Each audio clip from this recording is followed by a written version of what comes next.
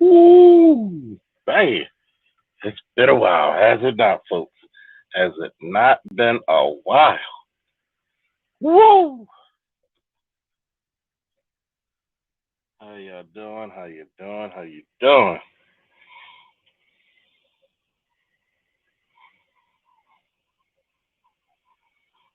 Woo! Mm-mm-mm. Shout out to Edward Anderson. Shout out to Edward Anderson, man. Woo! Live and live, live. See, in the manosphere, we do shut each other out. Contrary to popular belief, we do shut each other out. Woo! How many of you actually missed me? It's been a little minute. Oh yeah. See, I gotta pull the branches on the tree, where homeboy said that. I gotta throw the bag. Everybody wants to go live now. Can you give me a word in the chat if you can hear me clearly?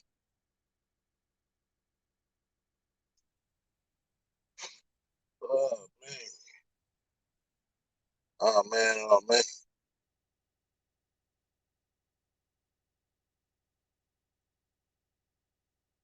What's up, Snowman, Javar, Real Aaron Collins, Just Being Jazzy, Ray Hama, Sketch One. Oh man. Whew. It's funny because I was talking to my ex today, and sometimes, because of being stubborn mules, and she wanted to do podcasting, but I want to do everything, keep everything positive, and I had to come tell her there's no way in hell you're gonna ask about black women's hair and it's gonna stay positive. Well, I don't know arguments or just keep it positive. It's bullshit. Black women are so sensitive.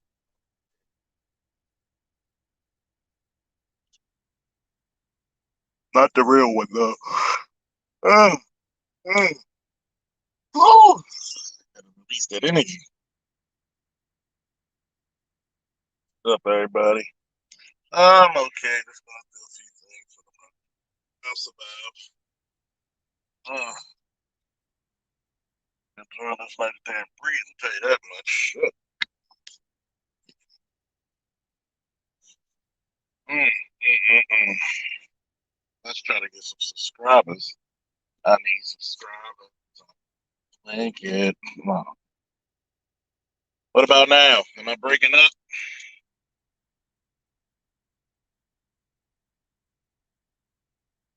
I was looking at this dynamic, this relationship paradox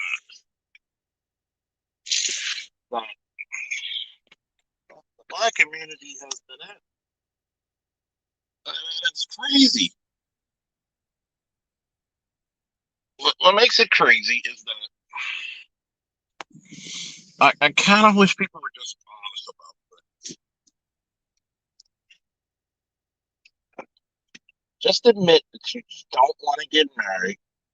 Just admit that you don't believe that you know your men or your women, and we can start from there.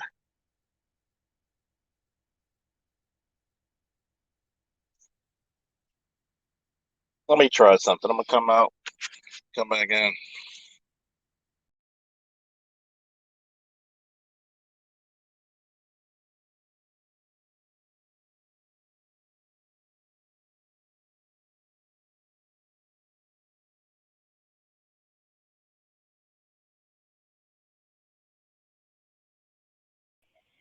Yep.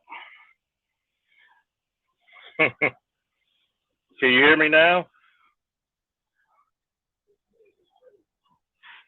Should be able to hear me clearly. Um,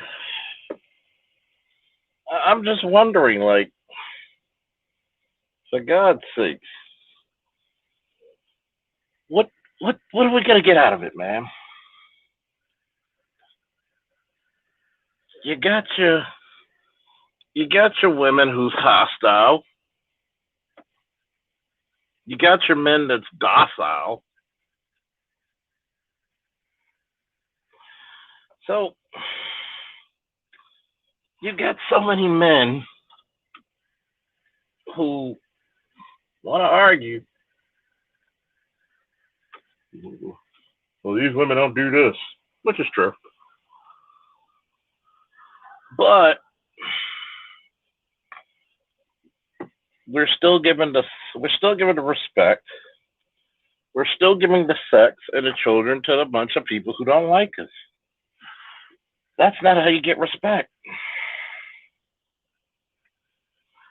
That's actually how you get treated the same. You get carried like a goddamn casket.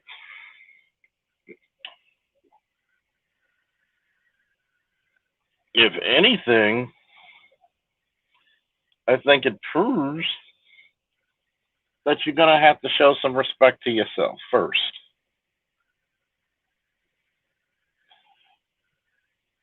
It's funny because to quote Kevin Samuels, about the police thing, when you're dressed up as a police officer, hey, fireworks. It's not even the fourth yet. When you're dressed up as a police officer and people come running to you in a moment of distress and need help, and you tell them, well, wait a minute. Just because I'm dressed this way doesn't mean you treat me this way. Really? That's how the world works. That's how the world works. It's sad because look, if you had more respect for yourself and not accept a lot of the bullshit you get from women, somebody must have paid their fireworks bill. But a lot of us are going to have to get to that notion where you have no allies. A lot of us are. A lot of us are going to have to get to the notion that, especially our women, you're going to be alone. And it's nobody's fault but yours because you absorbed all this nasty behavior from your mothers. Your arguments of, well, just admit, a lot of you like to argue. A lot of you had chances to marry very young, very successful guys. Because you bought yourself a little peasy ass house, you're comfortable being alone. You know why you're comfortable being alone? Because you're a fucking curmudgeon.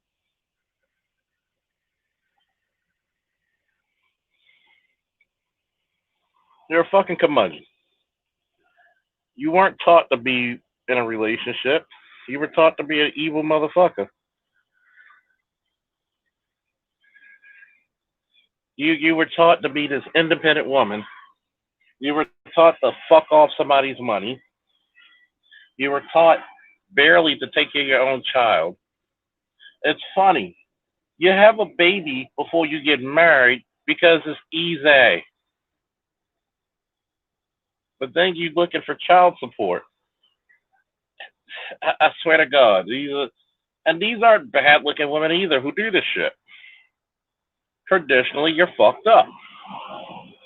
You want to be alone because guess what? You're closer to 40 than you were 30. Sure as hell closer to 40 than 20. And the results say it best. You're not wife material.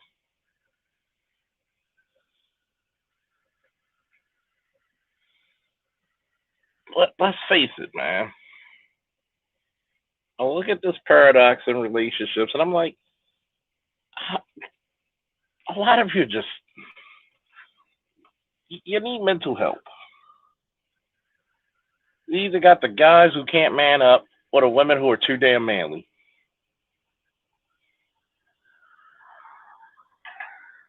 And it's shameful because when you really try to piece it together, oh, people just need to admit you don't want to be under no man's control. You don't want to be under no man's rule. There are some guys who can actually say, "I don't know how to rule. I don't know what to do." This is why a rite of passage, both for black females and black males, need to be established. There should be a certified basic qualifications of you being a husband and or wife. Or wife. Like, we ain't doing the both.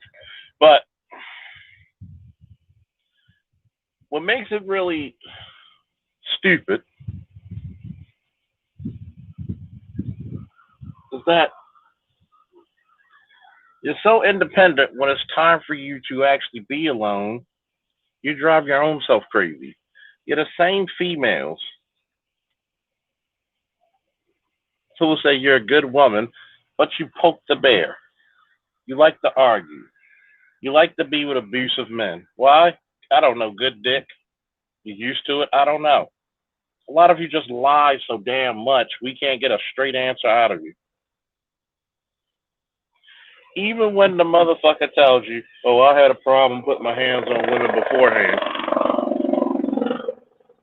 Got a left foxtrot up there. Even if the guy said I had a problem, a handsy problem, in his prior relationship, you still give the nigga a baby. I don't understand you.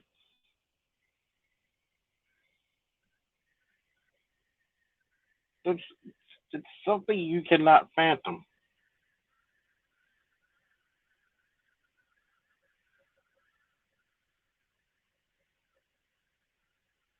Something you really have to say, hey, this guy was beating on you, then why'd you stay so long? Well, blah, blah, blah, blah, blah, blah.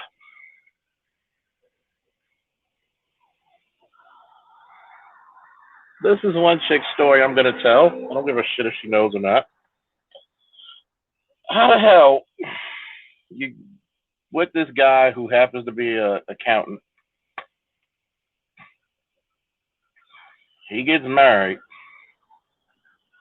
or he gets in a relationship with another girl. You get jealous. You cheat on your boyfriend to try to get back with your child's father. You know, get together for about a year. Doesn't work out. He gets married to the girl anyway. He he moves to Delaware.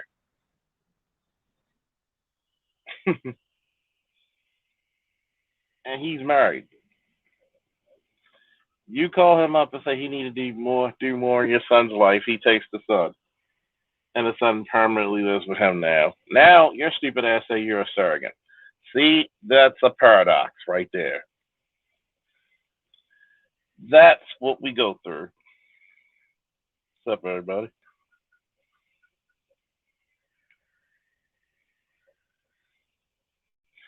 You, and I'm like, why aren't you married? And here's the fucked up part, right?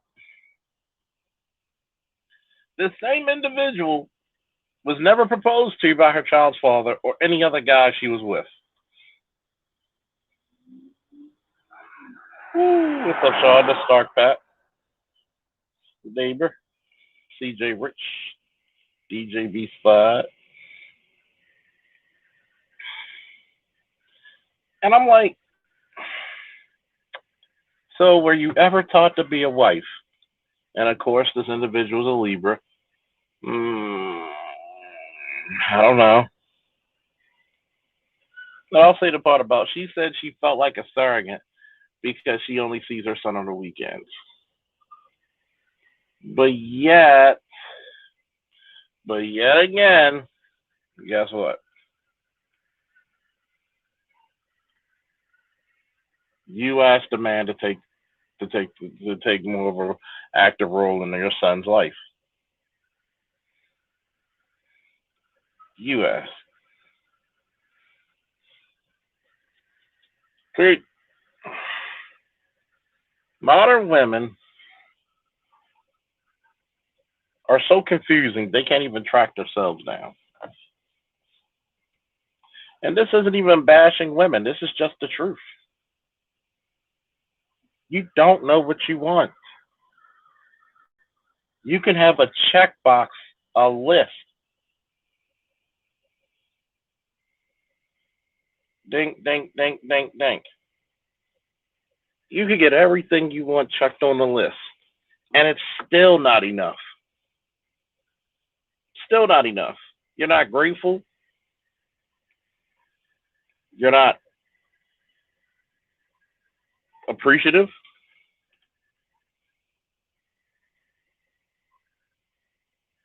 What is it?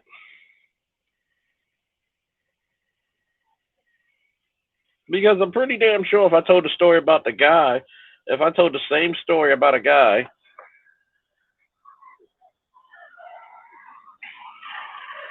we would say, oh, these men don't want to commit. Yeah, they don't want to be committed into Shepherd Pratt or any other mental health facilities.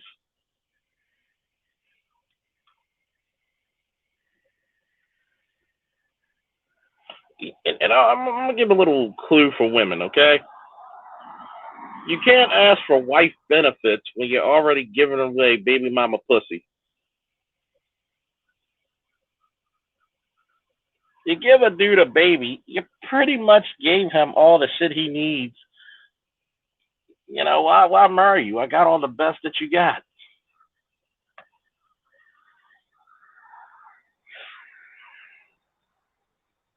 Why? Then you have these feelings. Well, I feel like this. I feel like that. And this is the funniest part, right? Same individual, nice house, everything, gardening and everything. She was laid off last year thanks to COVID. Budget cuts from her her career. You work doubles at Amazon, and you said you're unsecure about the future. You're unsure about the future. The craziness of it all is, how many of you actually look for men to help secure your future?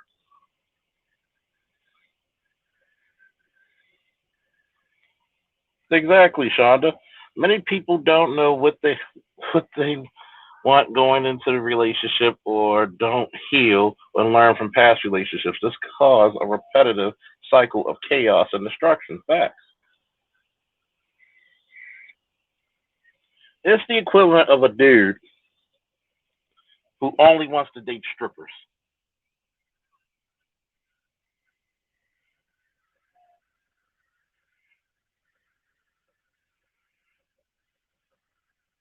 When the hell is a stripper going to be loyal to you? But this is even in the dating world.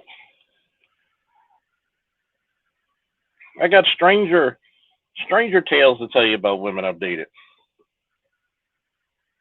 and I'm like, I used to think it was me, and I'm like, it's you, it's you.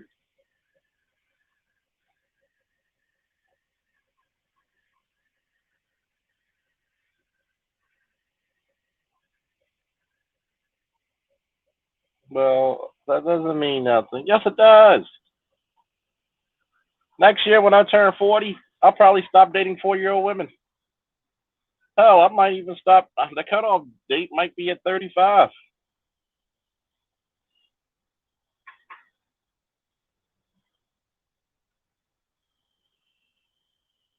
maybe 30. Who knows?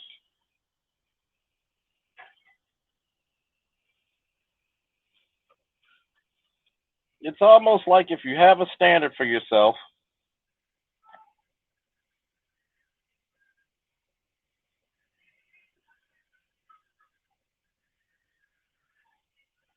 somehow it's like you have a standard for yourself. Women are against it. I should take your bullshit. I should take your baggage. But when it comes for you to take mine, oh, that's too much. I can't handle it. Really?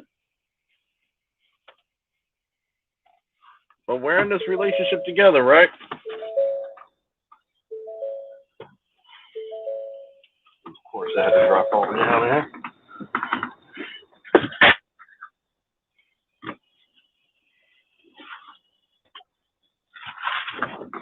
Of course it is. It's funny as hell.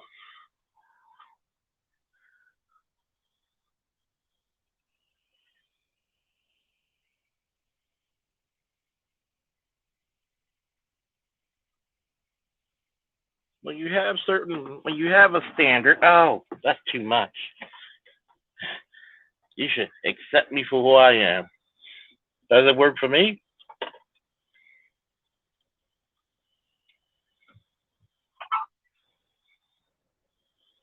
Can I say the same for you?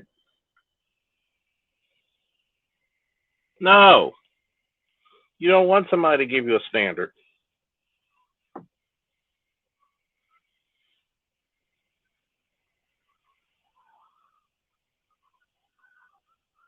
You don't.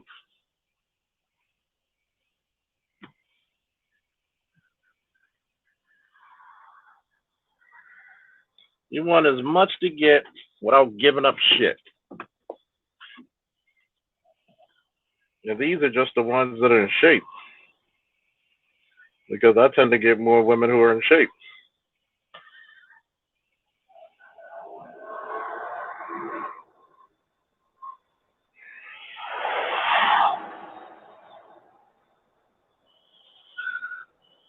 It's an explorer.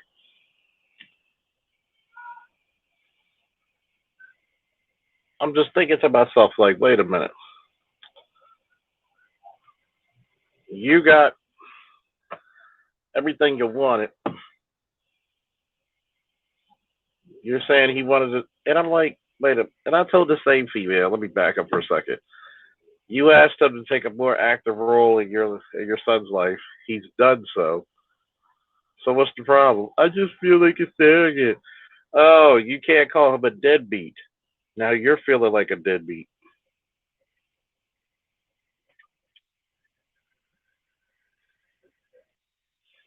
If you ain't wifing a fat chick, you don't care about the black community. You got to meet the people where they at. Where they at is with the sisters at the buffet. Fuck all that.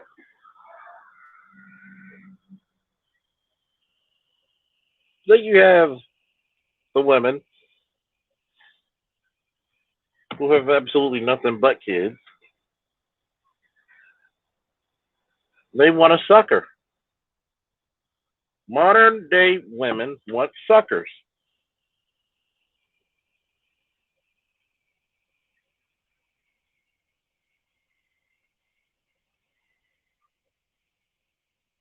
Nah, I like my Explorer very fine. It's huge in here. That's what she says. Modern day women want a sucker. It's fine that you can have kids. Well, these men keep getting these women pregnant. Bullshit. I'll give you some numbers real quick, okay? And I'm not the greatest mathematician, but I'll give you some numbers. Only about 50% of men throughout the history of mankind ever reproduced. Think about this: 52% to up to 54% of black men are married, unmarried and childless. So the so-called baby daddy phenomenon is bullshit because majority of the men who have children have multiple children have multiple baby mamas. Think about this: 67%, almost 70% of women with two or more kids are by two or more men. We're not creating it. It's roughly around 18 to 25% of the Negroids.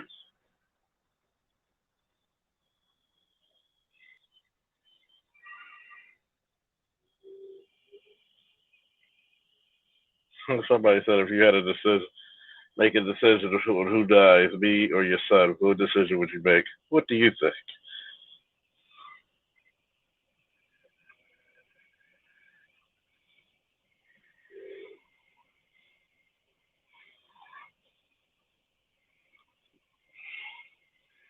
You got to realize, and Omega Dreads, what are you talking about?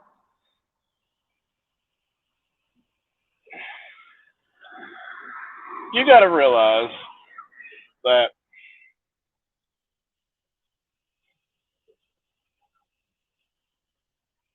what's up, Petaway boy? You got to think that one time that they get a good man, they're gonna abuse him.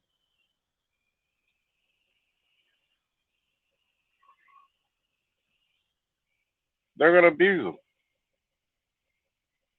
She wants you to do everything and pay for the kid without getting any respect. Can't discipline the kid, can't get any respect, can't even praise. How do we know this is true? Look at Zion's mom. Gets all the praise, but the chick didn't pick up one basketball to teach him. It was his stepfather. He didn't even acknowledge his stepfather. He didn't even bring his stepfather up to the podium. It was your stepfather who made you a millionaire overnight.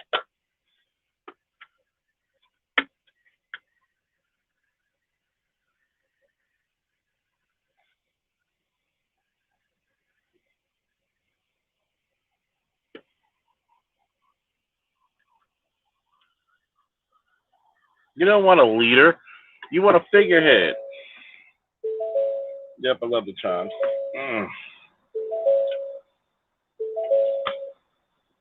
Stretch those legs. You don't want a figurehead. Excuse me, you don't want a leader. You want a goddamn figurehead.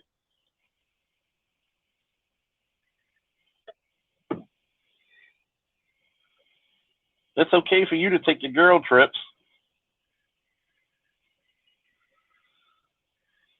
It's okay for you to take your hoe trips. But if your man goes to play football or basketball with the boys, here you come with the car. Skirt. You gotta get in the car. You gotta let me know when you go.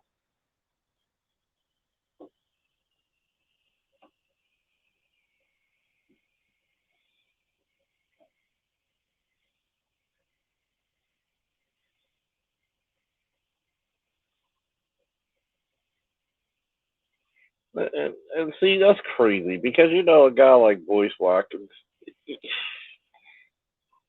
Boyce is the fuck. You get a.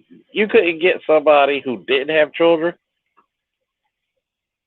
See, a lot of black men need to just say, "I suffer from self issues. I suffer from low self esteem."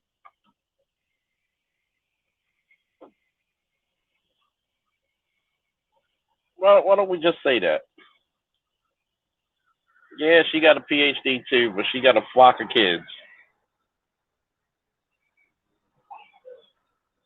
Then obviously she doesn't know when to shut up either because she was all up in your business.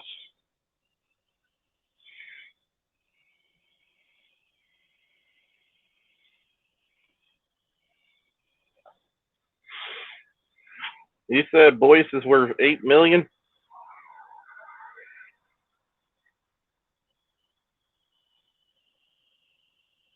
Mm, that's true, man. That's sad.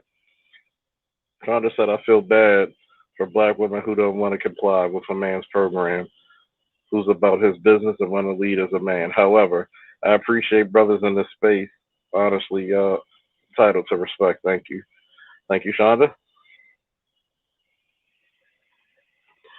Mr. Z said, "You're right, Charles Faulkner Jr. Modern women do not, excuse me, modern women do want a well paid, naive, gullible man who will cater to her wishes no matter how insane. Remember my line, walking wallet over glorified God." Oh, man.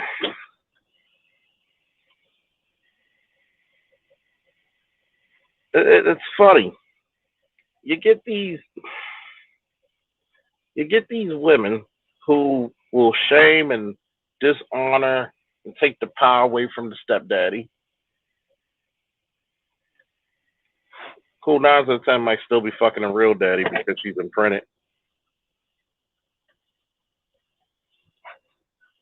What goodness and worth do you get out of them?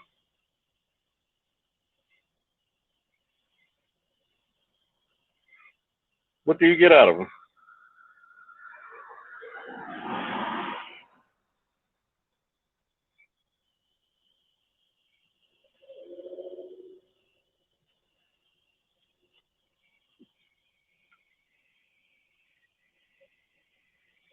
See, I really do have to say, hey, for black men, you get all the honor, but you get no admiration. That boy's not going to see you as a real father. If you're blessed, he will.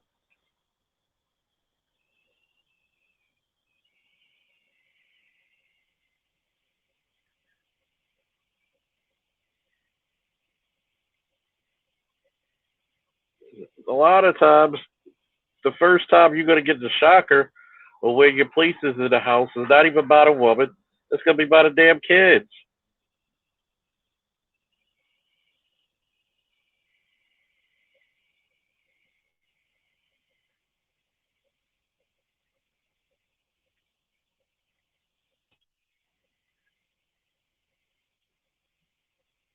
The first time you get your wake up call on your fucking status in that house, it's not going to be about a woman. It's going to be about the kids.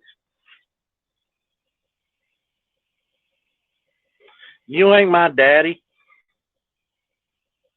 Here it is. You paid all this shit for this little motherfucker. And the first thing they say, you ain't my daddy.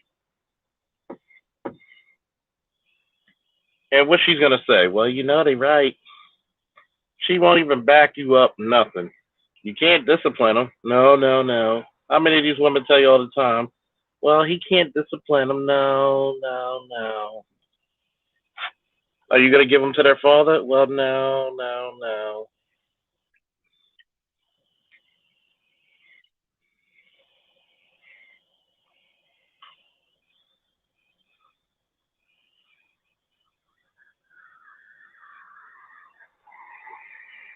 Yeah, I got to do my father's works.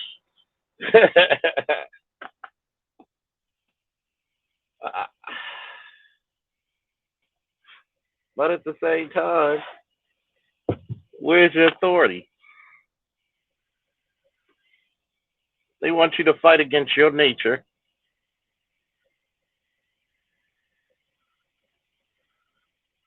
To do what?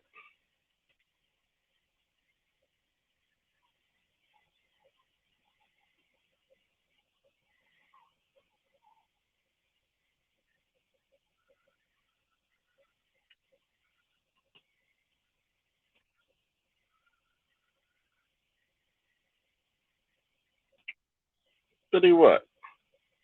Be another fucker to be suckered.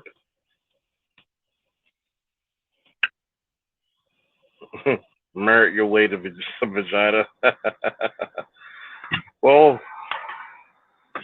eventually I'll get out of this phantom zone. I mean friend zone.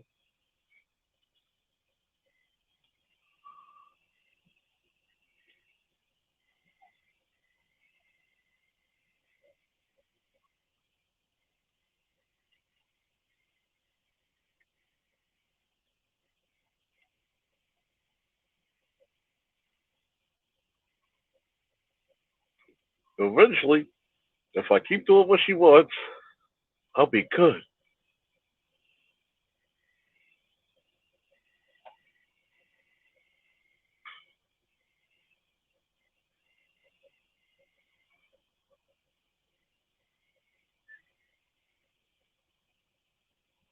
Mm-mm-mm. I tell you, boys, is it worth being dragged through the damn mud?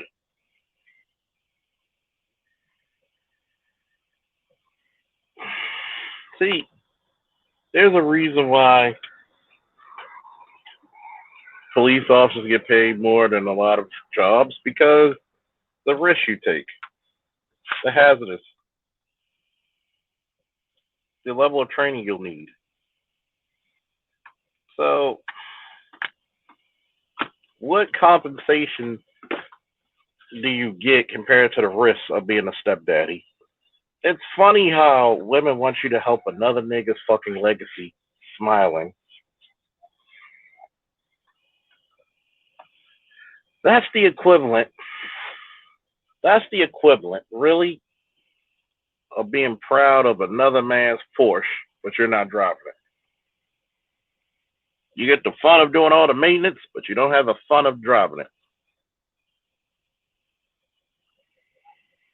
You got to make all the payments, the maintenance, and everything, but you can't drive it.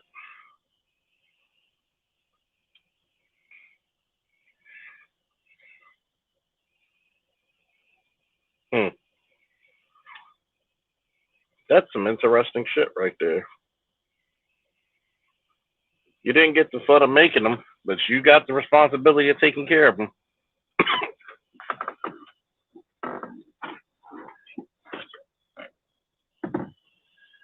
First thing they'll tell you, well, you don't have to take care of my baby. Says no woman ever. First thing she wants you to do is buy them little motherfuckers Christmas gifts.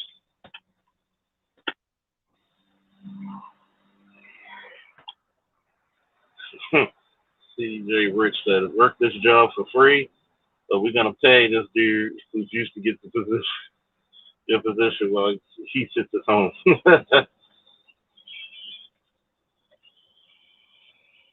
Bruce Almighty, welcome. It's amazing. Baby father gets all the credit and possibly some of the sex, because you know if he was the imprint and he was good in bed, there's a strong possibility because of that link of the child and their history, she might double dip for second. He gets all the benefits, none of the responsibility. He's like Blade. He get all the powers, none of the weaknesses.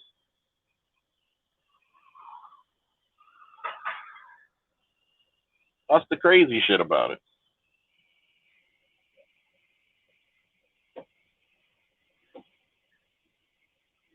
And if you think it works your way when you pick a stepmother, fellas, there's very few stepmothers who get along well with the children.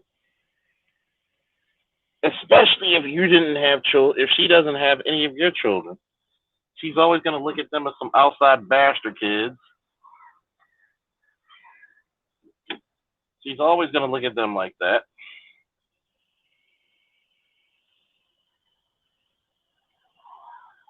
That's just how a lot of women are.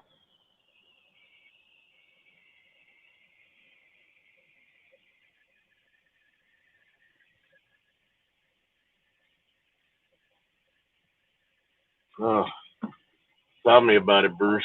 Going through some shit myself.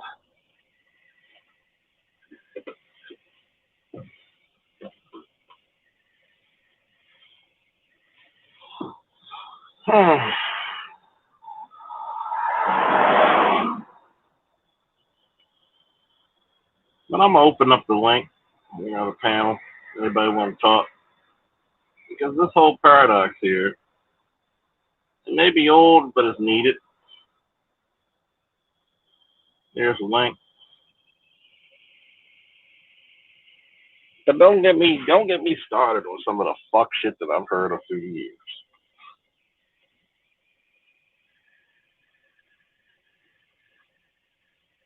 Can't find a good man. Can't be a good woman.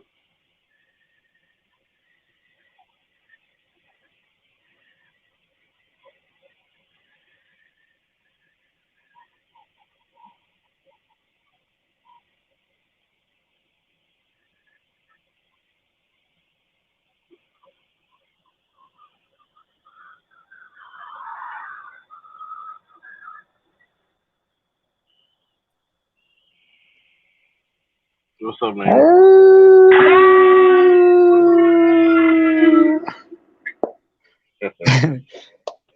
Hey, you need a good reason to laugh. Don't we all, man? Shit. Shit. I just realized something about myself before we get on topic. Besides being a Virgo, I discovered, going through my chart that I have an Aquarius moon, which means I am a, there's a lot of good qualities, but there's some really dark, dark, dark qualities as well. Which means if I get into a relationship, that bitch better run for her life. Definitely got a lot of being in your headspace. As fucked up as I am, yeah. But just listening to the chat and everything, I'm just like, listening to to your monologue. I'm like, God damn, what kind of shit has you been through today? Oh, it's not today. What got you thinking? No, it's just I was listening to Edward's panel, not his panel, but his live. Uh-huh. Shout out to Edward, he pushed some people to me. But it just got me thinking. Modern women don't know how to keep a man. They'll sure fuck a lot of them, but they don't know how to keep a man. But then they'll look at us like we don't want to commit. Like, who wants to walk the Trail of Tears? Who wants to go on the Death March? Really? Shit. Like, in Ethiopia, you got 2,000 people most of them are the direct descendants of those who survived a particular death march back in 1915. So they would tell you how fucked up that was. Yeah, and that's basically what black relationships have become, a death march. You can't give a guy, like, let's say if I tell a teenager, teenage boy, hey, you should do this to get a wife and da da da da da. I would destroy him. I almost got destroyed that way. I myself almost got destroyed that way. And this was back in Eritrea. Yeah. And this is before I came to terms with my own head issues and whatnot. And people were telling, dude, find yourself as your girlfriend, it'll solve all your problems. I'm like, what? How? Please explain to me. What are you talking about? Because I guess a lot of people are thinking that when you get into a relationship, it's that other person's responsibility to make you happy. How are they supposed to know what makes you happy if you don't know what makes yourself happy?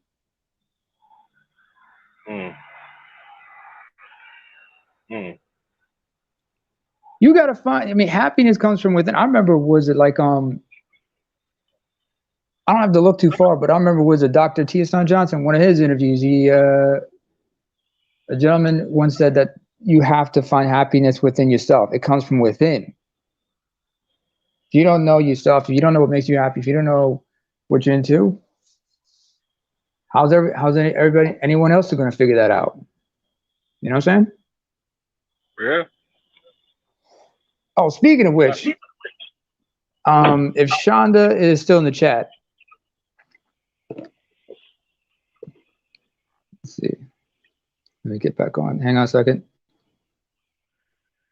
Just working out this new tablet I got recently. Yeah, it's kind of cool. Shonda, if you're still in the chat, yeah. All right, Shonda, I'm gonna give you something to think about. I know you're probably in a good relationship, right? So, right, Shonda? Is she married or what? What's her situation, Charles? I don't know. Not sure. Never asked. Shonda, if it's not too personal to ask.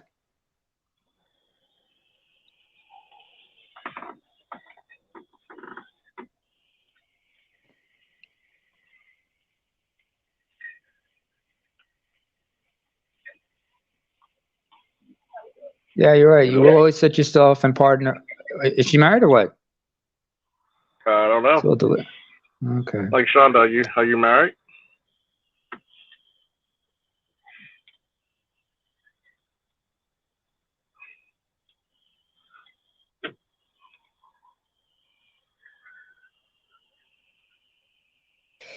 Okay, I remember something my man Patrice O'Neal once said, and he said this in Elephant in the Room. He said this to women in the audience. He said, ladies, if you have a man you're in a long-term relationship with and you know he is strong, committed to you, and he's like loving it and he doesn't do anything foul, and you know he's not cheating, every once in a while just look at him and say, thank you. And relax you, what do you mean thank you? Just you tell him, listen, thank you for being faithful.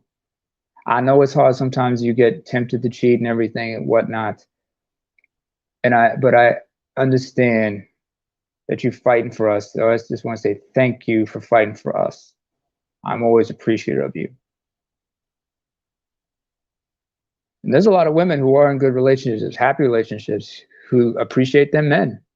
You know, understand their man is on point. Yeah. And if a brother tells his boys that, you know, his woman just told him that, a lot of them go like, word? She told you that? Because that woman, because a man wants to know that he's appreciated, not feel. He wants to know. He wants to know he's appreciated more than one way. You can't just say it. You gotta show it as well. And a lot of women don't. They just take a lot of men for granted. I remember it was back in 98, 99 when Destiny's Child came out. They had a song called "Do You Ever Wonder." Beyonce sings from the perspective of the other woman, and how she rubs it into the main chick's face. How the man comes to her and he's happy when he's with her and not with the main chick. Well, that's why she said, like, why an unfulfilled woman will drive a man away. Oh, sorry. Go ahead. Well, you know, she gets her money from side bitch culture anyway. True. But that doesn't make the songs any less relevant, though, do they? Oh no. Ooh. So I just think there's a lot of and I think that a lot of women just don't know how to appreciate a man. But then again, like Patrice said, most women don't know what a happy relationship is if they've never been in one. I mean, I'll give you a story about me. There was a chick, I was like cyber pals, kind of like. This was back in the early 2000s. And I once asked her about her exes and whatnot. And she told me that how her ex was and whatnot, but thankfully they broke up on good terms and they were best friends. And I was like, really? I mean, she understood what a happy relationship is and how to break on good terms, at least. She didn't. She could have said, "Oh, he was this, that, and a third." She could have, told me any made-up stories, but instead, she just told me the truth. It didn't work out, but they remained on good terms. Charles, you muted yourself. I'm here. Yeah. But like I said, it's like, some women, but she understood what makes a relationship work. I mean, it didn't work out, but she understood that she couldn't give that guy what he wanted, and she couldn't get on his. I guess she couldn't just get on his program, but at least she was woman enough to know, listen, it's not working out. I mean, how many women will give that man the honest way out? Most of them, they don't. That dysfunction, man. I mean, let's not forget how many, most definitely, Scuba. I'd be a fool to think my man doesn't have options, especially in this day and age when women outnumber men. Sean, we are now in the era of the diesel. Not the diesel, the diesel. So you better hold on to your man. Excuse me if I could get all preacherish for a minute. But Shonda, you need I said you need to hold on to your man. Hold him with dear life and learn to appreciate him. He will realize he got something special in you. But don't ever forget, once you take him for granted, he's out that door. He's out that door. He's out that door. Because the diesels are waiting. You know, the diesels are waiting. They're like little puppies. They're going, waiting. Like she-wolves out in the wilderness.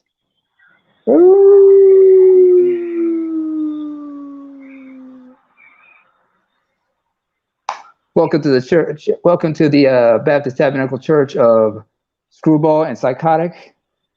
Donations on the way out, please. Put donations on the way out.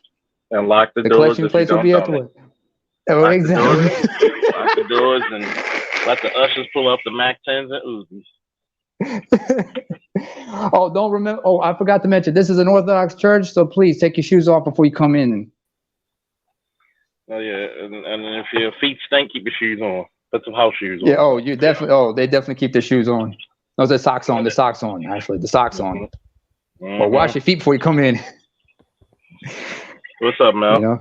What's up? Can you hear me? Yeah, you real. You kind of muffled distance. You sound real Adjust low. your mic, bro. Yeah. All right. Can you hear me now, clear? It's still a little low. distant, man. Still low. Check your volume, brother. Give me a second. Yeah. Here we go. Are you on a speaker? What? What's up? Hello? Okay, you getting there? A little bit better. A little bit better. All right. Hey. What's up, y'all? What's up? BX in the house. All right. Not much.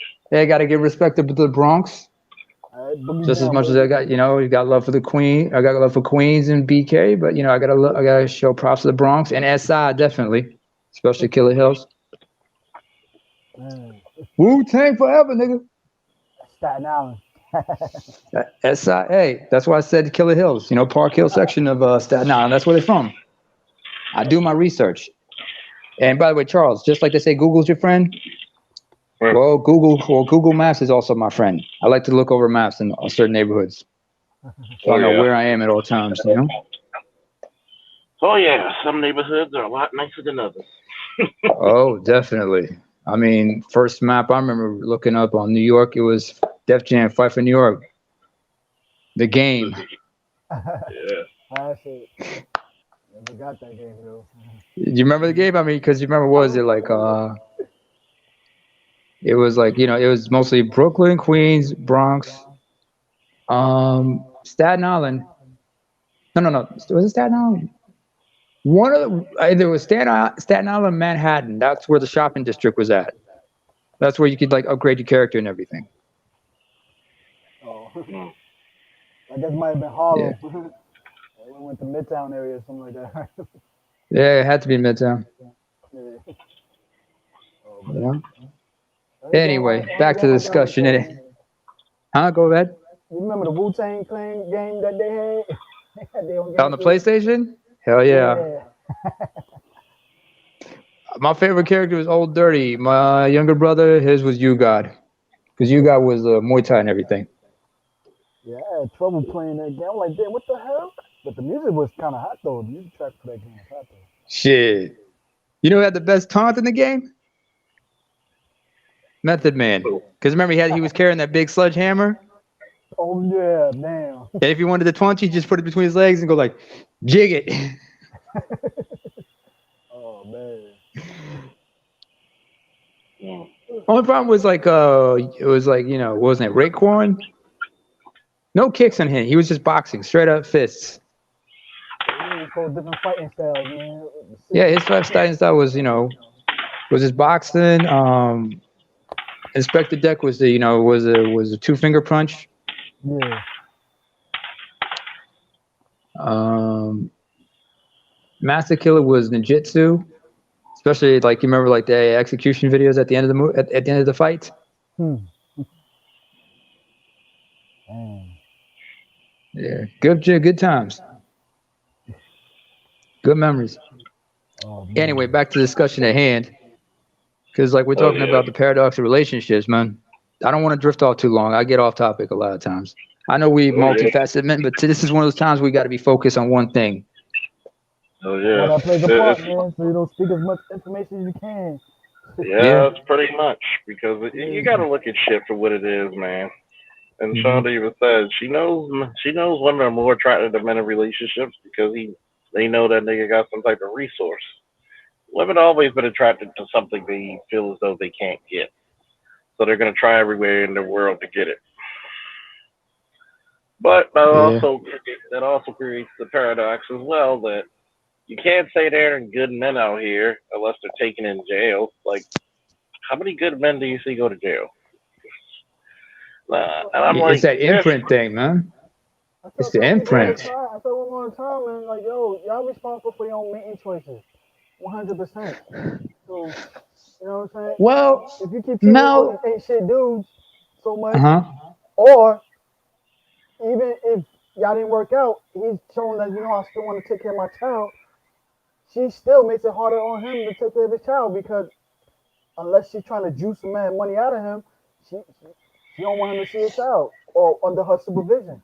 Shouldn't be that way. Mel, look at it this way.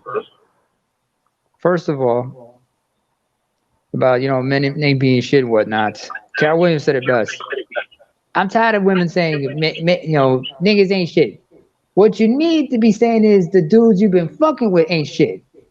You gotta figure out what it is about your pussy that be attracting ain't shit niggas. That's what it is, bitch. Holla. That's what I'm saying. Anyway. They the ones that choose their choices. And like, Yeah. the real ain't shit dudes actually. Oh, I didn't hear you. I didn't hear you right, man. You're still kind of muffled. My bad. Oh. Like I said, you sound a little distant and muffled. Oh. How thick is the foam on your mic, man? Nah, I don't got the mic. You might as well get a headset, brother. I don't know if you're on your tablet or something. Get a headset. Anyway, let's not forget. I mean, Charles, you might remember. I mean, we were both like 4 or 5 years old at the time when Eddie Murphy came out with Raw, but he kept saying, you know, women are vindictive. Oh, very, very vindictive. So we understand. It's like, you know. Hello? Like a motherfucker. Can you hear me clear now? Out loud? Oh yeah, yes. No, I got the headset. No, what happened was I switched outlets. That's why. Yeah, I had to change around and stuff like. Okay, you know I gotta hit you with the Bill Duke line right now, right? Oh man. You know you're fucked up, right? You fucked up, right? Yeah, you fucked up, right? But I actually. That's me, man. I like to bring the laughs. But wait. I said it was 9 o'clock. That happened. And then I said I dropped the mic at 10 o'clock. No. You don't fucked up, man. You don't fucked up. No, I ain't lying, man. Yeah, but at the end of the day, they couldn't pin nothing on him because they didn't have the security tape. Exactly. Fingerprints don't mean nothing unless you got the videotape. CSI, motherfucker, CSI. Oh man! But like I said, women are vindictive because I'm sorry, Charles, but let me get it out. You know, like it's like Ice-T once said, if a woman ain't happy, she brings nothing but pain to everybody around her. So it's like if I can't have it, then no one can. If I can't be happy, if I can't be with this man, he's happy with me, then no one has that right to do so. Every woman thinks she can do that. Not realizing the other women who could probably make him better. Like you see, like this, like the example you brought about the one chick whose man went to Delaware. What is about that other woman that made him put a ring on her finger and not her? Exactly. What do you think, Charles? Her attitude. Her demeanor. Just her attitude? I mean, her demeanor? And it's like, she's a good person, but when it comes to overall shit, she likes to argue. You like to tempt the bear with a guy who does not mind going upside your head. You want to claim the victim of being a domestic violence, but one, that's the type of nigga you dated. Two, that's the type of nigga you wanted. Three, why did you give a baby to him? She wants to be Betty Ross to the Hulk. Exactly. To tame him. And the build the bear type. Oh yes, the hybristophilia. I forgot to mention about that. Mm-hmm. But then again, this ain't hybristophilia. This is just women thinking, like you said, beauty you tame the savage beast. Exactly. And then the build the bear also too. I could build him. More control over him that way. I can control him. Exactly. With what? Your pussy? Please. Speaking of your Boyce Watkins, y'all was saying, I was saying in the chat, I got some crazy shit to say about that fool right there, which I probably already know, but just in case, even for the audience, you do know that, remember the video when he proposed and was crying like a bitch? I love you. You remember that video where he was crying like that? And she looked like she didn't even give him an answer, yes. And like about what? It's like the video, that part I went straight to the other edit, and he just answered for her. And she just said it. That wasn't the first time he proposed to her and she turned him down. She turned him down like a couple of times. When he was younger. It's so sad. Yeah, I remember. Actually, I'm gonna leave this example alone because I don't want to give that person any attention. I know this because I know the person's like a bit of an a-hole. But Mel. Yeah. Or in fact, Charles, for that matter, because these dudes are from Charles's hometown. Y'all remember Drew Hill? Of course. Of course, I know. Remember Drew Hill. Come on, come on, man, come on! Don't be me. Don't get on me like that. We all '80s babies. Okay. We grew up with Drew Hill, man. Drew Hill, yeah. Don't make me do the Cisco. I will start singing Cisco. Anyway, just don't flip like him, man. That's why. All right. Oh, don't worry. I ain't gonna dye my hair. Don't worry about that. But what I was gonna say is like, remember they had a song called "I Love You," and in the music video you saw like Nokia just all fucked up and everything. Like in the end, the baby's mama shows up with the kid and they embrace. And it was tears in his eyes. He was like, "I love you," but she kept that mean exterior with the teardrop coming out of her eyes. I never saw that. Just walked away with the kid. Oh, you never saw that video? Nah. I loved you. Oh, you gotta see that. I'm gonna have to look it up. Look it up. It's like because Nokia is like the focus on that video. I remember that video. It's like getting the booby prize. It's funny because we look at a guy like Boyce. Shout out to Valdez, Moist Watkins. Boyce the suit. Like you kept proposing to a chick who kept turning you down. Exactly. Congratulations on being a chick's second pick or third pick.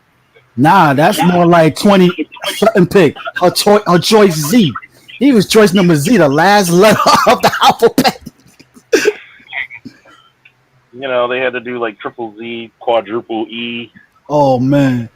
And here's my craziness about it, right? A real man would date single mothers. He tried to say that bullshit. He did. He was going to get carried. Oh, you never trust any. Anytime somebody says a real man does this, that's just them trying to manipulate, do something against your best interests. That's what that was all about. And she's formally married, right? Was she? Mm-mm. I don't know. Was she ever married? Nope. But she may have been proposed. But wait a minute. She has a PhD as well, right? No, not that. No, she ain't got no PhD. He's the brain. He's probably the brains of the community. It's so sad, man. I mean, I'll give it to him, man. He's smart, but he can be dumb also too, man. I'm like, damn, how can man be this much smart and knowledgeable of finance, but still be dumb and stupid at the same time? First of all, how old is Dr. Watkins? Like 50 something. Okay, and he has a daughter himself. I think I know he has a daughter himself. Hey, Toya. Hey, Toya. Yeah, I hope you got the extra cigars just in case. Oh damn, this man is 40. But we got 49 years old. We got plenty of cognac, and we got plenty of liquor and cigars for the niggas. Oh yeah. Even though Boyce is like, that's a hard 40. That's a hard 49. God damn. Yeah, he's 49 years old. Oh man, he's what is? How tall is this man? First of all, how tall does he think he is? Could he be 6 feet tall? Could he be 6 foot? I'm guessing. Nah, I don't see it. I'm on Wikipedia right now on this page. No, Google it. Try to find like a full profile pic of him. Because I know he's got to be like what, 200 pounds? Because he's a very he's a large. He's got a stocky build.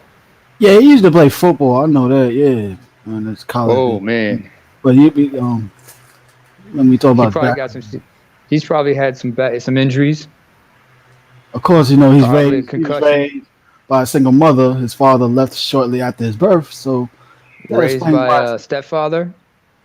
What did he have a stepfather? Yeah, stepfather. Wait. It says that he is 5'9", 198 pounds. Oh, see? Yeah, he was not no 6 feet, dude. Okay, my mistake. I said, could he be 6 foot? Yeah, it wasn't no mistake. You didn't know. You said he could be. So I didn't know. That's why I was asking. Exactly. Yeah, it could be. Yeah, thank you. Oh, his mother married when Boyce was 3 to Larry Watkins. So technically, he got his stepfather's last name. The same way Laurel got Steve Harvey's last name, not his daughter by blood. Oh my God! A lot of people will like, yeah, but this guy must have been a very important person in his life. That's why he took that man's name. I don't give a rat's ass. The mother forced that shit on her. Or maybe he was adopted when he was 3. Okay, so legally adopted. So yeah, because.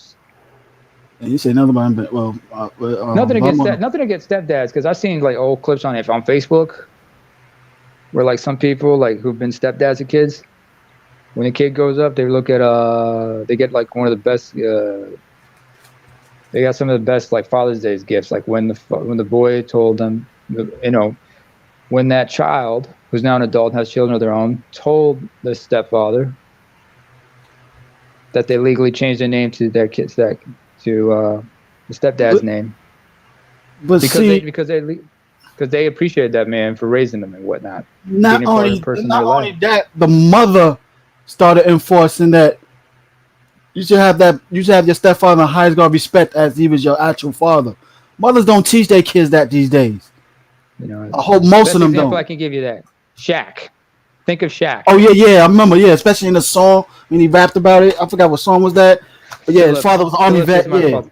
No. His stepfather, his name is Lieutenant Philip Harris. That's what I mean. Yeah, his stepfather was Marine, United States Marine Corps. And he said Philip, when he talked to his biological father, because his biological father had to like relinquish his parental rights, and Shaq took his mother's name, but he's got 3 siblings from that marriage between his mom and his stepfather. He said, "Philip is my father." Remember that lyric? Man raised him. He meant that literally. But see, that's the problem right then and there. The stepdaddy, that's rare that the stepdaddy gets the credit and the praise he deserves.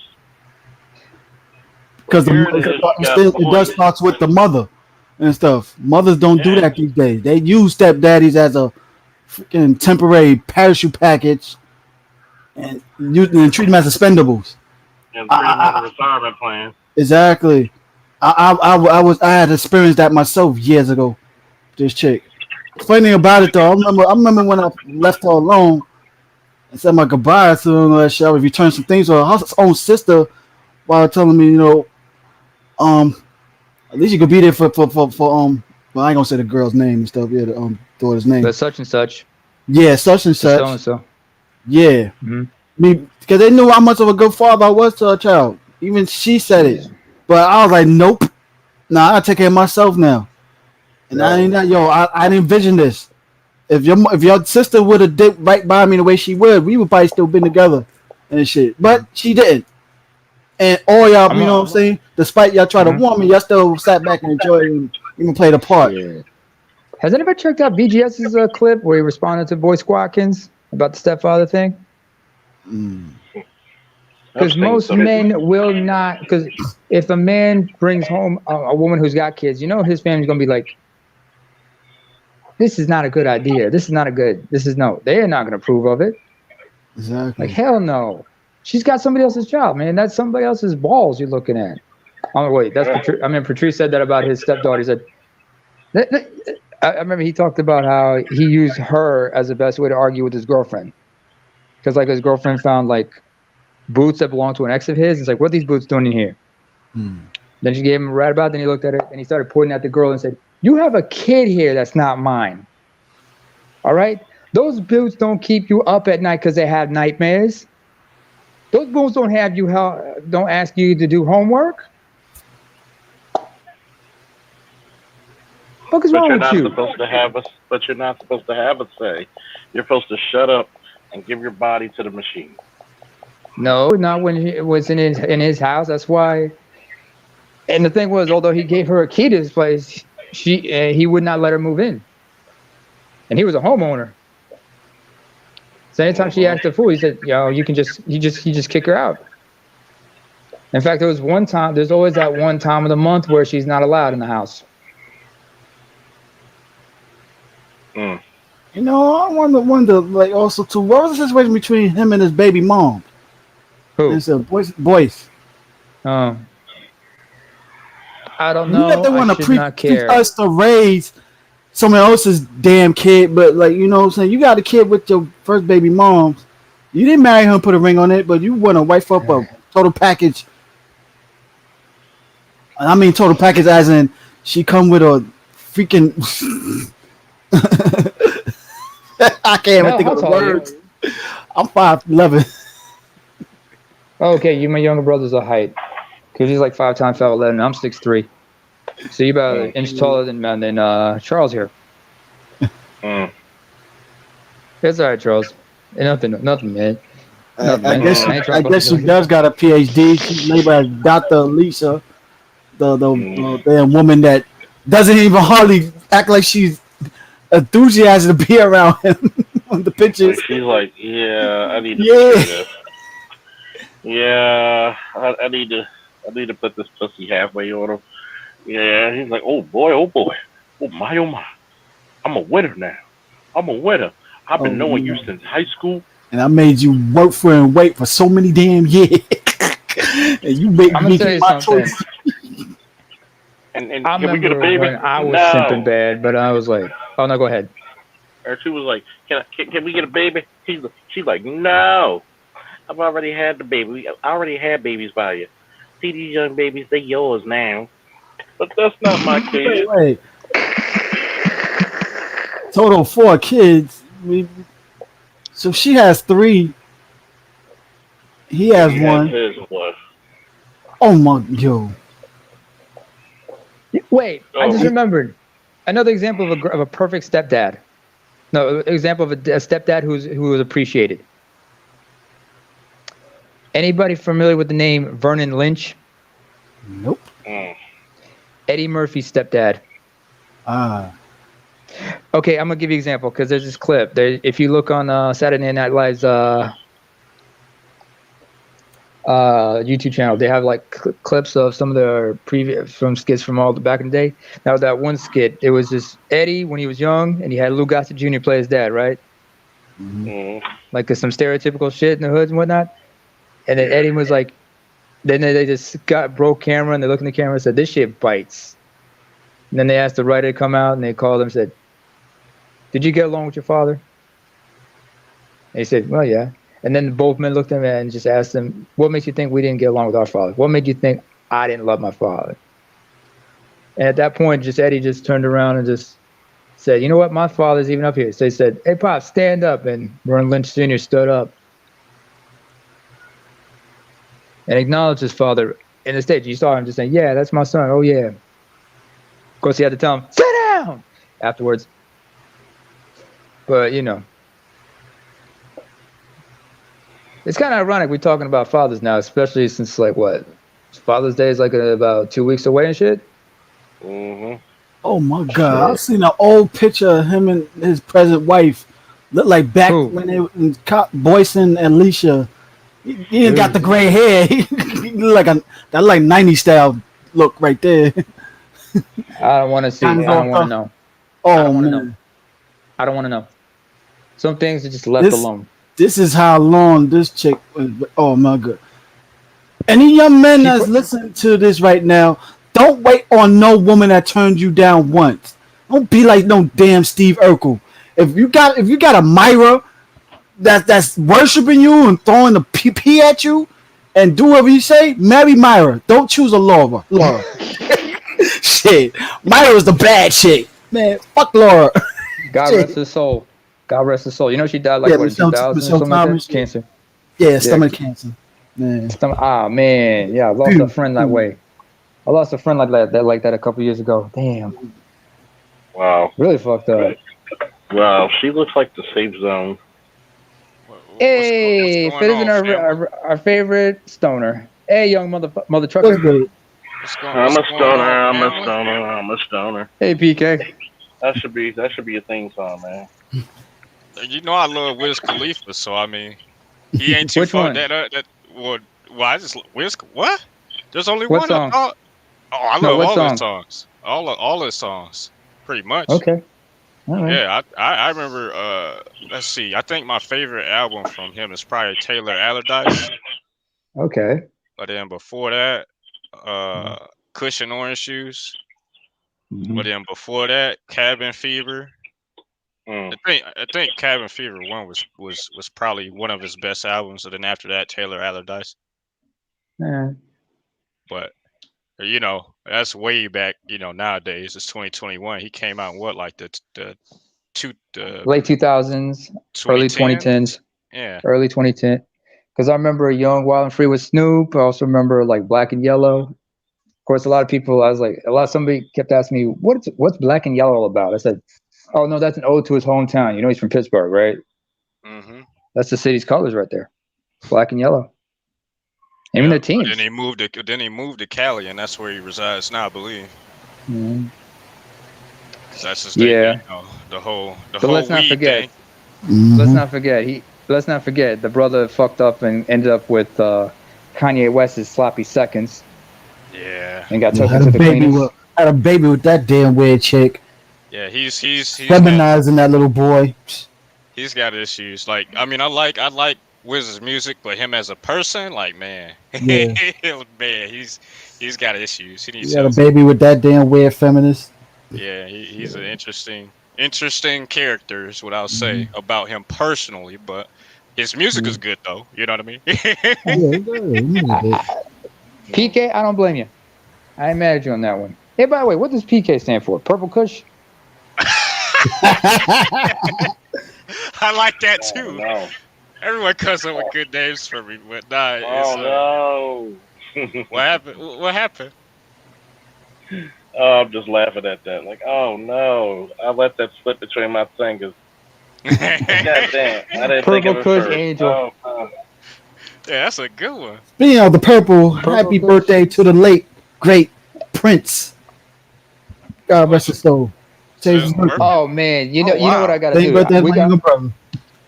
Wait, what year was he born? 57 was it? Him, Michael, and we're all 57. 57. No, 57. No, it's 59. She's 59. Okay. Yeah. But yeah, PK it originally that make him BGS's age. Yeah.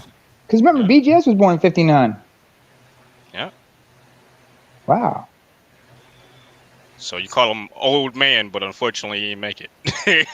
But BGS is here, so give him his flowers. You know. But you mean PK, his props? What do you mean his flops? His flowers. You gotta Okay, get it. You gotta give. You gotta get it. You gotta Oh, get okay. it. You Good mean men, props they and flowers flowers. together? Okay, I get it. Yeah, Okay. yeah. You know I'm covering your ass on this one. But PK originally came from gaming. That's because my background is originally from the gaming sector of Twitch. That's originally where I'm from. So PK in colloquialism for gamers stands for player killer. I used to be very good at online games that involve killing other players, and I took on that FPSs? moniker. Well, No all FPSs types, and everything?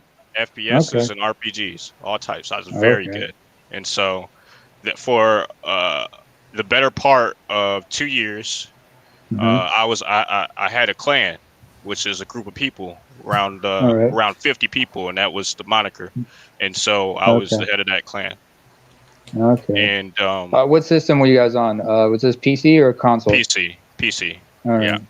And so, yep, that was the original clan tag. And later, I learned some words, and I was like, I like this shit better. And so I came up with the P stands for psychosocial. The K stands for kinesiology. Now, people generally think of kinesiology as medicine for sports, but if you look up the root word behind kinesiology, what it stands for, it actually has to do with the way that the body affects the mind. Oh. So that's It's like a actually what it is the now. mind-body relationship, like as Descal had described talked about. Yep. Okay. And so that's what my moniker means now. Okay. So, but originally it was only related to gaming, and so I've had that name for the better part of almost my entire gaming career, basically, that I've been playing games. So that's kind of cool. That's kind of cool. But you're still the Purple Kush Angel, you fucking stoner. That's as far as I go. As far as I'm concerned.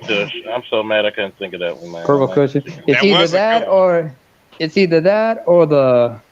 I like Pussy Killer too. Stop messing with them those single moms, nigga. Can't stop me. You didn't see me crawling out that tree? You addicted. Well, yeah, I'm sorry I rubbed off on you, Charles, man. I didn't mean to get you down, man. These bitches ain't shit but hoes and tricks, man, bro. Boy, that big clap, pum pum killer. Yo, Charles, I just realized something. I just recalled something. Mel, back me up on this if you remember. Death Squad, they had the El Nino album. Baby Daddy's Committee skit.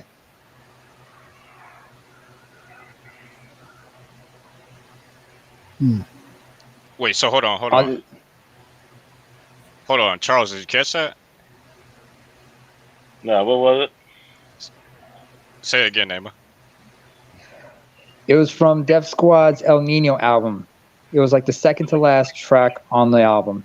It was a skit. It's called the Baby Fathers Committee. In which, what's the name? Nasty Nons from all them Redman albums was interviewing some dude who's like the head of the Baby Fathers Committee. And he was like, and she was asking, so how many kids you got? I say I got about 11. So why do you have so many kids? Shit. Bitches want to have a baby by me. I mean, it's just like Dre said. Bitches ain't nothing but hoes and tricks.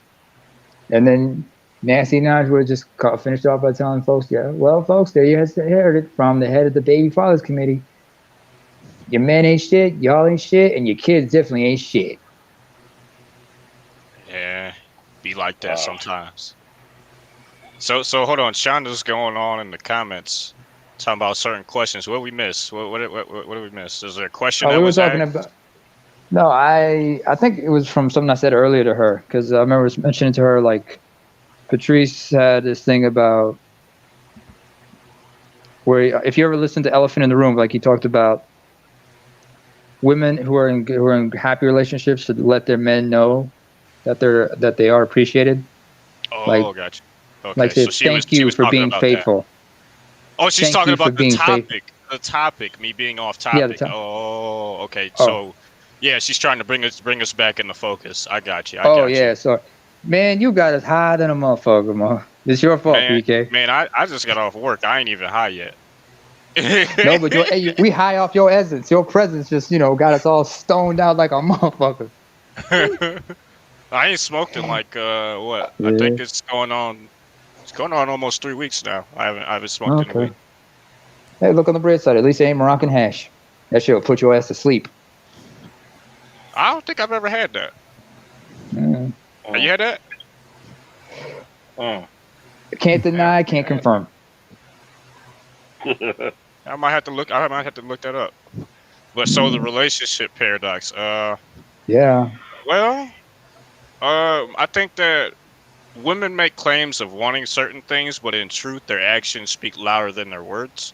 And so I don't ever have any expectations that they'll ever straighten out what it is they actually want. Because when you look at their actions say that they don't want to be married and they don't want really to have any long-term commitments as far as relationships are concerned.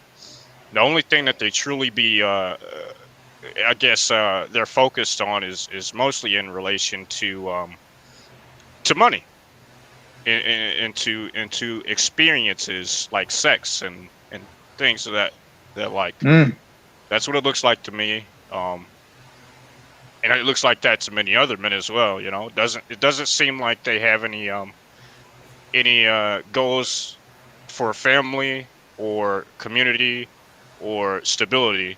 That's mostly things that we impose upon them because of our will as men. That's what we want. Therefore, we try to impose that on them, but they don't actually want that. Not due to their actions, not as a whole. Not black women, not even the larger society, really. Only difference in between us and the larger society is the controls that they have over their women that we don't. And never have. But let's not forget, African American community is a hybrid, descending from slaves, and you guys are raised in a dysfunctional society. Your society is dysfunctional by design, man. You know what I'm saying? Yeah. Yeah. So it's all baked into the cake. We have these expectations that they'll be a certain way, and that's what we want, and we project that out onto them. But they don't want that. Yeah, that's the They're problem. They're showing you there. exactly what they want. Yeah, that's the problem right there. What you said it right there. Y'all project it on them. Men don't project. Men should never project. So I mean, I don't know. Women what project. Do you think? Huh? I don't know. What do you guys? All you guys. I don't know. What do you think about that?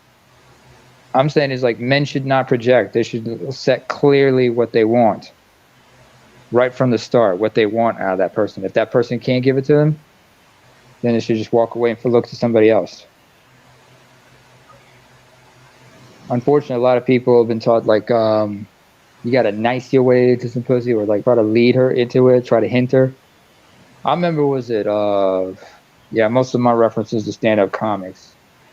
Like Lonzo Bowden once said, like, ladies, don't hint at anything from us, okay? If you want something from us, let us know. Don't make any hints. We don't want to play that game. We're not down with that. Okay, so if I was never born, would you consider dating me? Mel? Wait, what was that? Yeah. What the fuck was that? That came from Mel. What was that? Nah, she just clicked on his Facebook post. Oh, okay. Came up, yeah. Yeah. See, that's the problem with it. A lot of guys just want to come into situations hoping they can just like work their way into it instead of making clear what their intentions are. Not only that, something I learned from another dude when he said this saying, we try to love the whole out of them. Can't be done. It can't be done, exactly. You can't fill a void that you can't fill herself. Exactly. Oh, she can feel it. She just got to go to the sex shop and buy a big enough toy, and that's what they're looking for. You know what I mean? Like, they're not looking for traditional relationships for the most part. The things that we want. Benefits of that. Right. Shit. Right. Without doing the work. Without putting any of the work. They want the benefits. So like they're saying right now, they want the benefits of a marriage. Of a wife. The title of a wife, but not put in the work to be a wife. No, they want to be a bride, but they don't want to be a wife. They want to be brides, not wives. None of the obligations, none of the duties. You know, Mhm. none of the responsibilities. Unfortunately, you know, there are people like us here in this space who understand. You know, men have obligations and responsibilities, and women, by and large, have never had that. And after the sexual revolution and everything that came along with that, you know, they were able to shirk their duty in the social contract, and that's where we find ourselves today. And so we're just dealing with the long-term effects of that. That's all this is, really. Exactly. Absolutely. Then again, there are parts of the world where that has kind of been like suppressed in a sense, for the most part. I come from that. I come from that part of the world, or at least I was born and raised in certain countries where they don't have that. My country of origin, they are socially conservative. Fortunately for us, HIV/AIDS has been pretty much a way to keep people in line. Then again, in Eritrea, if you want to get married, you got to get tested first and foremost before you can even apply for a marriage license. It's like mandatory. But we don't have that. We have complete sexual freedom here in the States. So Yeah. that Well, meant my man, up here in Norway, I know the same thing. I remember it was like a friend of mine. He got married to a chick, right? And what shock really fucked it up is it wasn't until like 2 months. It was like 2-3 months into the marriage, I think, something like that. No, into the relationship, she broke the news to them. She had Hep C. Oh, He's wow. like, what? Oh, hold on. She got it treated. Oh, wow. She was treated for it. She has Hep C. She was treated for it. She got under control, but she could still spread it and never told him. And out here, they don't use protection. Fortunately, he didn't catch it. One of my dudes, he hooked up with her after they got divorced. When he had to go get tested when the condom broke. Fortunately, nothing happened to him.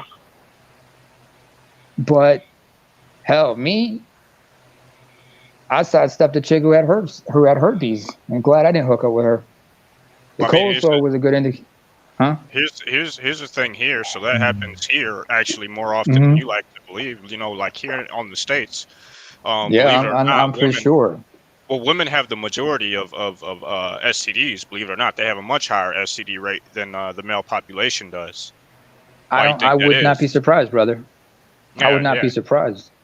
So what happens? Speaking What of ends up happening STDs, is that go ahead, if you're not being safe, you know, a lot of times, you know, they're not going to tell you. You just got to find out. And the only way that you can't, there are only two ways to find out. Either you get in there and you find out the hard way, or you tell them to pull up some papers. And there ain't too many men that are actually going around asking for the papers. You know what I mean? So, or going and getting them tested. So, you know, unfortunately, a lot of guys end up finding out the hard way. You know, so you know what, PK? There's a song I recall, and it's not the original; it's the remix. If anybody remembers Obi Trice, he had a song called "The Setup." The remix, the Dr. Dre remix specifically, had Redman, Lloyd Banks, and Jadakiss on it. And this is before G Unit and D Block started, having this shit. But Jadakiss broke it down when he said some shit like, first of all, I understand it's a dirty game, but rule number one is never spend clean money on a dirty dame. He further explains the song, it's all messed up. You want to deck him and deck her when you should have used her from the neck up.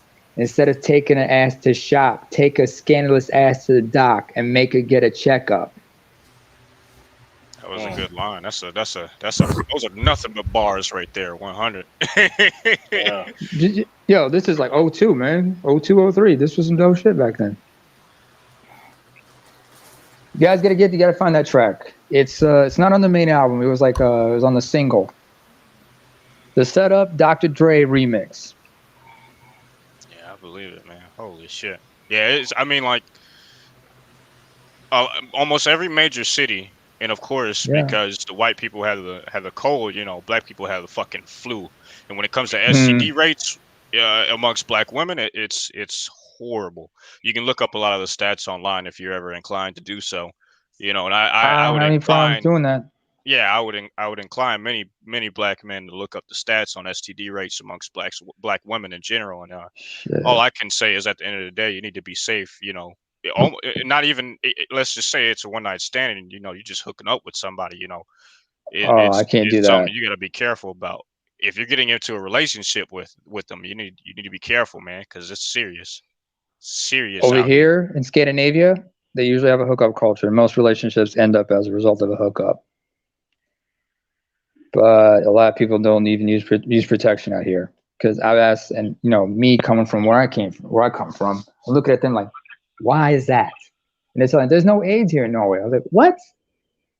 I haven't had a gay dude even look at me and say, they're afraid of you because you might have HIV. And I'm looking at him like, look who the fuck is talking.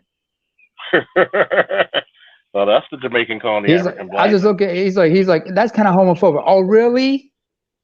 I don't know about you, but do you notice there aren't a lot of Gen X and baby boomer gay dudes out here. You don't see a lot of old queens out here, do you?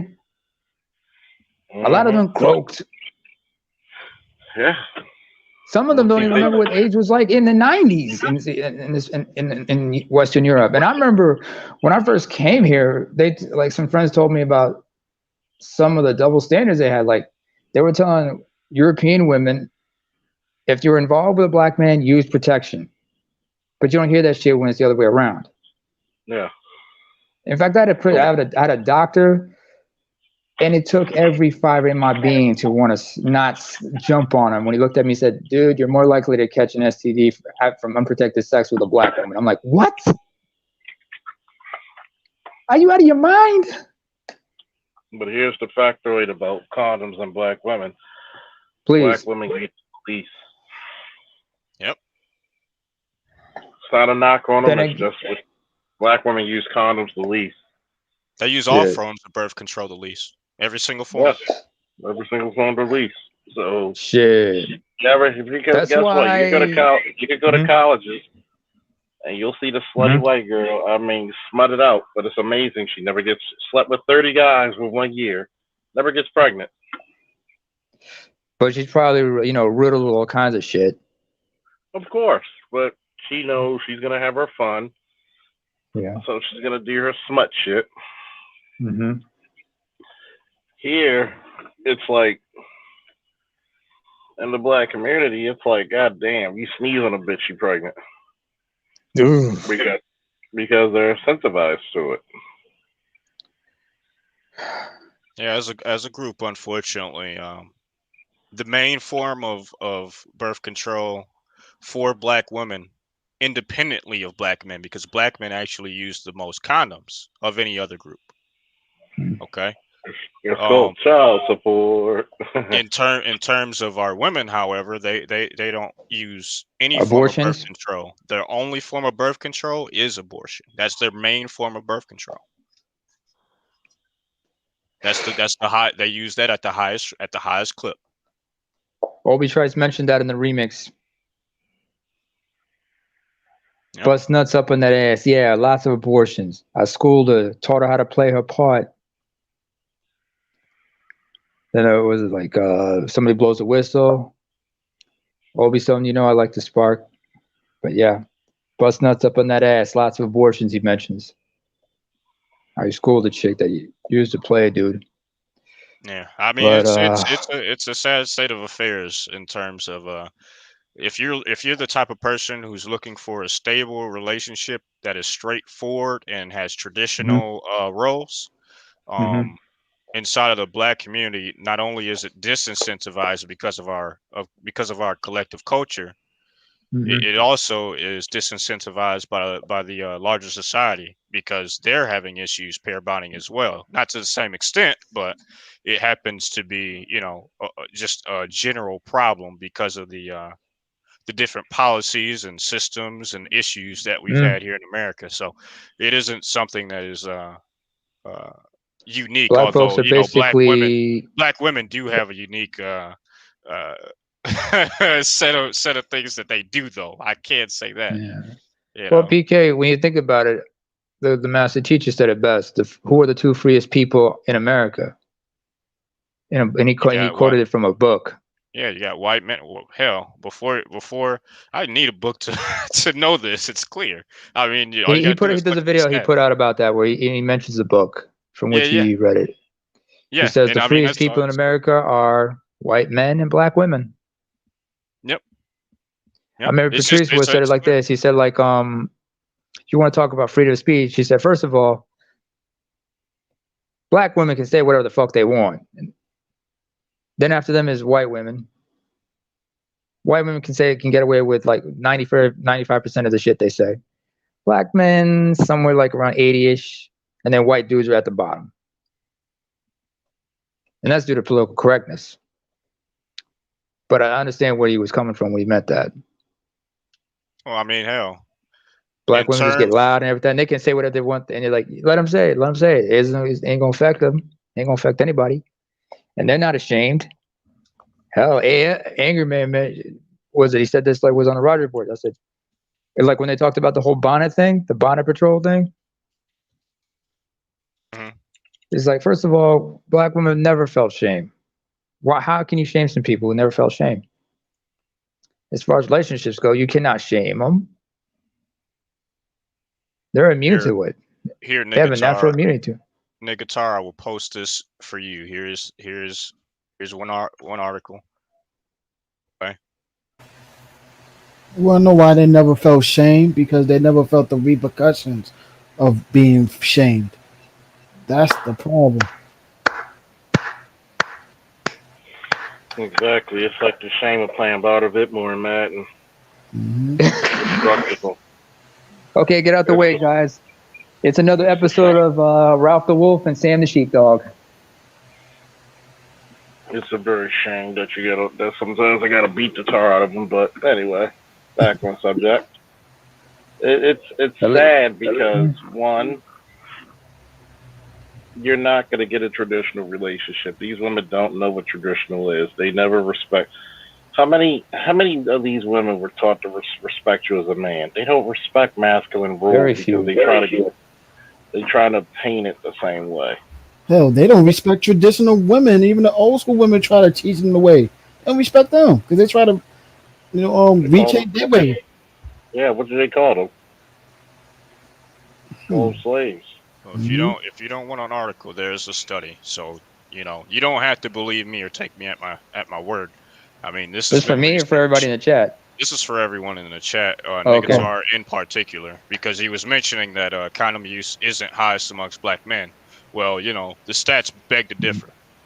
So Speaking of condoms, what's your brand? Everybody. Personally, I like the bear skins and the actual brand skins. Those are pretty good because they're very thin. Oh, you mean the non-latex shit? Yeah. They're very thin, so you get Trojan bear skins. Is that? Yeah, those two. Yeah. Okay, I've never tried Trojan because we don't have Trojan here. Instead, I've got Durex. Oh, okay. I got Durex. They got this non-latex called Real Feel, and in fact, they also got a silicone-based lube that goes with it. Yeah, stay the fuck away from lifestyles. Yeah, those are horrible. Huh? They fucking rip. What? Yeah, they're bad. Nope. Stay away from lifestyles. I'm thankful I'm on the thick side because there's this condom company here. Well, there's a Swedish company that supplies for like all the Nordic countries.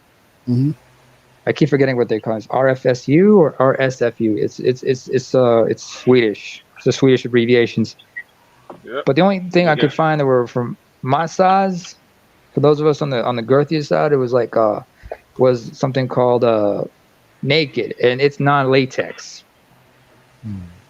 So I'm thinking, okay, they designed it specifically for black men. Yep. Remember, we got it in extra small, medium, extra large, extra large, triple X, XL, and black. Oh yeah. Well, don't forget the flavor shit. Oh yeah, I think that's how racism really started. Like they went over flavor to Africa. condoms? No. They compared that with it. They was upset. They seen the black side. They seen the black ones, and they was like, "Yeah, I don't like those. Get them out of here." They were like, "No, oh no!" Like, wait a minute, this motherfucker pissing from across the room. What the fuck is that? Think about it, dude. if you really think most white women are racist, from my point of view, the only type of white women they actually racist are the ones that ain't getting chosen by the most attractive men. So you're gonna stick by their men, and the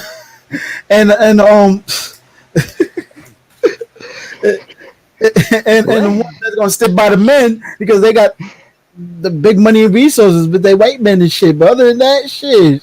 They've been fucking us since slavery, bro. Exactly. On the low, they just couldn't admit it. They were so upset. Here's what's funny, man. It's funny and fucked up all at the same time, right? I'm gonna tell you a story, right? What's funny and fucked up is that they would fuck black men in slavery and then try to play it off as rape half the fucking time. That's why you had the issues that you had around women saying, "Oh well, you know, this black man raped me." Nah, bitch, you just wanted to get fucked, and you told him to fuck you, so you got fucked. Because they got caught. That's why they got caught. You know, like, what's your man though? Shit. Like, shit. Has anybody seen that Chadwick Boseman movie where he portrays Thurgood Marshall? Nah, I ain't seen that movie. Well, you should see it because that involves a supposed rape case. Kate Hudson claims that a so-and-so had raped her, but in truth that they had consensual sex. But she's done with the guilt about it and shit. Yeah. But what's his name? Jonah Hill plays like the lead attorney in that show in that movie. Mm. Yeah, they're full of shit. You gotta see that movie. You gotta see that. It's a good movie. But then again, has anybody forgotten about the movie Mandingo? And I mean the one with Ken Norton Sr. No, I never heard of that. You never saw that? Never saw that? Oh, then they both. Here's what's even more fucked up is that during slavery, right? During antebellum slavery, what actually ended up happening is that both the white man and the white woman, because white women owned slaves too, okay, of course, they both got off on raping slaves. Both of them did. And so if the white man, you know, was out there raping slaves, what, you know, there's documented history of the women doing the same, and even to the, you know, in more brutal and larger degrees. So it's like, dude, like they wanted to fuck black men even then. Understand, brother. It was like Eddie Murphy said in '87, women are vindictive. And he wasn't just talking about women of any particular race. He's talking about the whole lot. And by the way, PK, what I wanted to say was basically what you said about the whole thing about black folks, how it's like black folks are basically the canary in the coal mine, as the expression goes. Took me a while to understand that expression. I realized, oh, that makes sense. Y'all just you guys are basically the precursors to whatever shit that could, or any calamities that could happen to the greater society. Mm-hmm. Well, so it's being exported and charged to everyone. This isn't something that's only, you know, we are the canary in the coal mine, but you see, this is coming to a town near you one day. You know, this is being exported across the world. You know, this entire concept we have here. Where I'm at, you have a lot of, you know, cohabitation is pretty much the norm here. Most couples here aren't married, but they cohabitate and have children together. If it doesn't work out, but it's shared parenting. Fortunately, they have laws to prevent that shit, because they saw what was happening to y'all, so they realized, no, we can't have that. Our populations are too small. We can't have like divorces get out of control like this. We need to maintain it. Like, if we're going to maintain our society, it's got to be a certain way. Charles, you sleeping? No. Oh, You snoring, man. In the store there. Oh, I just closed my eyes. Son, we seriously need to talk about that sleep apnea shit, man. Nah, it's not even a sleep apnea. I know, but yeah, I'm just saying, man. Out of concern for my own brother here, I'm thinking, you know, you 5'10", 280, and you plus you had COVID, so you know your lungs are kind of compromised and shit. Remember, we had this talk about this, brother. Mm-hmm. I don't want to hear about you. You know, something happened. What's the world gonna be like without Officer Panthro? I'm fucked up like it always been. But anyway, even more so. a little more so fucked up. It's funny because I'm listening, and I'm just like, wow, motherfuckers don't know what a condom looks like. Shit. Yeah. How many motherfuckers? You know what? You know what? Let me ask y'all something. How many of y'all know what a dental dam looks like? I do. I Shit. don't. Never seen one. You never seen a dental I dam? Nope. I knew Have you what ever been to a Matter of dentist fact- office? Damn. I remember, all y'all familiar, like in New York, when they had them public access shows. There was this white chick. I forgot her name. Like late at night. Robin Bird. Yeah. Robin Bird. You know. The naked host. Shit. You know how I know? You know how I know? Marlon, the Wayans brothers. I remember on the Wayans brothers they mentioned about that public access. Shoot. Johnny Witherspoon got all hot and bothered just thinking about Robin Bird. Yo, you can watch the damn show, man. Like, dude. You know what she did? You know what she did? I remember. I know what you're talking about. She Exactly. You took know, a like, took the condom, comic she and took a pair dental of dam, scissors. No, she Cut- snipped cut the like tip, then cut it tip, lengthwise. pressed it out. Homemade Yeah. dental dam. Mhm. You can use a flavored condom that way. You can use a flavored condom that way. Yo. Because I remember Patrice in Elephant in the Room, he asked the crowd, how many people know what a dental dam is, right? And just one dude put his hand up in the You crowd. do only know about it. And he explained what it was, you know? It was like, and he said, and he had to explain how women get offended about that shit. Wow. But it's important to bring that shit up. They get offended about the dental dam. And you know what? I get offended when I can't get the raw sloppy toppy. Shit. The what? You can't. Hold on. I'm Hold on. sorry. So if No, you so were- you said hold on. you said females get offended when you use the dental dam.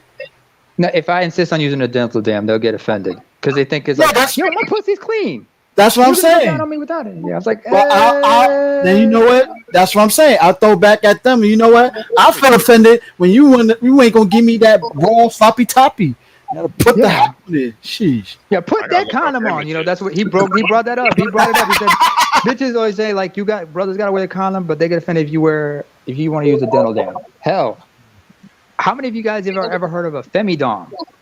Shit. What's that? You know what a femidom is, right? Femidon. Something like a new sex toy for dudes. No. It's a female condom. It's a condom, Oh. but it's up the Oh woman's yeah. vajayjay. I actually A used female that once condom. on a chick, yo. Best time to use those is if you go. hell The female condom. It's Whoa, actually whoa, it's whoa, bigger. what? It's No, bigger. I'm looking at the dental dams and like what they look. I didn't realize this was the shit that they use inside of fucking what do they call them? Dentistry? Inside of dentists. Dentistry? Yeah, I had no clue. Yeah, dentists they use it for that, but they also use them for like going if you want to toss salad or eat pussy. Bruh, do you even feel anything if you get in the head with one of those things on, bruh? The only way she going Yes, she going to feel it. because usually they're flavor, but it's okay because it's you got flavor and everything involved. You know. No, I'm But you saying, taste. I He's got talking about the female. He's talking about the female. You feel Oh. it like, Oh, you talking about the dude? yeah. Of course not. Yeah, it's like you licking plastic through a. Let me ask you something. Let me ask you something. Let's say you put plastic over apple pie and you licking it through the plastic. Oh no. Exactly. That's how that shit feel like, man. No. I'm Yeah, like, but they got it flavored. But that shit is flavored. nah, man. Like, No, I'm not bullshit. I'm not bullshit. I want They got the if I want flavor, I will actually spray it on her without that dental dam. There's the flavor right there. Y'all need to stop it because y'all know y'all like that pussy tasting like seafood. Come on now. Oh, hell no. Come- Taco, Hey, man, motherfucker. ladies call me Thunder Tongue, baby. Taco. Hey, man. Ladies call me Thunder Tongue, baby. But only select a few get the Thunder Tongue. Yeah, Shoot. I Ain't still doing every don't- chick.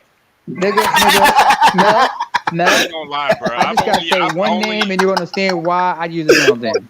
I'm gonna give you one name. I'm just gonna mention one name. Go for it. Michael Douglas. Oh, man. Shit. You gotta say no more. Exactly. That's why I break out the dental dams because I don't know Instant where that bitch. instinct. Instant instinct. Fatal attraction. Shit. Fatal attraction, of course. I'm just I mean, Yo. I'm gonna tell you something. Like that Robin Bird thing, which is that about taking a condom and using it and turning it into a dental dam. You can do that. I mean, or if you can take a flavored condom, you can because. Bro. Yeah. She's Bruh, a rock star looking freak. Let me ask you something. Let me ask. Getting head why the girl got on a dental dam and you got on a condom, bruh. Oh my Oh, 69? If you're gonna do the 69, you mean? Woo, If you're that's 69, horrible. That's doing a 69, horrible. that shit? It's so 69. bad. Or you could do Imagine, it's like rubber on rubber. Y'all motherfuckers is trying to start a Okay. fire in that bitch. Oh my Okay, God. okay. You know. Wait. I'm confused. While you're doing the 69 with that shit, you should play the Gap Band's Brown Rubber on Me. Oh, hell no. Oh, you know Okay, what? visit the Yo, Club Brown Eye. y'all remember Booty Call? When she was telling get the saran wrap as a replacement of the Tettle Dam. He wrapped his whole face like a mummy in that shit. I was like, yo. You supposed to write this about my public area. I'm like, what? On the real. Yo, I remember this is since we're talking about condoms and shit. Since I brought up condoms. No, you brought that up. Exactly. That's what I said. Since I brought up condoms, I remember there's this one Durex. They got this one brand. It's called this one type. It's called Extra Safe. So the condom's like a little bit thicker and shit. Uh-huh. So you have to worry about it breaking and shit. But there's extra lubrication on it. For more convenience. But they also mentioned that this condom is like multi-purposed. It's not just for vaginal sex. It's also for oral, or if you want to hit the back door. But there's a lube that's designed for that shit. I know. But I remember. But as well as that condom, especially if your chick's gonna go down on you, they also have like these edible lubes you can use as well. I mean, They had like a cherry and strawberry flavor in particular. Yeah, I got a couple edible massage oils and shit. So for those, that'll work. Shit. Yeah. Ladies love it when I use that on them. Yeah, he got him an Old Bay flavor. You need all 5 flavors. You got to prepare. I was like, yo, I keep her coming back for more. Little lemon pepper. Little lemon pepper here, little Old Bay there. Oh yeah. little paprika, Parmesan over here. Y'all niggas y'all crazy, bro. I don't know how the fuck y'all. This what I don't understand, bro. Y'all new age motherfuckers is crazy, bro. Y'all be going down on bitches that y'all ain't even with. I ain't never in my life went down on no bitch I wasn't with, ever. Never would. Never I doubled will. that. I doubled that. Like, I know a lot of young cats who be telling me, they was like, oh, I was eating her pussy. I'm like, oh, hell no. You ain't even with her. Oh, hell no. You don't know it? But then again, here's the thing. Y'all be like a woman with the bushy hair and shit. Like, damn. Like a rainforest down there, yo. Dude. You see, okay, now I gotta bring up something. I gotta bring something fucked up. If y'all can bear with me. And I remember because somebody had a copy of FHM magazine. FHM, y'all know that magazine? Mm-mm. Oh, yeah. I don't. What's that? For him. Yeah, somebody got a copy of, the Australian edition of it? And there was this one column called The Couch where they have, a bunch of women sitting there and they discuss certain things. And in this particular edition, they had women who were mostly dental hygienists, dental nurses and whatnot. A couple of receptionists who work at a dentistry. And they asked them, what was the weirdest case you ever had to deal with? Hold on, wait for it. Since he brought up the bush, what happened was this one dude came to the dentist office complaining. Now, one nurse just talked about how this one guy came to the office complaining about a toothache, and they thought he must have some trapped food in his teeth or something like that. So when they went for the extraction, what they found was between his teeth that really got stuck and was irritating his gums was not a piece of food. It was a chick's pubic hairs. Yo, that's oh god, that's all. Well, that's why that's one of the reasons I prefer to use a dental dam when I go down on a chick. I don't care unless she's even if she's shaved, especially if she's shaved, unless she's shaved or some shit. But even then, it's. Yeah. But then again, me being the germphobe that I am, I use protective gloves when I finger pop a chick. Use gloves and I use lube. This motherfucker gets a whole fucking suit of rubber. You're like, I'm ready. Yeah, Like a surgery. It's like, hold on, where my That red too. coat at? My God. We got them black. We got them black gloves, man. I need the fishing Yeah, I waders and the boots. Y'all need to I also stop got I also got a latex bedspread. So in case she's a squirter, I don't want her messing up the bed and everything. So you got them bodysuits like that scene in the Naked Gun when they was love making and they talk about protection. They want to wear a big bodysuit, 2 condoms, some shit. Hey, you know what? That would come in. You know what? You should have one of those condoms that come in like that are like like pants or some shit. Why? Because condoms alone can't. No, hear me out. Because condoms aren't enough to protect you from like HPV and herpes sometimes. Because some of that shit could be on the thighs and whatnot, or on the pubic area. Those aren't herpes. That's So just shaving bumps. So you need to. Ooh. Charles, you ain't shit. Yeah, that shit crazy, bro. But then again, I It remember could be it was worse like, when you have a chick who shaved their coochie but has a hairy ass. Oh. oh, Oh. or like if you shaved right now, and you got a few cuts and you got razor bumps and everything, and she's like, "What the fuck is wrong?" She turns into like that chick that Marlon Lawrence was talking about. Look at that. What's the blue thing? What's the blue thing? Yo, what's all these things? What's all these razor bumps? You got an outbreak or something? Like shit. You got a lot of people who like to finish off that joke. A lot of girls out there who suck that bump and be like, "Ooh, it tastes like blueberries." Look, Oh hell no. That's a blue thing. Oh hell no. What the fuck? Martin Lawrence talking shit. PK, check out Martin Lawrence talking shit. You'll understand where we're coming from. You'll get the joke. Oh, yeah. No, I don't want to get that joke. I'm good, bro. Oh yeah, you got them girls out there. He talked about how he, sometimes he got addicted to eating pussy and shit. Before he wouldn't go down, but now anytime he meets a chick, he's just right in there. Oh hell Like, no. God damn. That nigga crazy, bro. Y'all, people are crazy, man. Like some of the You want to talk sexual about crazy? The fetishes, joke about the road trip, things that was that fucked people up. do, man. Like I don't get it, man. Like I'm like, bro, that shit is reserved for the girl that I'm with at that time.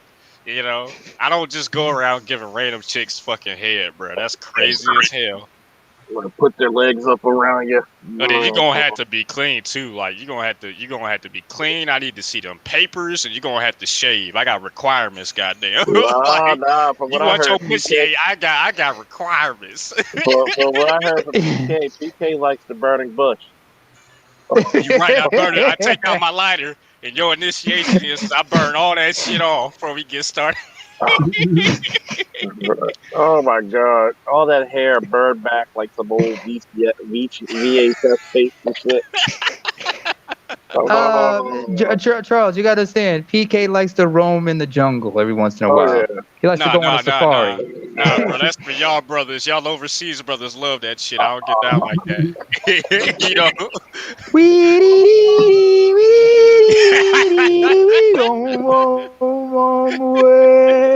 PK said he likes a girl with a bush so big that, when she wear a pair of thongs, it looks like he's trying to escape from Alcatraz. Speaking of which, y'all remember Scary Movie? Officer Charles liked to dive inside the goddamn trees and see if he could take a branch home inside his mouth. You said you actually could go up in there so deep that you call her the Amazon. Ooh. Right? Ooh. What is it That's with you all guys right. in this You hair knew. It's all right. I only went in after Officer Charles peeped out and surveilled the area. Yo, what happened was, shut up. Wait, hold on. He doesn't want to tell the story that when he went down on a chick and his face went down there, it felt like he fell in a bag of leaves or some shit. No, Like, look at this way. PK is clean shaved. No, PK is clean shaved, but after we went down on a chick, he came out looking like a hipster. Oh, hell no. Man, he looked like an old '90s King Abbott with his old teeth. Yo, speaking of which, Arthur Edmore is on point. He said PK like lumberjack snatch. Yeah. I don't even know what that means. Tell me. What that means? You mean lumberjill snatch? Oh my Lumberjill. What do you mean? Yo, that Chicks means who keep it all natural. No, Oh. sir. that That's a means you like no-go. chicks. You like chicks who bush look like Paul Buggins. Hey, at least a man like me will take a chick with tall bunions, and I take chicks and not something else. Charles, you know what I'm talking about. Wink, wink, nudge, nudge. I ain't gonna hear you out on air, but I mean, I don't want to know. I don't want to know. See, you said I you got took no clue what the chicks fuck who are they had a talking little- about now. You said you had chicks who had a little something extra. You know, when you got in the car with her, you were giggling like, "Baby, you got me all nice and hard," and she giggling back, "Me too." hey man, you the one that vetted her for me. What am I supposed to do? I said no. You were like yes. So I let y'all go ahead and go home. Like, what you want from me? That was y'all business. I heard the only reason you left the place with that tranny because you heard she was bigger than you.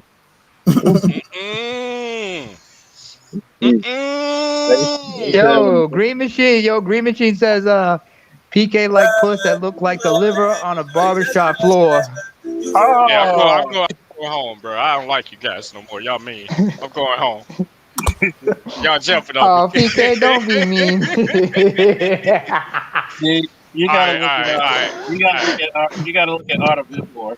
Arta Vidmore has a whole record collection of watching porn with chicks with dicks. You said he broke the Guinness World Record. Yeah. When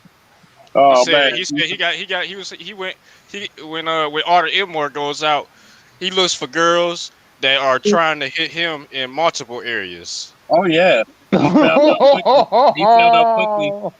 found out quickly what the secret was. Ooh, damn. Oh my god. His last girl asked him if he could take it all at once. Even though he kept constantly saying, "Just put your head in."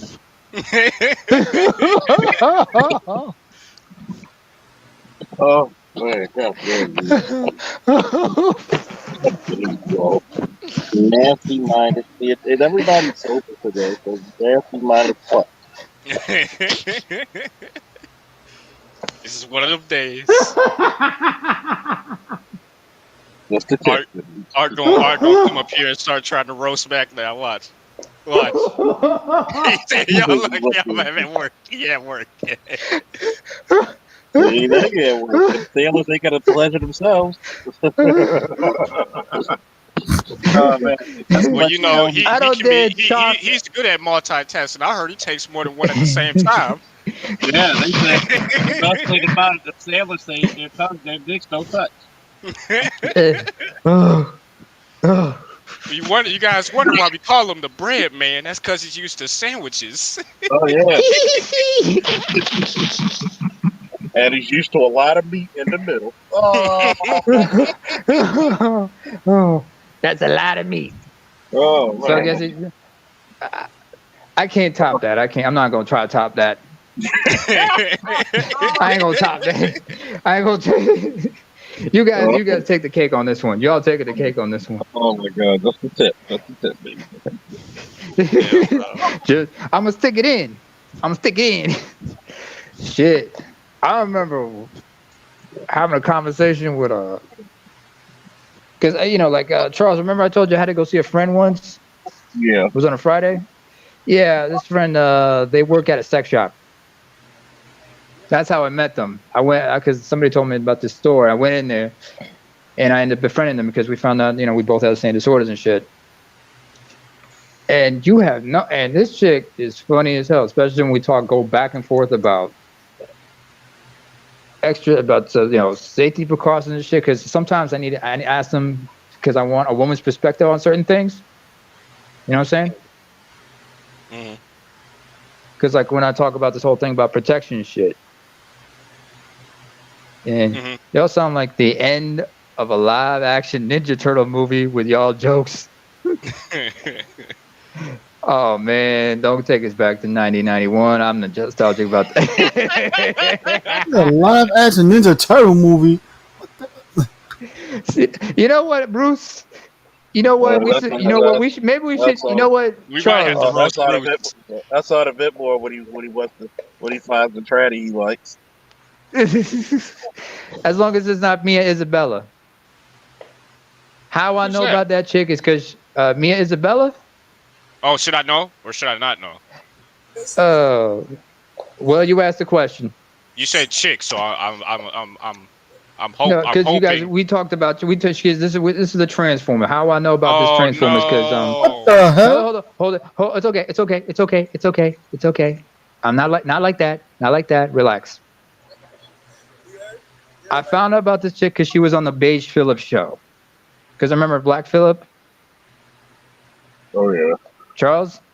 Now now Dante Nero carried the torch and had his own podcast called the Beige Phillip Show, and one of the guests was an associate of his, and she brought here with her this trans woman named Mia Isabella, former porn actress and whatnot.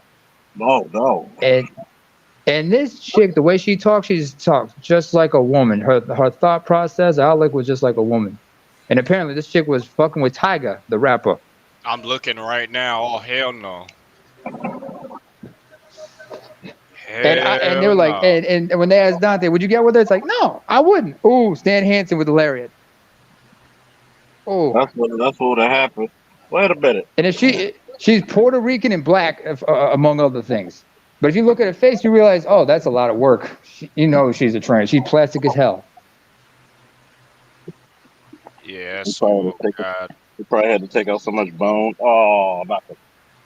Oh, She's 5'6". he. Or let's do it. This is a she-male, not a he-male. Relax. Hey, Bruce. Man, there's a damn Transformer. Hey, whatever they call it, man. Ain't no real woman. Yeah. It's a he, she, a con. I I'll said tell you she-male what or she is. he-male. Wait. I'll tell Is you that what going to get she us flagged if I say that? He, she, a con. He, she, we. And the order, she, a cop.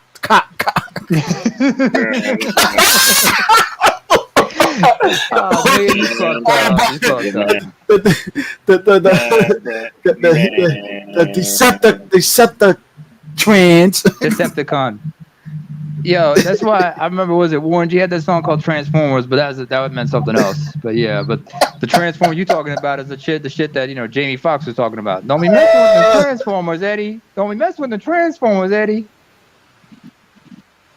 Sometimes when they say you were trans, I'm like, what are we talking about? Trans, you know what? A cross motherfucker here.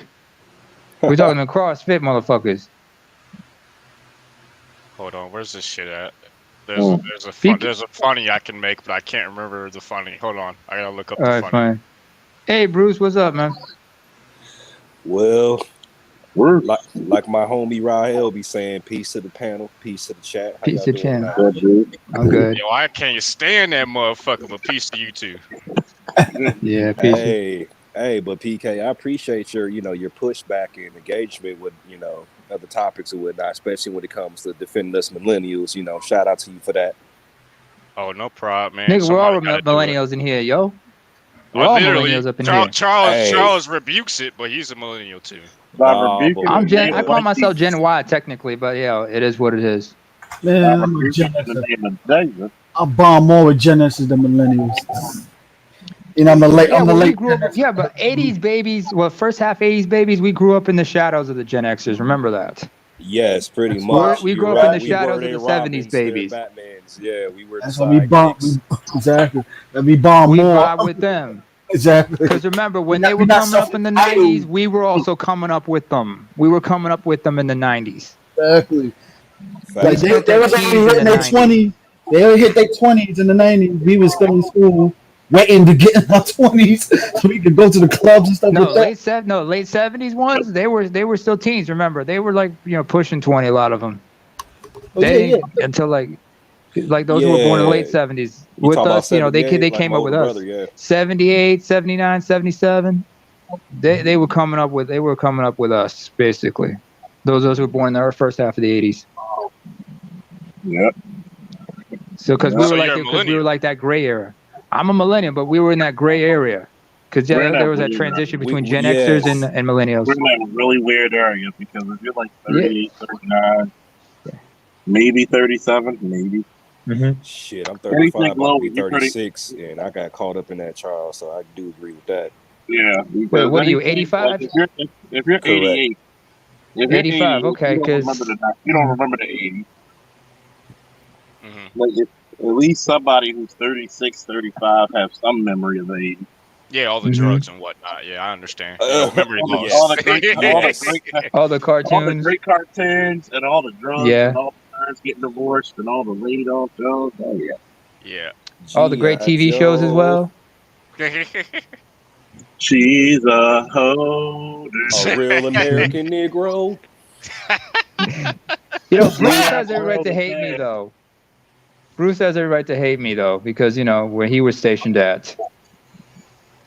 Which part? Bruce, how long you were stationed in Bahrain, right? Correct. I grew up across. I was across the causeway from you, man. I grew up in the Eastern Province, KSA. Man, I wish You I remember knew I y'all back then, shit. Cause But yeah, man, but when were you there? When were you in Bahrain? 2012, 2013. Oh man, I was already gone by then. I was up here in Norway by then. Yeah, seems I'm late to the party and a lot of things and whatnot, especially. Yeah, well, by the time was I like a couple years before I left, they had the Kobar bombings and shit. So it was like a weird time. So when I went to go back to visit them, they showed us like the site of what happened and shit. We like, what the fuck? And it took them like they hadn't rebuilt that shit until like 98 or some shit like that. Like some 2-3 years after the fact.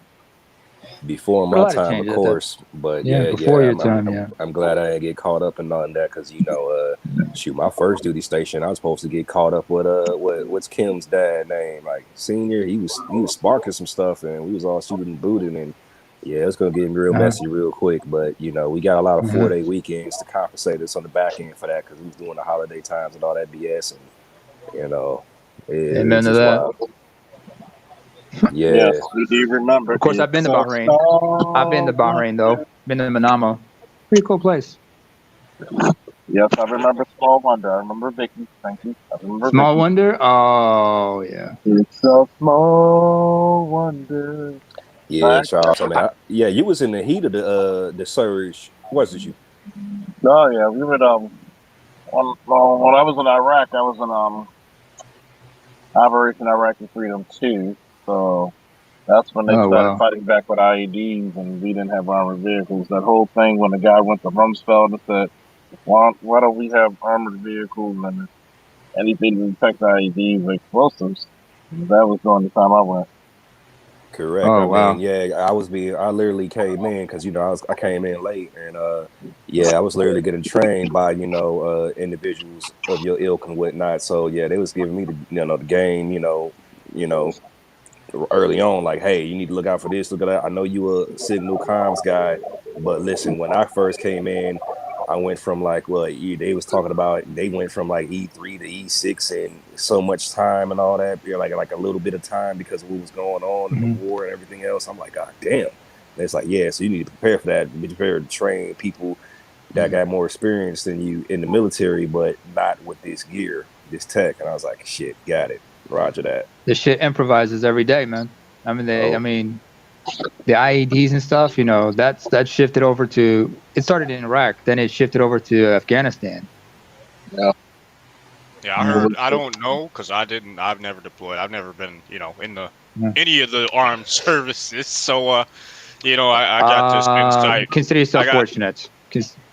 Yeah, I mean, all the insight I have is secondhand knowledge, because I used to have a friend that was on one of the, I believe it was the first handful of deployments that we actually did to Iraq, and he was telling me at the time that the IEDs there were nuts, and back in that time I was only like fucking maybe, I think I was in my early to mid teens. We were playing like fucking Halo and shit online together, and yeah, he was telling me that not your husband. Mel. Mel. Stop. But, Mel, what you're the blood you're cloud, doing brethren? something What the blood cloud? we call a hot mic. yeah. So Dude, what was an old white lady talking Jamaican and shit? Shit, talking patois. Mm-hmm. Yo, man, can we get Z up in here? We need some Creole to neutralize that shit. We need some Creole to balance this shit out. Hey, I fuck with Mr. Z, man. He funny. Yeah, I like him pretty good. He dope. That motherfucker. I was surprised that motherfucker is like 2 weeks. His birthday's 2 weeks after mine. Goddamn. Couple Hey, September babies. Yeah. Yeah, I'm a Cancer, but I'm born the same day as Mike Tyson. Oh, so I guess your favorite word is also ludicrous as well? Hell yeah, man. I'm all about that, man. Ludicrous, man. No, when Ludacris came out, he was hard as hell. Yeah, the rapper? Oh, yeah. He had to cut his hair to get a fucking Grammy, if you can believe that shit. He said it like that. I had to cut my hair to get a Grammy, and he got a Grammy. I will never see Mr. Cheeks from the Lost Boys cut his dreads just to get a fucking Grammy. He'd be like, fuck that. Charles, your camera's on. I remember when Ludacris and oh God, no, not no, oh God, no. What? Not like this, not live. Not live. Never knew love like this. Oh man, don't get me nostalgic about Alexander O'Neal. I mean, he had some great joints. Oh, Bruce will be back. Give him a minute. Sometimes Hey, what LaShawn Jefferson said? Every hashtag Goose, cause now it's the PC moment of the movie in rewrite, and y'all just wish Nick was broke, but can walk. Okay. I don't understand any of that. The fuck is he talking about? That is cryptic as fuck. Hey, all I know is I'm. Hold on, let me try in a Jamaican accent. Every I say goose, cause now it's the PC moment of the movie in rewrite. And I'll just wish Nick was broke but can't walk. The blood clot I'm talking about. Oh, I can't do it. My cousin's better at it. My cousin's better at the patois. So in short, it's basically. And he should know because he's been he grew up listening to reggae. Hold on, Screwball. What are you saying? What are you saying, Bruce? I didn't catch that. What are you saying? No, I mean, it sounds like basically he's saying like, leave him, with enough damage to, make him remember it, but don't kill him all entirely. Is that what you? Oh, he's dead. No, dude is dead. He died. He got blew up. Oh, God rest his soul. Yeah. Damn. Oh, damn. I my friend. I used to play games with. Yeah, he got blown up by an ID in Iraq. So, sorry to hear that. It's all good. It was a long time ago. Long yeah, time I ago. mean, when I was coming up as a gamer on the online community and whatnot, I used to hear stories like that all the time. So, it gave me a lot of apprehensive, actually joining. I'm fortunate, I'm just fortunate enough to, be one of the ones that, kind of came out unscathed physically, Yeah, his wife, I think it was his girlfriend / wife. I don't know at the time. Mm-hmm. The one who broke the news to me online because we used to play like every week ritually. Wow. That's how I found out. Yeah, stories like that. Wait, you were Xbox gamer? Yeah, back in the day. Yep. What? Yeah, because you said Halo. No, he was playing. He said Halo. He said he used to go play Halo online with this dude. If you think about it, I said Portrayal. That's from Halo 2. So yeah, I subconsciously I linked with you, but I was taken back for a second. Okay, my bad. No, it's all good. No. I mean, shit. I was getting the context. I just wanted to get the context. Wanted to clarify and understand. Okay, I get it. Because I remember, was it like because the original Xbox we're talking about here, right? Or Xbox 360. First classic one. I think it was regular Xbox, because I think it was Halo. Original Xbox. I think it was Halo 1 that we were playing. It was Halo 1 or Halo 2 that we were playing at that time. Yeah, that's definitely. Yeah, back when y'all had dial-up. Back when everybody had dial-up. Y'all remember dial-up in the early 2000s? No, that was not the Nets. Damn, what was the Netscape? What was called? Netscape and shit. You had Napster. I remember Napster.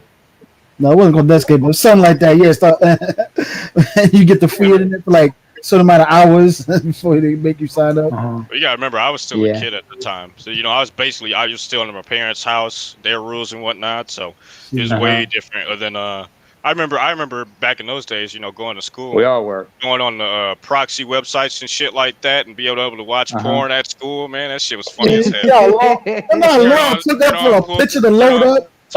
Turn on porn on the goddamn computer and just let that shit play. War2.com back in the day. Oh, Mr. Z done pulled up on our ass. Did he? Yeah. Yo, remember how long it took for a damn picture to load up?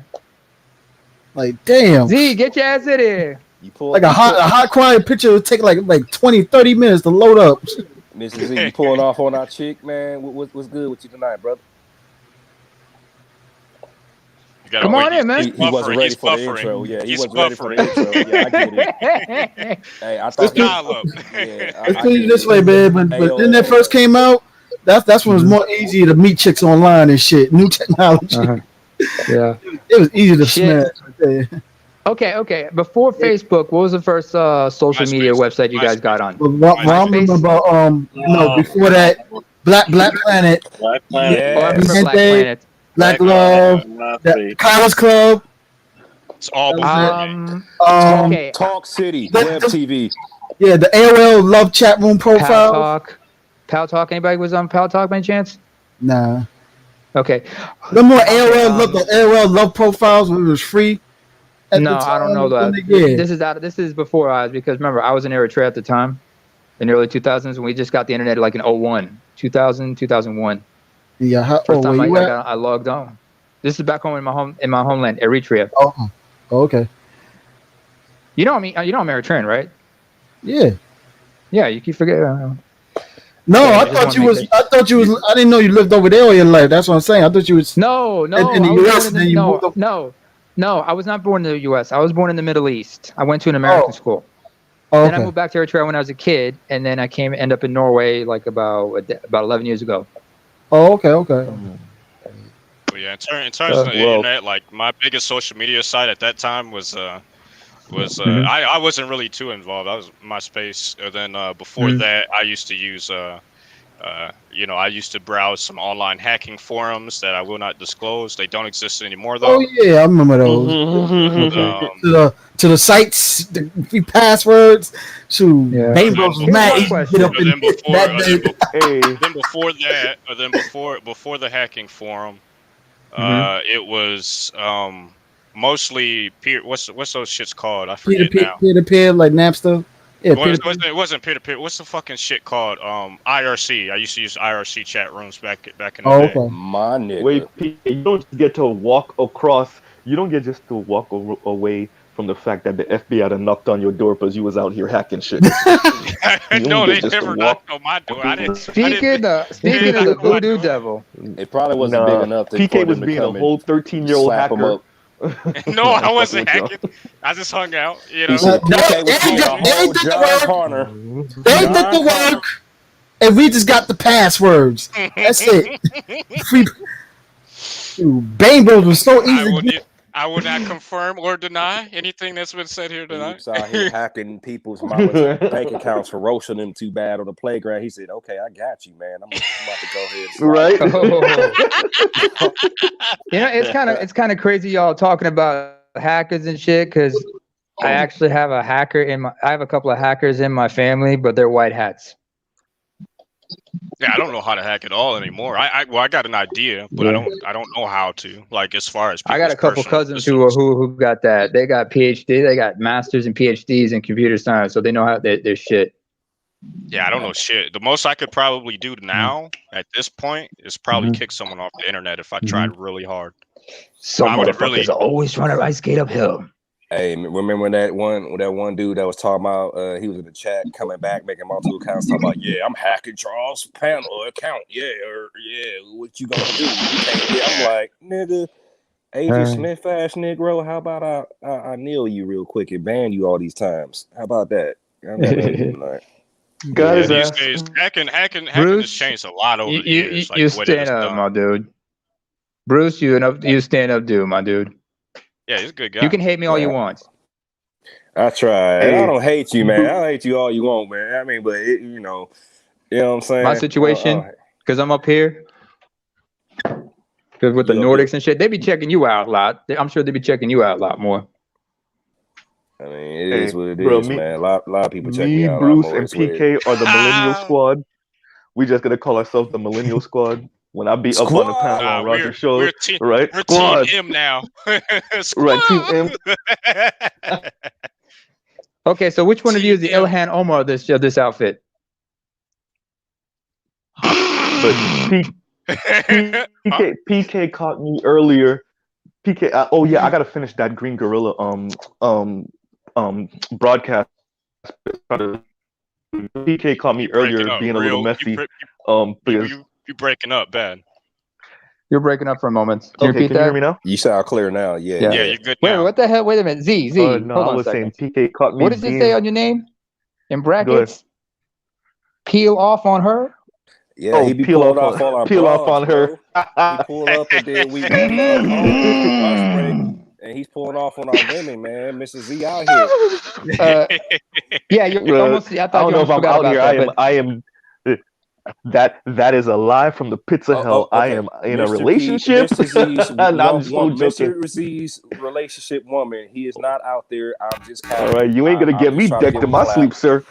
Yo, I was bugging out, man. I couldn't hear nobody. I've got my damn thing unplugged. Oh God! look, Bruce trying to get me caught up and get me that 2-piece. I'm gonna be sleep. My girl gonna. Oh. Yeah. Speaking of which, Z. No, I'm so joking. Oh yeah, and it was net zero. That's the thing. Okay. Okay. Bruce, you good? Anyway, she what like I want to say was. But Z. If you remember "Elephant in the Room" by Patrice O'Neal. Yeah. He once asked this one dude. If you remember, there was this Cuban couple in the front row, right? And he asked the dude, "Yo, brother, between us, if you wanted to kill your woman, how would you do it?" And you remember he was looking at him and pointing at his girl like, "You trying to get me killed?" See, that's where you're messing up. Because you said, "You trying to get me killed?" Because now she knows, and now she might want to try to kill me and some shit. Dude, I'm giving you a way out. Just let it out. At least, she knows. And then he elaborated how he would kill his girlfriend. Basically, he put a pillow over her head, put a gun on her with a silencer. Angel with the feathers from the pillow floating in the air like angel wings. Looks at her eyes, kiss her, close the eyelids, and just walks the fuck away. I'm not saying you should do anything, but I understand, motherfucker. I would definitely say not. Don't take all that, but I'm not gonna. Yeah, go ahead, continue.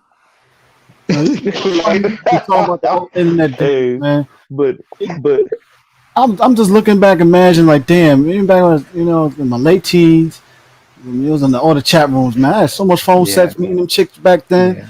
I swear to God, if I would have met Alan Roger Curry back then and shit like that when I was 18, 19 in them chat rooms. Yeah, wait a minute. Yeah, I would probably be the Prince of Dirty Talk. I was kind of king. I would be the Prince. Pause right there. Wait. Mel, pause right there. I'm about to make this a serious conversation because this is going to be some good shit. No, because Mel just said something really important.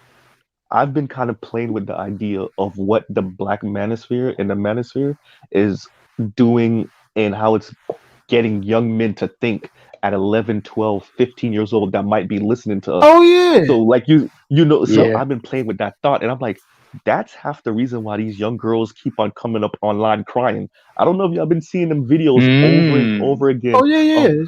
15 and 16-year-old Black girls crying, sitting in their parents' car, be like, "Why y'all don't want us?" And I'm like, on TikTok? On TikTok, yeah.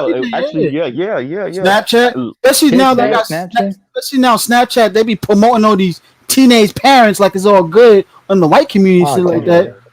And so speaking of which, so let me get this out real quick. So that what's important about that is I'll piggyback on that. So women my age, 34. Women 44, women 54 are not having conversations with the 24 and younger women on why young men are listening to us and why they staying away from them, right? So those 15 and 16 and 17 and 18-year-old girls are clueless to what their older sisters are like and what their mothers are like, and why the hell those 16-year-old boys are listening to us and be like, okay, I'm gonna avoid you now, right? I'm gonna tell you something, Mr. Z. You half Go right. ahead, go. Yeah, You go half ahead. Go. right. The Mhm. issue is that, you know, Roger says it jokingly, but it's actually true. I don't know if he completely realizes it, but it's actually 100% factual. Women lie no matter what age. They lie their whole lives. Okay. True. And so they spend their entire lives lying not only to themselves but to you and to their own children, Yep. girls and boys alike. The only Mhm. difference in between the girls and the boys is the education part and the way that they're treated part. But outside of that, as far as telling the truth is concerned about what they've done in their own lives, they don't ever tell the truth about that. That never happens. PK? Oh, they can't. PK? Wait, let Yeah. PK finish. Let him finish. You And was done, so, PK? and so, in terms of them Mhm. lying to the younger generation, they don't ever tell the truth about that to them at any point. Mhm. The only You know reason what? the truth is coming out now is because men are actually intervening. If we hadn't Yeah. intervened, the truth would have never came out. Yep. You know what, PK? I agree. Understand one thing. Most importantly, What's that? the first person a woman lies to is the woman in the mirror. Yeah. Yep. That's the first person Yeah. she lies to. In fact, Mr. Z, you might remember, if you remember an earlier video by BGS, we talked about how, like he said that he put the scenario, say like a little like, and a lot of these black girls might not remember this when they were little kids, but if you say a little white girl, she comes face to face with a little white boy, and he smiles and waves at her, right? Mhm. The little girl's mother will come up to her and whisper in her ear, smile at him and wave back. You know, he's being polite and being a gentleman. So she'll do that. But if a black kid, but if you say they were both black, a black mother will grab that little girl away from and say, what the hell are you doing with that little nappy-headed boy? What the hell are you doing messing with him? Stay away from him. Even though he was being nice. So they're taught from a young age to look at look at black men in a certain way. Mm-hmm. And now they don't understand it right now because they're 16, right? Most of these young teenage girls, they're not going to be fully mature, if at all. And when you're talking about like how a lot of these girls are complaining, like going to social media, whether they're tweeting on Instagram, Snapchat, TikTok, or whatnot.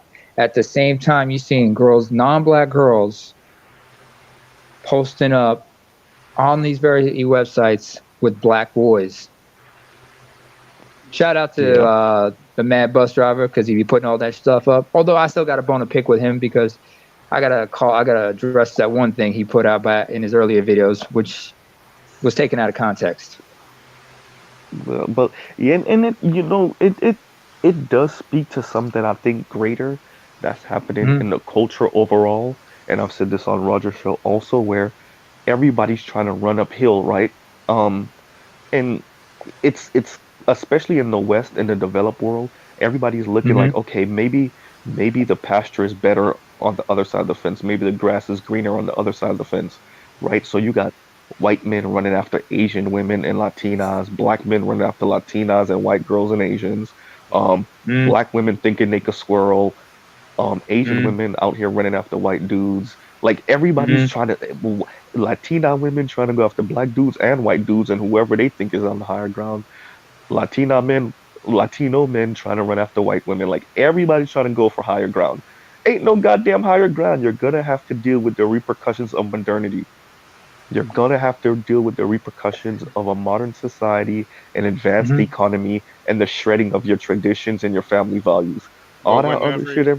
Go ahead. When everything in society revolves, anytime this modern society tries to fix a problem, what do they normally do? Do they normally fix the root cause, or they normally just slap a Band-Aid on it? Yeah, that's slap a Band-Aid on it. And so what ends up happening is this feeds and this actually filters down into our psyches. And so what we end up doing as a result in our entire culture, not us here on the panel, but in our entire culture as a result is any problem we have is we simply try to slap a Band-Aid on it. So the form that takes is the chaotic nature of the dating scene right now, where everyone's trying to run for higher ground, instead of just fixing core issues within the society. But no one actually wants to address that. Not really. And when you think about it, it's not just in the developed world you're seeing this. You're starting to I can tell you, like, as far back as the early 2000s, you could see this in parts of the developing world as well. I saw this within my own society, especially like divorce, like some marriages being short-lived and whatnot, people not being compatible because they were just doing with the image, or it was like family pressures, and things just got chaotic and whatnot. And the social environment at the time was too chaotic, so it was not really conducive to that shit. Here's something to think about. The people that we're supposedly trying to chase after and imitate, how did they modernize? What did they use as fuel? It was slavery and colonization of other human beings, right? Yes. But yet those of us that are coming behind them, what do we have to use as fuel? What do you mean? We're not enslaving each other. We're not colonizing each other. What are we? We're colonizing and cannibalizing our culture. That's why the Chinese are going to inspiration in first. Why we're emulating. If Nameless is out there in the internet sphere, let me get this out real quick. Nameless, I am listening to Nicola, and I'm just saying this just in case he's listening. I am listening to him and Nicola Ali on Nicola Ali's broadcast. They did something on transhumanism a couple weeks ago. Yeah. And yeah, bro, that shit is fucking fire. Him and Nicola Ali and Nameless, like, that shit was fire. And I'm gonna probably listen to it like 3-4 times. And Nicola Ali made a very valid point, which is like, and I'm gonna elaborate and actually put my spin and my take on it, but we're starting to see under China's skirt right now because they're spending all of this energy to modernize and to catch up to the US, and it's actually exposing how much of their culture is full of shit. Yeah, a lot. I think that for the most part, as far as it pertains to Western issues and how we export that to other countries and how it's going to eventually filter out into other countries, we're building on a pile of sand, if that makes any sense. So it does. Go ahead. People are essentially trying to fix these problems by slapping more fresh coats of paint onto it or putting more foundation on top of the sand, thinking that water won't come and wipe it away. And unfortunately, modern day China, as we perceive it to be today, wouldn't even exist if not for the help of the United States. Not as without Nixon, without Kissinger, there are quite a few of our presidents have made that mistake. Really, I would say arguably. Absolutely, Mr. Z. Very much on the point. Not my best Kissinger impression. I would argue that the president that had the most impact would probably be Reagan, and also Clinton. In the 80s, opening with NAFTA and opening the economy in the 80s from Reagan, and Clinton opening it even further, because remember he followed up after Bush Senior. Because remember Bush Senior continued. I see where PK going with that. That's true. And so a large part of their economic advancement has been due to the United States' massive bungling outsourcing and their massive bungling of their superpower. They didn't actually have to progress their economy as fast as they did. So we basically sowed the seeds for our own demise as a nation. Yeah. But that's not to say that I'm for them. I'm just saying, that's I agree with you. But this is the problem. What's their fuel? Once again, we go to the same question. What's the Chinese fuel? And it's their own people and their culture. What you gotta... Okay, I've been playing with this idea. America had to put women in the workforce because that was the fuel. You didn't have slavery anymore. You deaded Jim Crow, right? What was your fuel? They burned us. No, they burned us. They burned everyone. That was I agree with that. Go ahead. No, go ahead. I thought you were going. Follow. No. I was agreeing with you. What I'm saying, they they burnt. Yvette Carnell was on a panel one time, and this is when ADOS was starting to get some traction behind it, and she was on a panel and she said, "We are the shoes that white people use to run in, and now we got a hole in us." Correct. And that's how I'm playing with that idea when I'm talking about fuel, right? So the Chinese are, well, going back to white people and Europeans in general. Yes, they use black people as the fuel, and they colonized the world. And from Britain, they used a bunch of different nations. Once again, the sun never sets on the British Empire, and they used India especially as fuel, right? And they used Absolutely. the slaughter of Aboriginal people in Australia as fuel, right? So in America, white people Marginalization, the used Maoris in New Zealand. the Maoris in New Zealand, Maoris. yes, but The Polynesian it's islands. Maori. I'm I'm not gonna be able to pronounce that the right way. I'm gonna struggle with Maori. that. Like, Maori. Maori. He ain't gonna get Okay. it. It is what it is. Let's move. Yeah, right. But Yeah. I know the people. I know what he's saying because I've obviously I know a little bit, but I've always struggled to get that one right. But I was in surprised when I America, first met one. He had a moco. That's a traditional facial tattoo. let But me anyway, let me finish real quick. But yeah, so in America though, they used the slaughter of Native Americans and all this vast land, right, as fuel, and the enslavement of black people as fuel. The Chinese are in a very interesting position because they have the population to screw over and use as fuel. They have the Uyghurs to use as an underclass and as an example of you don't want to beat them motherfuckers, right? In America, it's black people. You don't want to beat them motherfuckers, right? So all the immigrants in America know, like, I don't want to beat them niggas. In China, it's the Uyghurs, right? Thank God Swim Champ ain't on because then he would be losing a whole lot of social points right now from listening to me. But Swim Champ, do not listen to this shit. You're screwed. Right? Yeah, So, he's China. wow. Yeah. So yeah, they do the whole social currency thing, and that social currency is some dystopian bullshit. But hey, Well, no. We have so it. willing. We have it here in America as well. We just don't actually call it that. you know, I'm gonna ask you about that. in BGS 2 said it seconds. best, actually. He said, basically, when it comes to the surveillance states, the U.S. still likes to prop up this facade this facade of there's actually true freedom when it's actually a surveillance state. But in China, they're just completely blatant about it. Oh yeah, that's true. Well, you can do that when you have a one-party state that's like a totalitarian. Shit, have you guys? Have any of you been to Also, London? it makes it the subjugated more easier to cope with that Yeah. shit too. Yeah. That's true. That you know what? Yeah, that's true. Because in America, with the illusion, it gets you in a bunch of bullshit because you think you're way more free than you actually are. I mean, check out. I mean, you haven't even realized your cell phone is a ping that lets you know where you are, what you're at all the time, and we're all addicted to our cell phones, our tablets, our PCs, I've been scared of my our cell phone for laptops. years. Huh?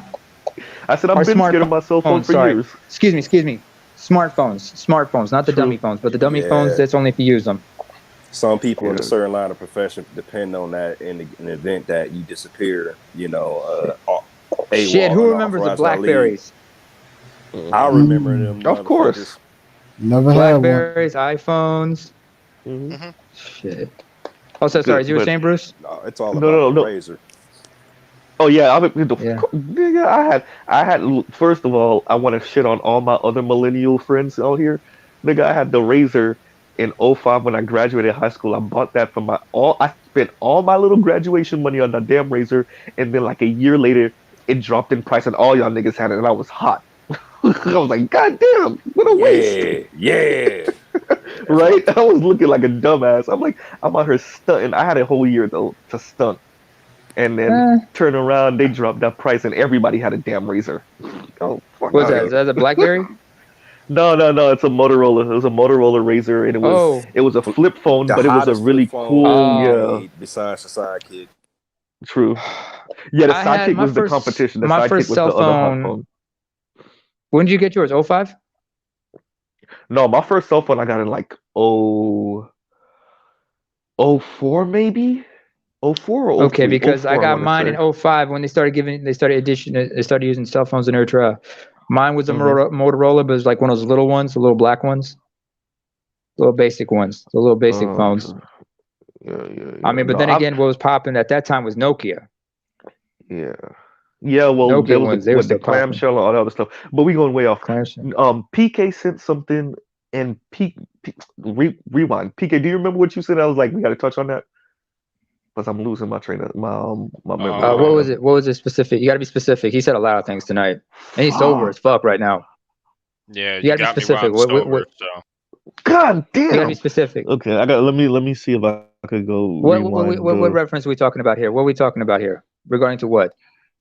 We're talking about like China and the U.S. and what we're spending as fuel and Uyghur population. Because what Bruce said was true as surveillance. That's the surveillance state. Living. Maybe one of those type of. Yes. So what about it? About cell phones. Why we have to be worried about our cell phones? Dude, you're Borgen. That's it. That name. Right? Z, you're Borgen. Z, you're Borgen. Wait a minute, hold on. Can y'all hear me now? Yeah, you're good. You're good now. Can y'all hear me now? Yeah. Are you on the freeway or something? No, I'm like fucking laying in the room about to chilling. Let me see if I can find that shit. Okay, fuck it. We lost that. I'm not gonna find that shit now. But anyway, you're at home all by yourself. You were talking about how how certain populations were essentially fuel, and that China supposedly has the Uyghurs, and you were wondering about whether or not, I guess, the direction of China's intentions. So I think they're gonna run into a wall. Their fuel.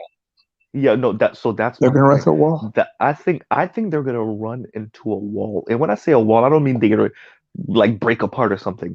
I don't think this level of growth is that they're already growing at single digits now, right? Obviously, it's not sustainable, and it's not sustainable because they're running out of fuel, and the only way, and this is what Nameless was trying to say about well, not even trying, he was saying with this transhumanism is China can rejuvenate themselves if they can find a way to air quotes cure aging, right?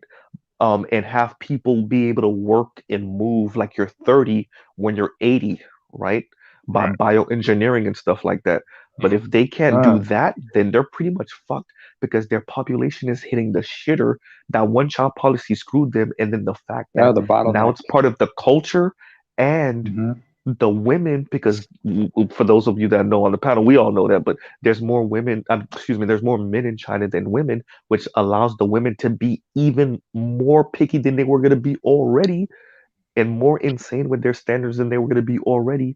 Now that's leaving a really big gap in the Chinese population. So what was your question? Oh, the question is, where do you see this going with the U.S. and with China? Do you agree with me and you think they're going to run out of fuel, or do you think they surpass us in a couple decades? Not even a couple decades, by the end of this decade. So even if they did, the question is how far away are they from the wall? Because let's say they surpass you, right? But at the price of them hitting the wall prematurely, a lot sooner than later. It could be a short-lived spark. Yeah, so that's actually an important thing to talk about and think about. I don't know where BGS would be on this, but these are just my own thoughts. Somebody put out the bat voice for BGS real quick. Put out the Batman light. Right? Yeah, how about the Godfather French horn? He may feel differently about what I'm about to say.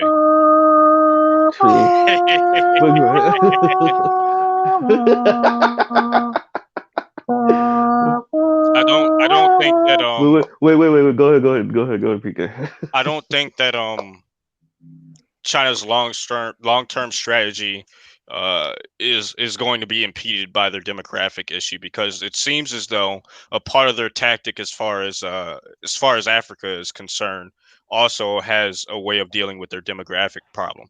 And so what they plan to do is to ship out many of the men that are in China that may be of lower class, by training them, is essentially when they go out there is to form families and essentially intermingle with the local population. They are right now. Africa won't have much of a choice in the matter of whether they like it or not. Because they're going they're ready in East Africa, I'll tell that much. So they're ready. Right.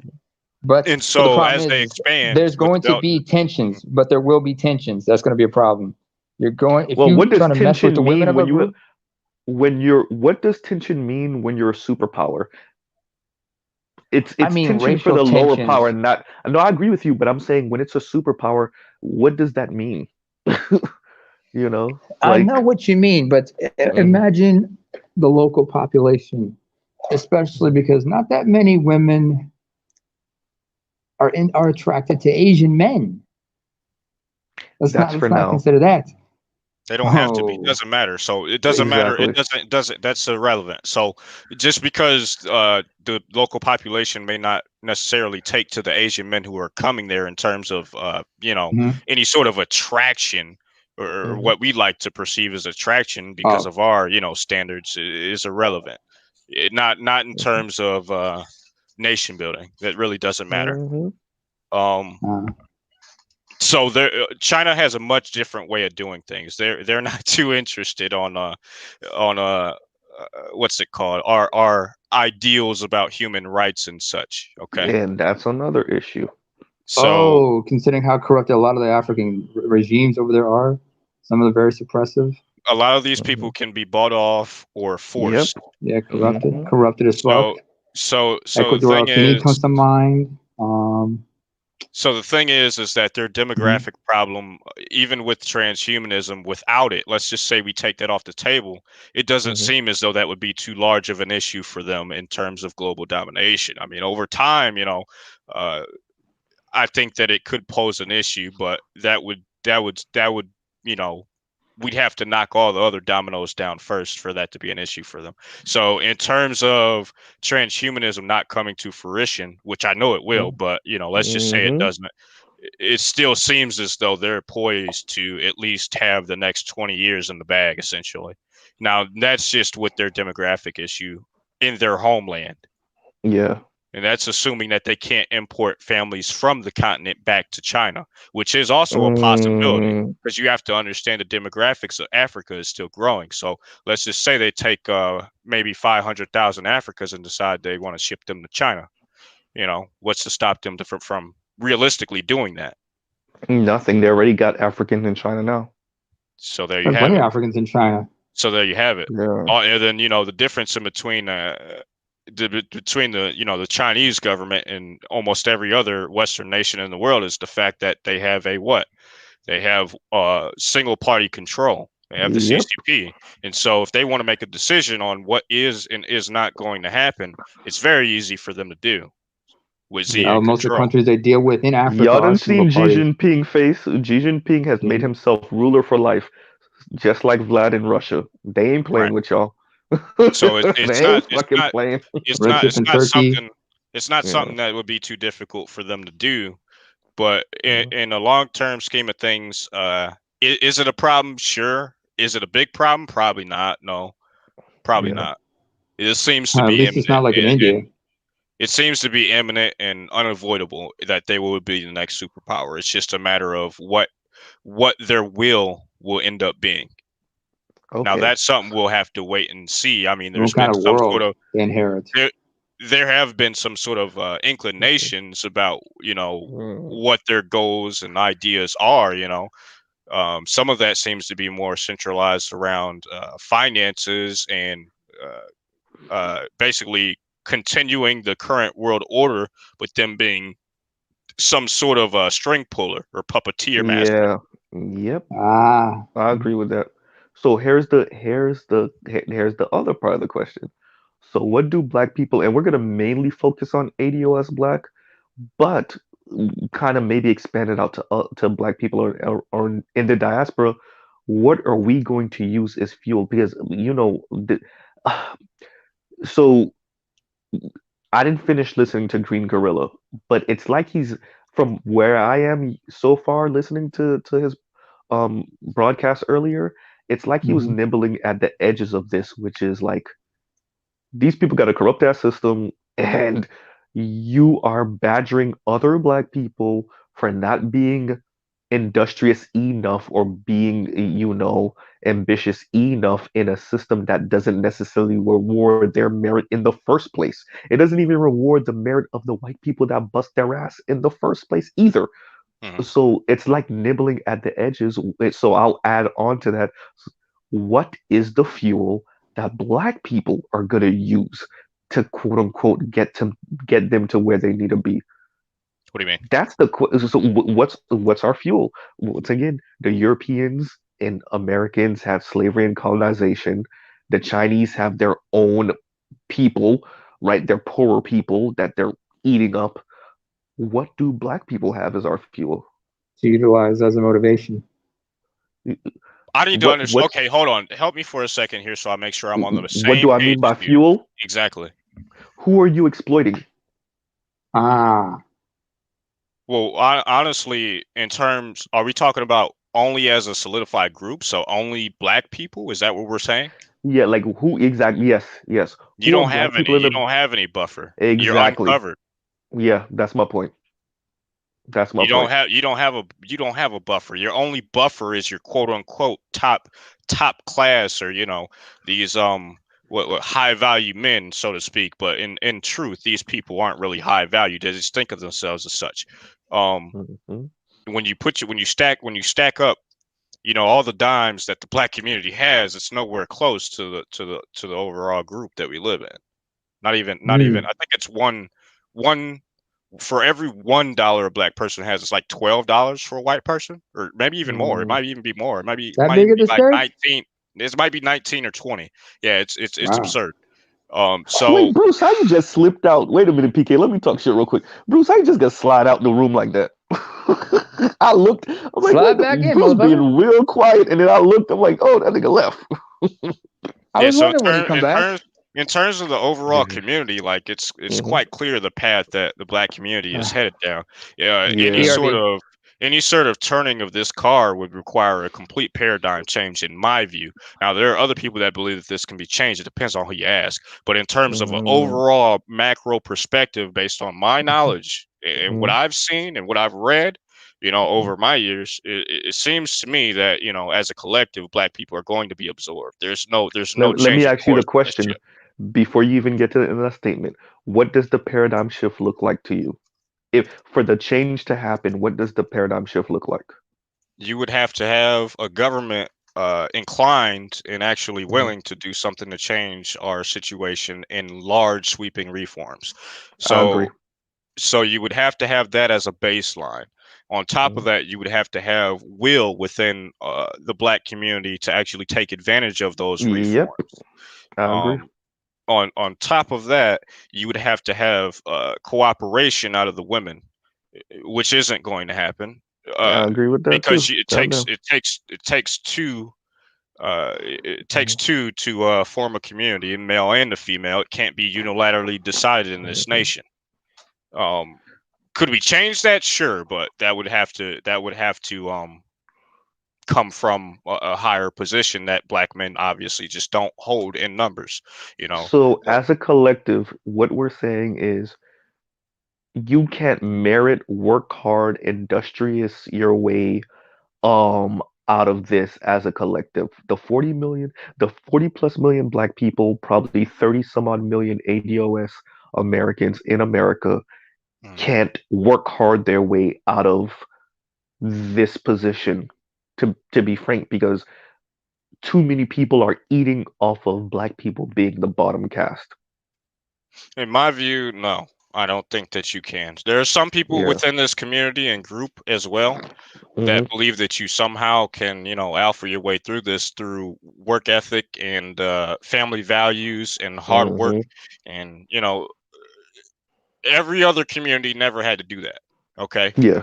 There's no historical reference in any context throughout human history that I've read and I've read a decent amount of human history. I don't have it all figured out, but I've read a decent amount that somehow supports that notion. And so I don't think that it's largely possible, and especially not with our unique predicament in terms of our historical context as far as slave breeding is concerned, and the epigenetic consequences of that. So I don't think that's possible. Now, like I said, there are some hard truth. It's a hard pill. That's a bitter truth. That's a bitter pill to swallow, I guess. You got to chew on that for a while. So everybody on the panel knows I'm Haitian descent, and when I look at Haiti's position, because they fought for their own freedom and kicked ass. Yet did Haitian leaders screw the pooch? And like, yes, they screwed the pooch multiple times. Not to mention, you guys are also isolated. Corrupt? Yes, and that's where I'm going. Are many of them corrupt that have come into power? Yes, but even if you had the best leaders in Haitian history, they still would have been screwed because America and the European powers have to make an example out of this country, right? We got to make an example out of these group of people that actually beat us at our own game in the early 1800s, right? In the early 19th century. Well, I'll tell you what, man. And this is going to sound fucked up, but a lot of people don't think about their strategic position on basically your landmass. Yeah. And the truth is that in terms of Haiti, they did have a very defensible position in terms of outside attackers. But the issue is that you're on a fucking island. Yeah. Okay. One half of an island because they border the DR. Remember? Well, yeah, they border the DR. DR. The DR. Yeah. Yeah, but they have the DR also has its own issues in terms of economics and in terms of long-term economics. You know what I mean? Like you can only grow so large on a fucking island. You got consequences to that. Yeah. You know what I mean? Like your expansion can't really be too large. You gotta wait, PK, don't let me forget the point, because I was tying that to ADOS by saying me being Haitian descent and seeing that, it gives me a perspective that you can't merit your way into the European powers' hearts. You see what I'm saying? They have to make an example out of you. And wait, give me 1 second. Okay. So when I look at ADOS, I'm like, too many people are drunk off of the idea that ADOS is supposed to be the bottom caste of America, right? So when you come to America, it's like white people point at Black Americans and be like, hey, kiss our ass, work hard, do this, do that, and we won't treat you like the niggas, right? And so that to me is one of the major issues, because no one is owed America more than ADOS. No one, not even Native Americans, no one, right? So I think it's a travesty that ADOS is on the bottom, because that's you built the house and then your evil ass brother kicked you out and then let a bunch of other people move in the bitch. Right? So yeah, y'all both built the house. Now he exploited you to build the house. Yeah, I was gonna say I don't know about no. I'm ignoring that. No. But if I'm doing really big picture talking when I'm saying that. But he screwed you to build the house. He lied to you to build the house. He beat you to build the house. Right? He exploited you to build the house. But conned you. He conned you to build a house. And then the second you finish with the last coat of paint, right, he kicks you out the house and then let a bunch of other motherfuckers move in, and then points to you outside and say, hey, if y'all don't kiss my ass, I'm gonna treat y'all like I treated him, right? So that's essentially what Black Americans are dealing with, and I really don't know how you go around that without government involved. And I don't know if you can buy, because it's the Claude Anderson way of thinking about government and economy, right? Can you buy, like, I mean, neither of us are PhDs in this shit, and it's Dr. Claude Anderson, but like, maybe I'm not thinking big enough, but I don't see how you buy your way into changing that. What do you mean? Hold on. What do you mean?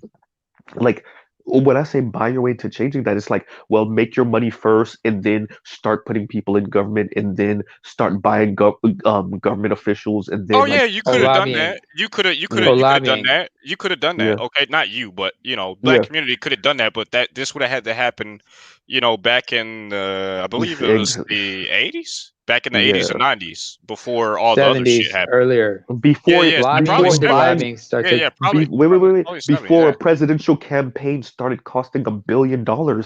yeah. Yeah, like in the 70s. Well, Yeah, not even just the cost. There are a lot of ramifications to that. So it wasn't Yeah, necessarily campaign contributors and whatnot. yeah, Campaign contributions. yeah. True. Go ahead, PK. You know You what? was saying so. I lost my train of thought. I ain't gonna lie. Okay. God, In the he was meantime, right Z, there. Go ahead. hold on. He'll get it back. He'll get it back. Just like if you got Yeah, the win just knock give me a out couple of him, minutes. Yeah, just give him a minute. couple He'll minutes. get his win back. Give him a minute. Mhm. But in the meantime, Z, I just realized something. Since you were talking about who to be made an example of, like China, Uyghur, they have the Uyghurs. Oh yeah, it's pronounced Uyghurs, and they're Turkic. Mhm. In the U.S., it's black folks. Yep. Haitians, Uh-huh. you are the example for the folks on Guadeloupe Mm-hmm. and Martinique. Yep. Yep.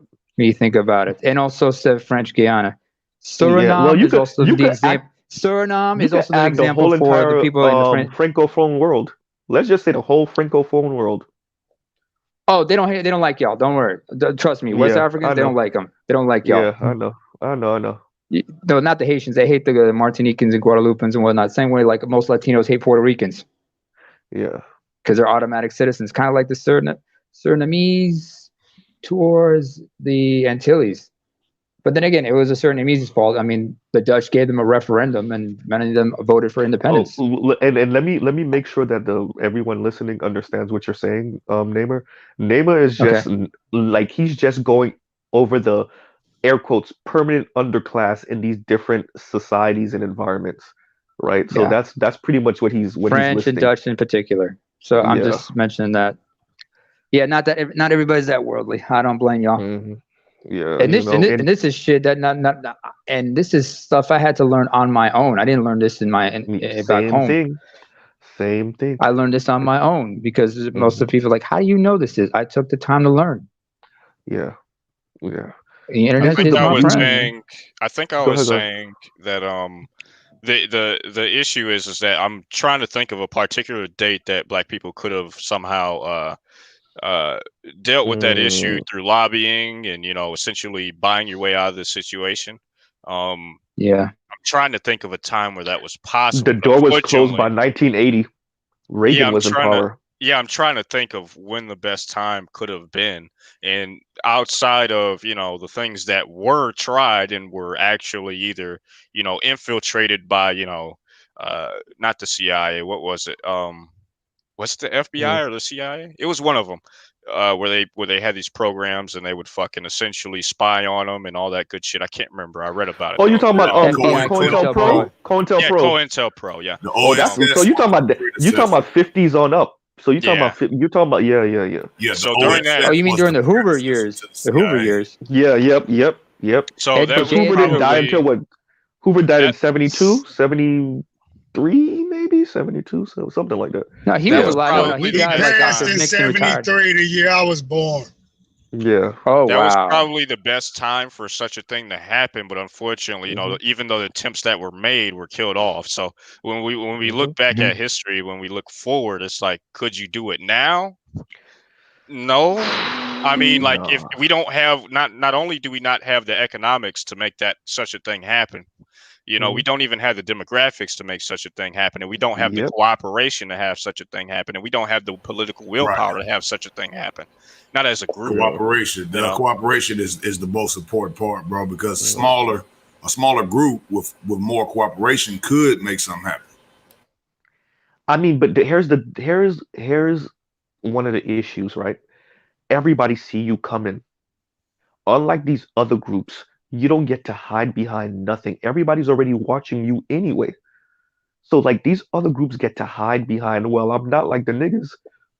You get what I'm saying? So everybody gets to hide behind that. Because everybody's like, well, I'm doing everything I can possibly do to not be like them. I gotta prove to white people I'm not like them. Don't get it twisted. These Asians are doing that shit, bro. I'm telling you, these Latinos. By the way, Bruce Almighty. The Asians been doing that since the 70s. The white people been trying to assimilate them in to get rid of us. Oh wait, Z, I just remembered something. Z, I just realized something. What? You talked about fuel when you were talking about fuel and shit. Yeah. Don't forget, in the Western U.S., it wasn't blacks. It wasn't black folks. They used this fuel as Asians, Chinese in particular. Because remember who was working on the railroads? That's like 4,000 people though. So in terms, by the way, in the chat, if you look at what Bruce Almighty just posted in the chat, he posted the Great Faulkner Initiative, and I'm not one of those people who would knock it, because honestly, that is a good tactic, but it can't be the only tactic if we talk about Black progress as a whole. In my view, I do think, however, that would give us a stepping stone to move forward as a community, but that's only one of the things that would need to be implemented for us to be able to successfully move forward. However, there should have to be a multi-pronged assault. It can't just be a single concerted effort, because unfortunately we've gotten so far down this fucking path that at this point you have to eliminate multiple targets to get to the goal. And almost simultaneously. It has to be simultaneous. Basically, this has got to be a Tet offensive. So that's why I say, I just don't think anything's possible, of course, because possibility is limitless. But in terms of, I said anything is possible because, of course, possibility is limitless. It has no limit. You can essentially achieve anything with unlimited possibility, because possibility is essentially infinity. That's what it means. Okay. Yeah. But when you talk about things like probability, when you have when you have certain things happening, is it probable? Nah, I don't think so. I don't think that the Black community getting out of this situation unilaterally is certain constants, and it's a mathematical. Yeah, you're talking about mathematical equations with full of. Well, like potential energy versus kinetic energy, right? In other words, it's a very complex mathematical equation where you have all kinds of variables, but there's only a handful of constants. It's not. I mean, in that thing, that's one of the issues we're dealing with. Absolutely. And so, when I have the mathematical equation, what says because you're talking about possible and probable. Yeah. But when I have these conversations with, we were talking about the paradox of relationships, but then again, we multifaceted motherfuckers. Right. When I have these conversations with brothers online and in person, it's just it's difficult because you ain't trying to be the Debbie Downer, bro. But I really I don't take glee in that shit. I really fucking don't. But sometimes you hear brothers talk, and it don't matter what level of education or lack thereof, you just be like, but nigga, that's not gonna work, or that's so ahistorical, or that's not factoring the economic environment we find ourselves in right now. This is, and that's what I was tying transhumanism to, and just, bro, this shit's about to go pick your this problem will resolve itself, in my view. Yeah. It's not something that Black people will need to necessarily change. Of course, we have the desire to change it because we don't like our position here in America, which is, clear, to be honest. What I was thinking, brothers, was that we could also take a little knowledge and a little, direction from some of the other minority groups who have been able to make a path with smaller numbers, but those voices are being loud, and then they're moving in one direction, more so or less. What do you mean? Look at the for example, I had said earlier the La Raza movement, for the Latinos. race, right? Yeah.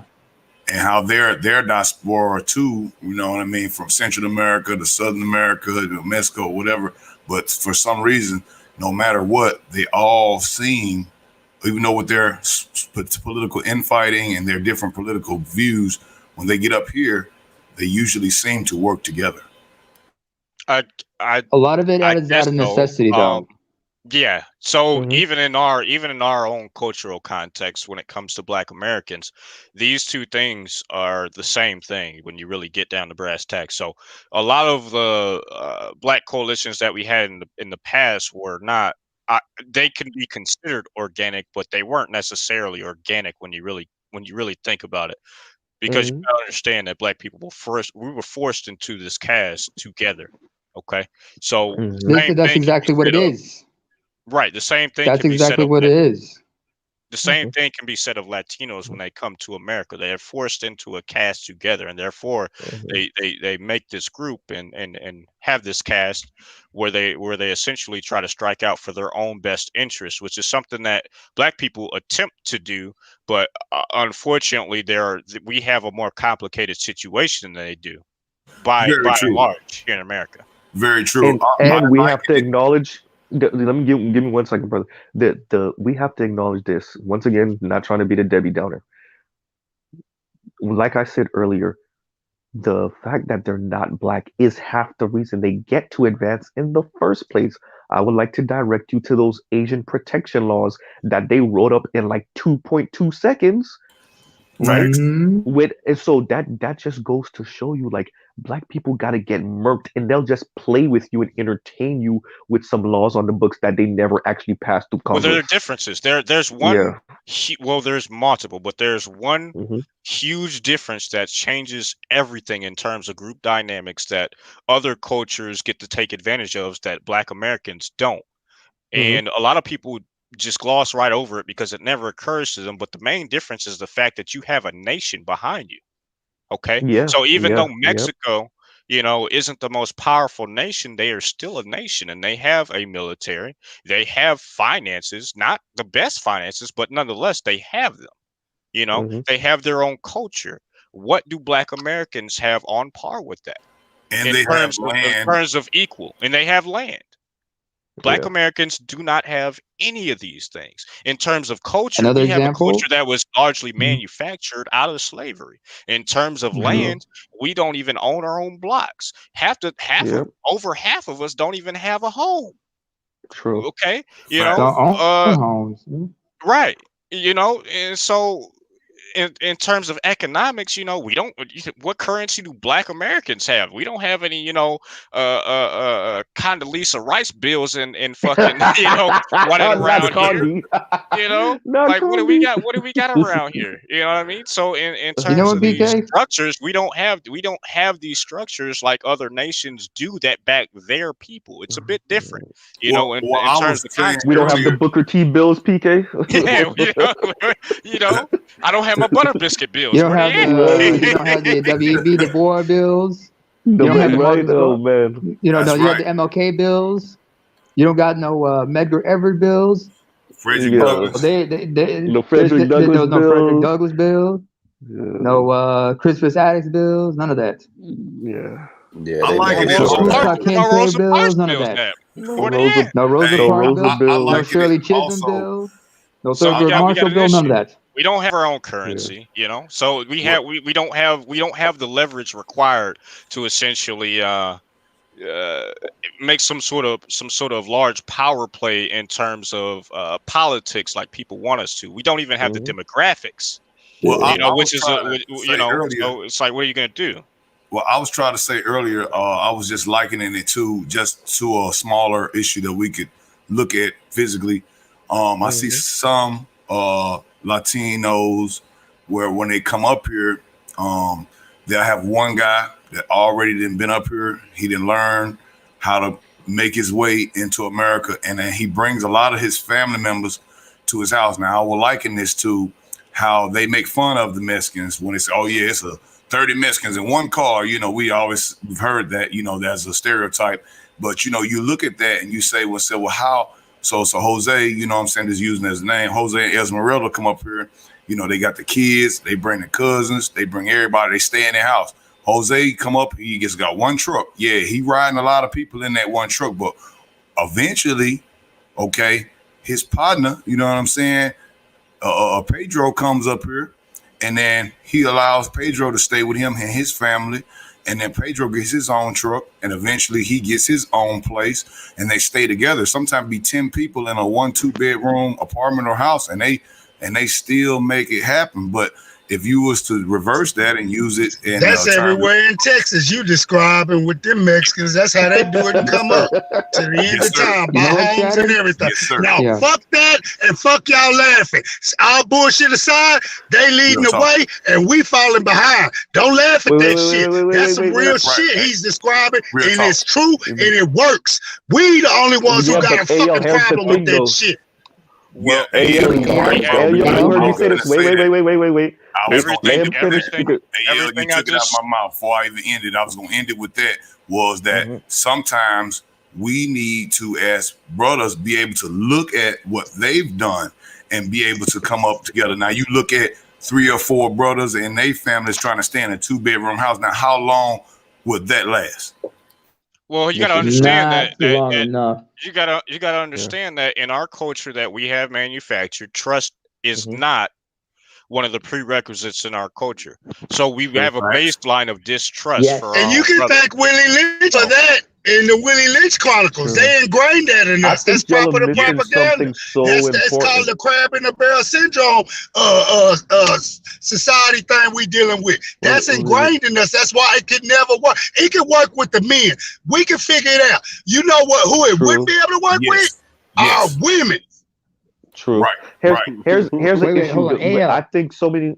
Wait. Give me 1 second, PK. Okay. I'm not PK, but I'm Nema. Here's something I think y'all missed. Big time heavy. AL, you heard me say this. PK done heard me say this. Black Americans are the most American Americans in America. The people you see homeless the most when you look at homeless people are black people and white people, and it's many black men and white men. Why? Because they're the more American. By and large, it's because they're the most American Americans in America, which means they subscribe to all the American tenets that's written and unwritten, right? So these Latino groups and these Asians, they're not considered American in the same way. So they get to play around with what parts they want to pick from their home culture and what parts they want to pick from American culture. So what they're not picking from American culture is when your kid turn 18, you kick them out, or when they turn 20, definitely they out the door. They're not picking that. They are picking to be in the house 2, 3, 4, 5, 6, 7, a dozen deep, right? Which is very anti-American culture. And when I say anti, I don't mean like it's really anti, but it's not what the average American would consider an American versus way a of living. single family home, Exactly. American type of life. Exactly. And your kid shouldn't be in your house at 35 years old, right? But in the Latino community, especially, I live down here in South Florida, it's not just a Mexican thing, even in the Cuban community, and you, even as a black diasporan, Haitians and Jamaicans, they kids staying in their house up until 35 or whatever. If you ain't married and you have no kids, why am I kicking you out? And you exactly. That's what exactly. That's right there. Right there. You said it right there. You said it right there, PK. I'm sorry, Z. Yeah. They don't leave the house until they get married and have families of their own. Until they get married. So and that's an African thing too. You see this in many African families. We don't. Black Americans don't have that structure. Okay. Yeah. And that was my point. That was my point. Go ahead. Yeah. A lot of times I was thinking, just from my experience, you're 100% right, and that's what our black culture tells us. And I've been there. You know, when you're a young black man in the house, and you're young, okay, if you're not going to college, if you're not having a job, or if you're not, whatever, usually your black family, usually matriarchal, they are going to force you to leave the house. And that usually, I'm not saying it's bad or good, because I think it was good in my part for a certain extent. But if you look at it in a total way, like we're looking at how the other cultures do it, they don't do that. They make sure that they also are there for their children, even if they're not married. Like I say, in Africa, that's not how they operate. Yeah. Well, what's the main baseline? Well, I am the only African in here, so maybe I could I could explain that better.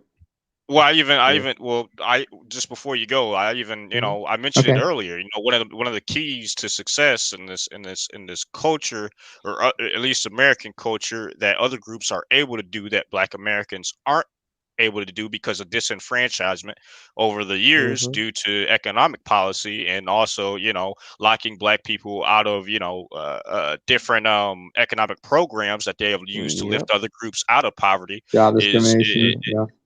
Is a result. You know what I mean? So we don't have these. I think we don't have these it's a protection mechanism as well, because it's sometimes in these places where it's like you said, low economic outlook.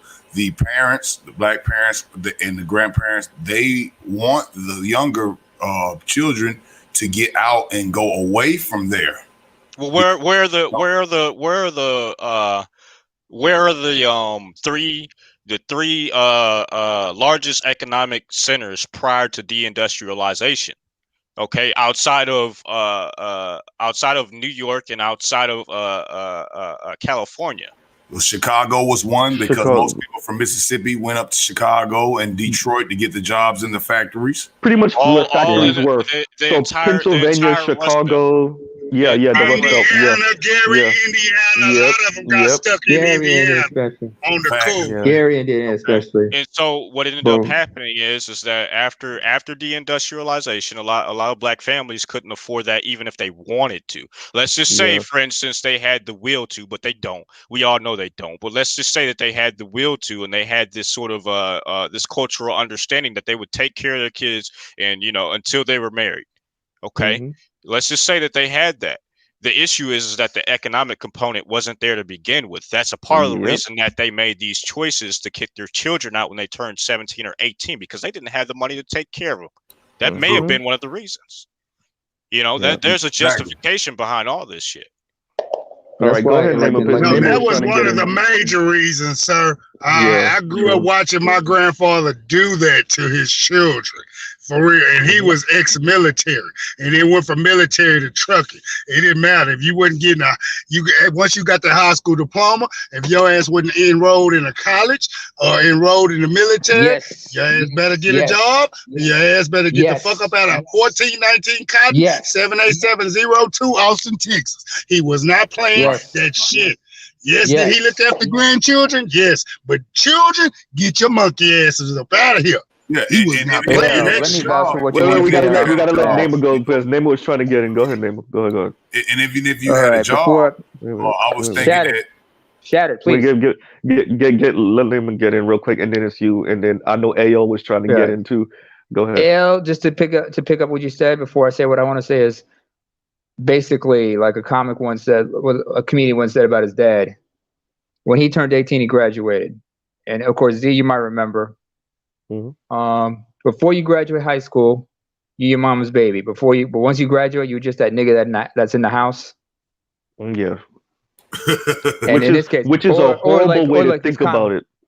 Yeah, or like what this one comic said was basically said like when I turned 18, my dad sat me down and said, "Listen, you got three options. You can go to college, you can go to work, or you can go into the army. The key word is go out my goddamn house." Now, what I want to say is, when you talk about immigrant families, let's not forget about South Asian and also African families, for that matter. Especially if you like Ethiopian, Eritrean, or in some cases Somali. Yes, I'm going to bring up the East Africans. I can't say anything about West Africans, but what they do is. But also, I noticed this in Asian cultures, especially like South Asians, like Punjabis, Sikhs or whatnot, or Hindus or whatnot, especially the Sikhs. You will have, if somebody's going to go into, anyone who gets involved in something, they will make it a point to support that person as best as they can. So when that person has aspirations to do something, they make it a point to support that person the best way they can. And that's the one thing you don't have in the ADOS community, is a support network. Just like what he said about Latinos when they first come into this country, other immigrants are doing the same thing. And the thing is like, a lot of them, they're not that many, but they're spread out all over the country. So anytime somebody's relatives need some like and in fact they got their own social networking before there was social media and shit. To be fair, so anytime somebody's yeah, I know. To be fair, you know, go ahead. You know, so. But so when sometimes when somebody new arrives in the country, he's gonna have like cousins or whatnot who's gonna expect him, and they're gonna introduce him to other people within their community, so they know they got somebody there. So if they have to go to another city or something like that, and I've had this experience here in Europe, in Scandinavia, because through my own family, I know that there is going to be some distant relatives, or there's going to be relatives of relatives, or acquaintances, or whatnot, in other parts. So if I ever get into some situations, or if I ever get lost, or if I need to relocate someplace else, I know there's going to be families who's going to have my back one way or another. Just like they know that if they come here, they can reach out to me, and I can just, provide them with the info they need to help them get acquainted with the situation, how it is over here.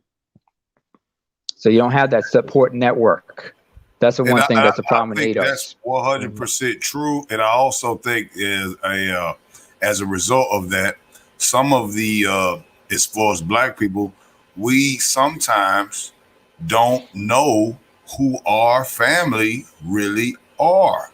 And that that's another thing, because I've met some of my family in Houston that I never knew that were living in Houston as I was a grown man. And I said to myself, why is it that we never knew who each other were? Like, if we would have knew this years ago, and a lot of times it's because of the situations, people don't know, Uncle Billy down the street, you thought that Uncle Billy was real uncle, but Uncle Billy really was your daddy. Well, yeah, there's a lot of issues going on with that, and a lot of people don't have the finances or interest in looking up, and I wouldn't blame you, to be honest, looking up the history of your family tree and what may and may not have gone on inside of your own, inside of your own family. Because the truth is that believe it or not, there was some interbreeding that may or may not have taken place in most Black people's genealogical line in terms of slavery.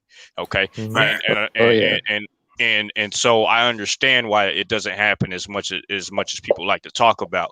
And not only that, when you start to think about what happened after slavery, and when people eventually left the farms, and had to essentially go in the factories, not everyone left. Not everyone left. Okay. Yeah. And so you had sharecropping situations all over the most Black people still live in the South. Right. Oh yeah. Sharecropping was definitely a thing. And not only that, I've seen some people chime in on it. But I've not seen as many, but some people in Louisiana, Mississippi, where they were doing sharecropping, basically hadn't even known that the civil rights movement had even occurred, haven't even known that certain laws have been passed that, Black people can, be free and do what they need to do and vote and do everything they need to do, because they were staying on that plantation, like you were saying, with the sharecropping, and that they never knew. And some of them had to escape even recently. This is all. I'm speaking only particularly about the Reconstruction era. And what took place during Reconstruction. It's from 65 to 77, 1865 to 1877. What I'm saying is in the 90s, from like 1940s, 1930s, especially in Mississippi and in Louisiana specifically, I'm sure Alabama, Arkansas, Georgia, I'm sure they had the same thing.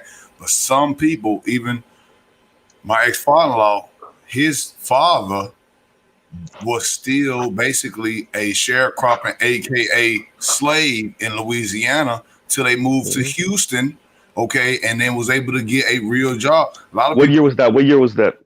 Man, or if you know, he was my ex-father. He's like probably like getting up into 60. So his grandfather had to been back in. Dad that came to Houston in the 30s, huh? Your people had to come to Houston in the 30s. Yeah, it was like back then. So yeah, it was like back then in the 30s. So those Louisiana plantations still had brothers out there and sisters that was basically sharecropping. And sharecropping is a word of slavery. It's just a new slave after the Civil War, like you were saying, the Reconstruction. No, you're right. You feel me? Where they basically say, well, you can have your crop, but you got to pay us for the seed. You got to pay us for everything, the mules and everything before they brought the tractors. And then now by the time you that's get to indentured service right there. Season, well, look, by the time you get to the end of the season, you owe them. You gotta pay them money. And don't forget, every time you went to the little market, it was their market, i.e. So whatever you bought out of their mercantile, they marked it off of what the hell you owed them, and then they marked you up. They was marking our people up 150%, and we didn't even fucking know it. Wait. Yes, sir. So it's AO. After you finish AO, because I want AO to finish up, as he's been trying to get in for a minute anyway. But go ahead. Hey, can somebody get in? What's his face? I think was it Ron? I think Ron was trying to get into the chat. Who can let him in? He's in the background. Yeah, I let him in Pacifically. It gotta be Charles. Yeah. Oh, Bruce, you back? You traitor motherfucker! You. Oh, jumping off the panel on us. And look. Yeah, he snuck in when you weren't looking. Say, can y'all hear me pretty good? No, you good, AO. We always you pretty good, AO. Yeah, you good, AO. Come on, AO. I have to make sure all my volumes right. You know how BGS say my shit never sound right. Nigga, yo, I thought my mic was loud. God damn, AO, your mic be loud as fuck. I'd be like, oh yeah, that's definitely AO. That ain't my mic, Z. That's my mouth. That's my mouth. But go ahead, AO. You were saying some real shit. Go ahead. No, man, I was just piggybacking off of what my boy was saying, and that's real shit, man. If you was from down here and your people was down here and they used to tell you them stories, and you sat down and paid attention and wasn't just letting it go in one ear and out, that's why you feel like you feel when you see how these white people be doing, and you don't play with these white people. I handle them like long handle spoons. And I look them dead in the eye when I talk to them. You know, I had a goddamn law walk in the store the other night when I was I just got off of work. I'm trying to top off my tank. And he looking at me, staring at me. And I'm standing here as I'm walking across the pump. So I salute him and I wave at him like I always do any law. I give you the middle finger. That's how I tell you hello. So he bring his ass in. He bring his ass in the store and he just want to start talking. I said, hey, what's going on? Now, at first, he was talking to some females, and he said, what's going on, young man? I said, who the hell you calling young man? I'm probably as old as you. Right on. Who the hell you talking to? And then I called that his name. Wrong decade, motherfucker. A long story short, when it was over, he was wanting to buy my drink. I was like, no, you ain't buying a goddamn thing. I carry my own weight in this world. My legs stand vertical just like yours do. No doubt. You should have been like, and my third leg is bigger than yours too. Ask your wife. Nah, I didn't have to go that far with him. I kept him at bay and kept him in check. Here like that, Z. Right. I mean, unless you want that smoke, you know. Yes, sir. No, I don't want that smoke. Sir, I just want to say this. I'm going to say this. They insecure. Welcome to my tribe, brother, because now you become my uncle. You are my uncle now. I'm like, damn, I should have learned a lot from you when I was younger. You're like one of my favorite uncles now, man. You like that sometimes. So what situation? A lot of times we don't hear a lot of the voices like AO and a lot of other brothers on the channel. We don't hear those voices, man. That's speaking. No, I agree with that. You feel me? Well, that's the beauty of this space, and that's what we were talking about earlier. I don't know if you heard, Shatter, is that so that's what 16-year-olds, 15-year-olds that find themselves in this space, what they're getting is constant barbershop, right? So instead of them going to the barbershop, they mom giving them the little $20 to go to the barbershop shop every 3 weeks or 2 weeks or however it go. They're getting constant barbershop now. So what we're doing is actually one of the good things that's coming from the internet. If they find themselves in the right space, though, if they find themselves in one of them hurt guy spaces where all they do is talk shit about black women, then that's an issue. Somebody do it. The hurt space go like this. Right? Hey, that's the hurt space. On that one. I got you covered on the Maxwell shit. All right, leave the Maxwell shit to me. That was that Maxwell for sure. Remember? I'm the one with the high voice. I can do that hit. I can hit that note. Don't worry. Wait a minute. You gotta sing the whole thing. That's the Hurt Space theme song. That's the Hurt Space theme. I will start singing if this woman's work. Yeah, I gotta make I will a song sing it. on that one. I will sing it. I gotta make a beat on that one. No. Hey, y'all done messed up. Cause y'all got Bruce over here playing that Mario Winans. What is it? Winans? I forgot. But yeah.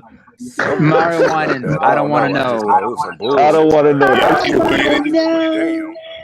Oh my God. But say, somebody echoing. One at a time.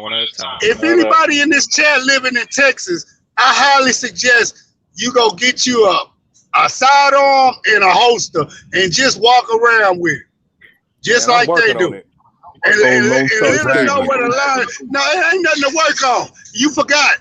That dumbass handicapped goddamn paraplegic ass wheelchair walking son of a bitch, he passed that motherfucking law. You can walk around this state is officially Wild Wild West now. No more concealed hand carry permits, no more this, that, do you wear the holster or not? No, he opened that shit up. Wait, who passed that? You did. I did hear who that. passed that? You right. The handicapped ass governor, Abbott. Oh wow, Abbott said y'all ain't rolling up on me. Yeah, and look, I'm gonna tell you, before he even passed it. Somebody echoing. Wait, before you finish That's me. Let me turn down my volume. All right. Okay. Hey, what I was saying, AL, is but even before he even passed it, I keep my sidearm on me, and I run my own fireworks stand. So a lot of times they be trying to rob these stands, so I make sure I keep my shit on me. A customer, brother, and he said, "Hey man," he seen my pistol on me, and he was like, "Hey man, why you got that pistol on you like that?" You know, I'm like, "Hey bro." You know what your answer should have been, and hold on, I want to help you on this and help everybody listen. When somebody starts questioning you, you close your mouth and you say Fifth Amendment. You do not discuss shit like that with them. They don't need to know if you legal or illegal. As long as you got it on your hip and it's got a holster in it, that shows you legal fucking enough. Nearly all these motherfuckers want to question you, and especially if a cracker run up on you, Fifth Amendment. I ain't got to answer shit. You see me in the act of committing a crime, trying to commit a crime, or committing a crime? No, you do not speak to me, public servant. Second and fifth. You have to learn how to handle people with your etymon, gentlemen. That means the art of spoken word, language. And they try to use language to get you to enter into a contract. And that contract is meant to get your ass incarcerated. See, don't answer questions. If you know you in the right and you ain't committed no crimes, do not engage in contact with public servants. Or Anglo-Saxon Caucasian. I was a teenager. And look, I'll tell you, that's 100% right, brother. And I told the brother, I said, man, hey, man, look, it's nighttime. I'm out here. People like to rob. Hey, man, I just got this for safety, man. And I don't want you to think that your kids is uncomfortable or you or your wife uncomfortable. I'm not finna pull no gun out of you or a spending money customer, and you is not doing nothing to me. But at the same time, you know what I'm saying, on 290, they just had a whole motherfucking robbery, motherfucker, two people killed. And then also I've had off-duty police officers, sheriffs, constables come over there and also be in my protection lane. And I always tell them, you know, they don't even question. They don't like, oh, where did you get that gun? You got your license. They ain't saying none of that. They like, okay, yeah, bring your gun out because I need. Real quick. You down there in Harris County? Hold on, AL, real quick. Let me say this and then hop off because I gotta go to sleep. I hope you guys have a great night, and Charles, you a bitch for leaving. PK, don't run off, PK. Come on, bro. You're even bitch for staying. So you like. All right, y'all take it easy, man. Have a good night. What I wanted to say was this. What I wanted to say was, because when you hear PK, you hear AL go off like this. Shit, AL's like a shotgun. You know what, AL? Literally. You know, AL? Your theme song should be Junior Walker's Shotgun. And see, it's funny that you say that. In Mossberg, I trust. I don't go nowhere without her. I don't go nowhere without my pistol grip pump. My pistol grip pump stays with me. Let me piss AL off anyway though. AL, your state about to be purple as hell in a minute though. You know that, right?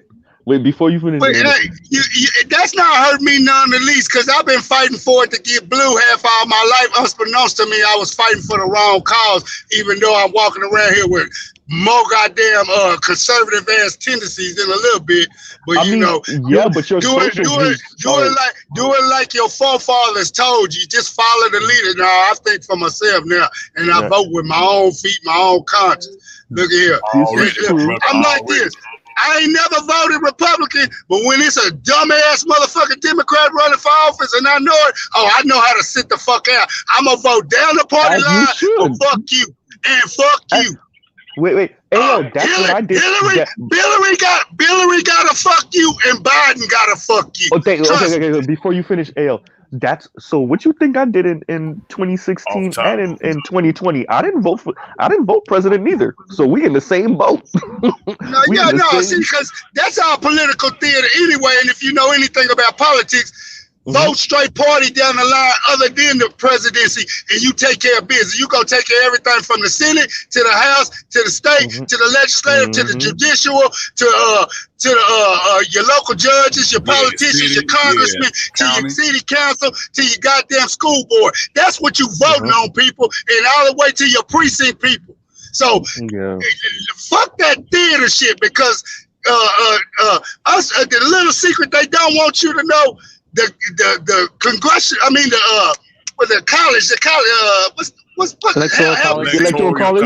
Yes, the electoral college is who elects your president, not us. And that bullshit, one man, one vote. Yeah, damn the party line to get all the rest of the shit done. That shit don't mean a hill of beans when it comes to your goddamn president. Not shit. So and that's what they don't want you to know. Because AL was right. Okay, Hillary won the popular vote. She lost the electoral college. And if you look at, and I want everybody to do this, don't look at the map by state. Look at it by county. If you look at the map by county, if this was Bloods and Crips is getting their ass handed to them. Crips stay dead, because it ain't nothing but bloody Sunday all over the goddamn United States of the corporation. Crazy. Bloody Sunday. Y'all, if y'all look at, for all of y'all, go into Google, type 2020 election by 2020 election by county, and then type in 2016 election by. Bruh, that shit is crazy. But tell them why that is, because most of these urban black people that don't understand politics don't know why it is. You have to explain to them why those counties are red. Your major cities are blue as fuck, but your your BFC that's where you counties, be, niggas. Wherever it's blue, niggas, in that's your where major you be. cities, exactly. And everything outside your major, so like for me in South Florida, and AL know about Florida too. So Dade, Broward, and West Palm Beach County are blue, and we got maybe like another 5, 6, maybe 7 counties that are blue outside of that. And in Florida, it ain't enough for y'all to carry that state. Exactly. Just like until everybody gonna be ripping on me and tell why y'all always red. Well, bitch, go look at the county maps and figure that hoe. And where it's red, it mean it's rural. Where it's rural, it mean it's white. Where it mean it's white, it mean it's controlled. God damn it, it's common sense. Wait. And let me get the favorite. Let me before you finish, but let me get this out. Let me get this out because I want to get this one more comment. Everybody look at California like that state blue. Y'all need to go look at that state again by county. LA is blue as fuck. And maybe a few more counties, and then the rest of the state be redder than a motherfucker. All right, blood game. Why is that? Like we just said, where them crackers be is gonna be red, and they in the rural counties. Yeah. We don't want to be in the country no more. Remember, niggas don't like heat, they don't like the sun, and they don't like physical labor.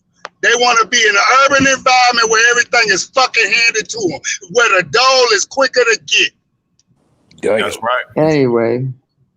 Anyway, let's not forget they've also been like especially on the state level, a lot of these politicians have been, based on the party loyalty, have been rearranging the voting lines and whatnot. Yeah. Like they, But and you know why they doing that? Because they try to make Texas scared. blue. Al, hold on, Uncle Al, hold on, Papa. Can anybody hear me?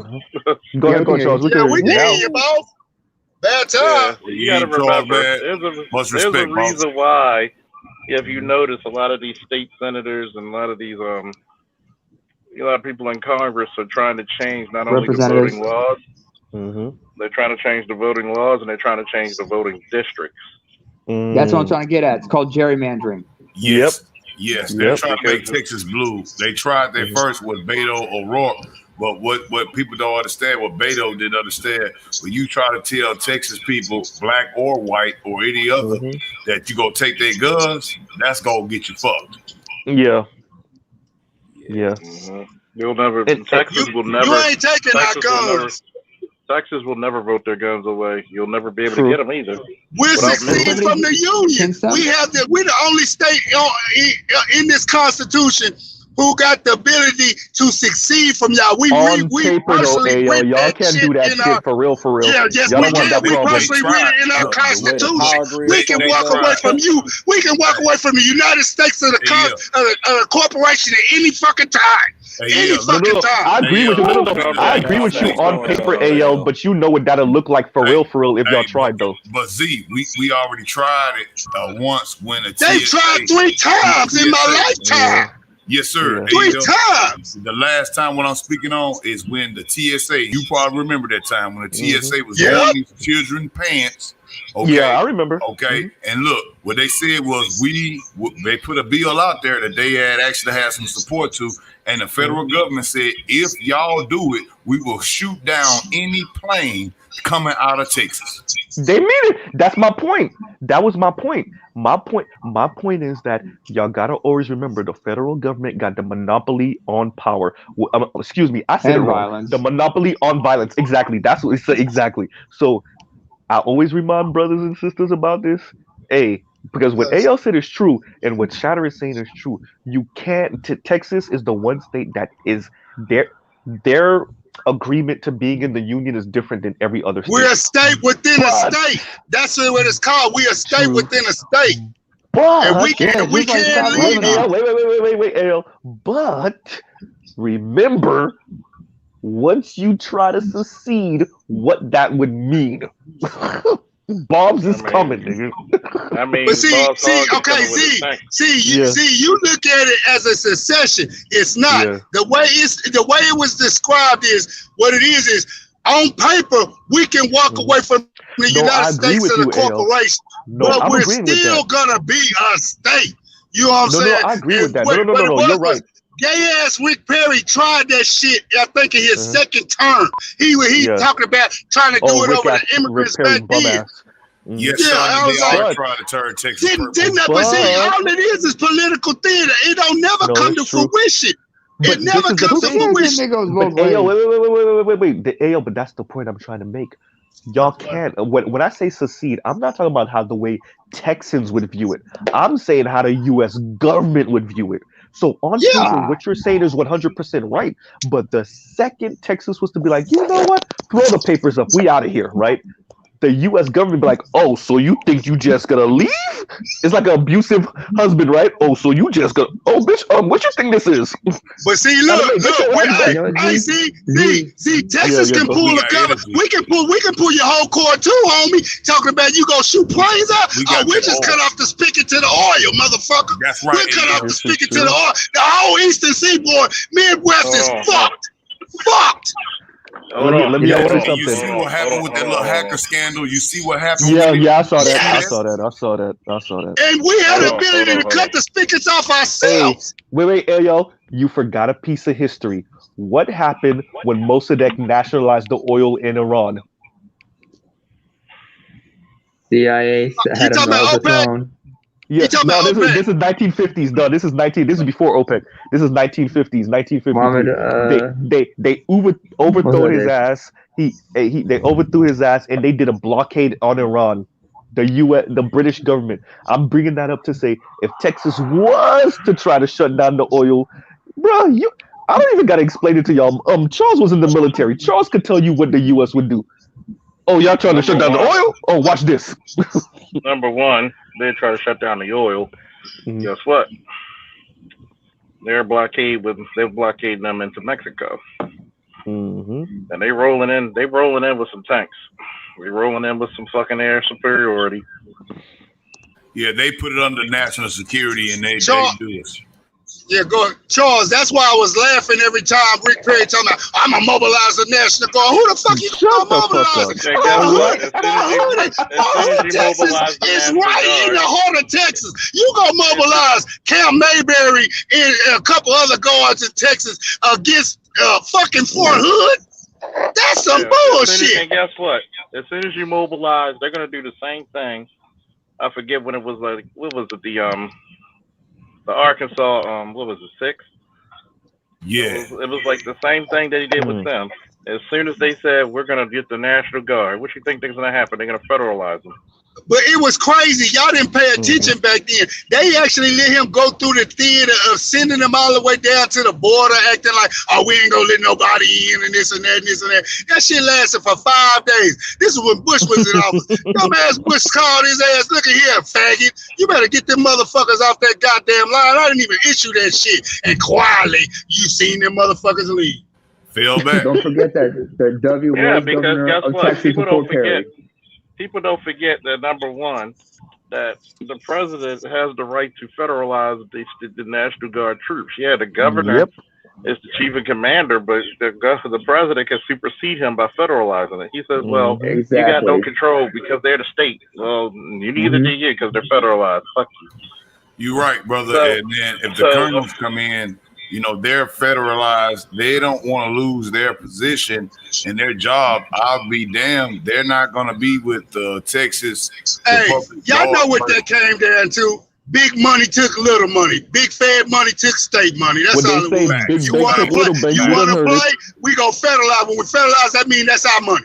Our money bigger than your money. You need our money to be subsidized, to be absorbed within your state budget year after year. So keep playing. Keep playing with me, Rick Perry. Then you got to remember, see, where Texas got a lot of oil, where did they get their water from? Shit. Most of our water come down that Colorado River, though. Look, T-Bone Pickens got the biggest aquifer damn near in the whole fucking country. Well, he done bought it up. He done bought it up from Texas, Oklahoma, through the Midwest, all the way back west. T-Bone Pickens ain't been playing with he been doing this shit for the past 15 years, and people been acting like they don't want to see it. He got the you got to remember, on top of the shit. But hold on. Y'all got to remember, when it comes to war, you may control the oil, but if I control your water, who's going to need which sooner?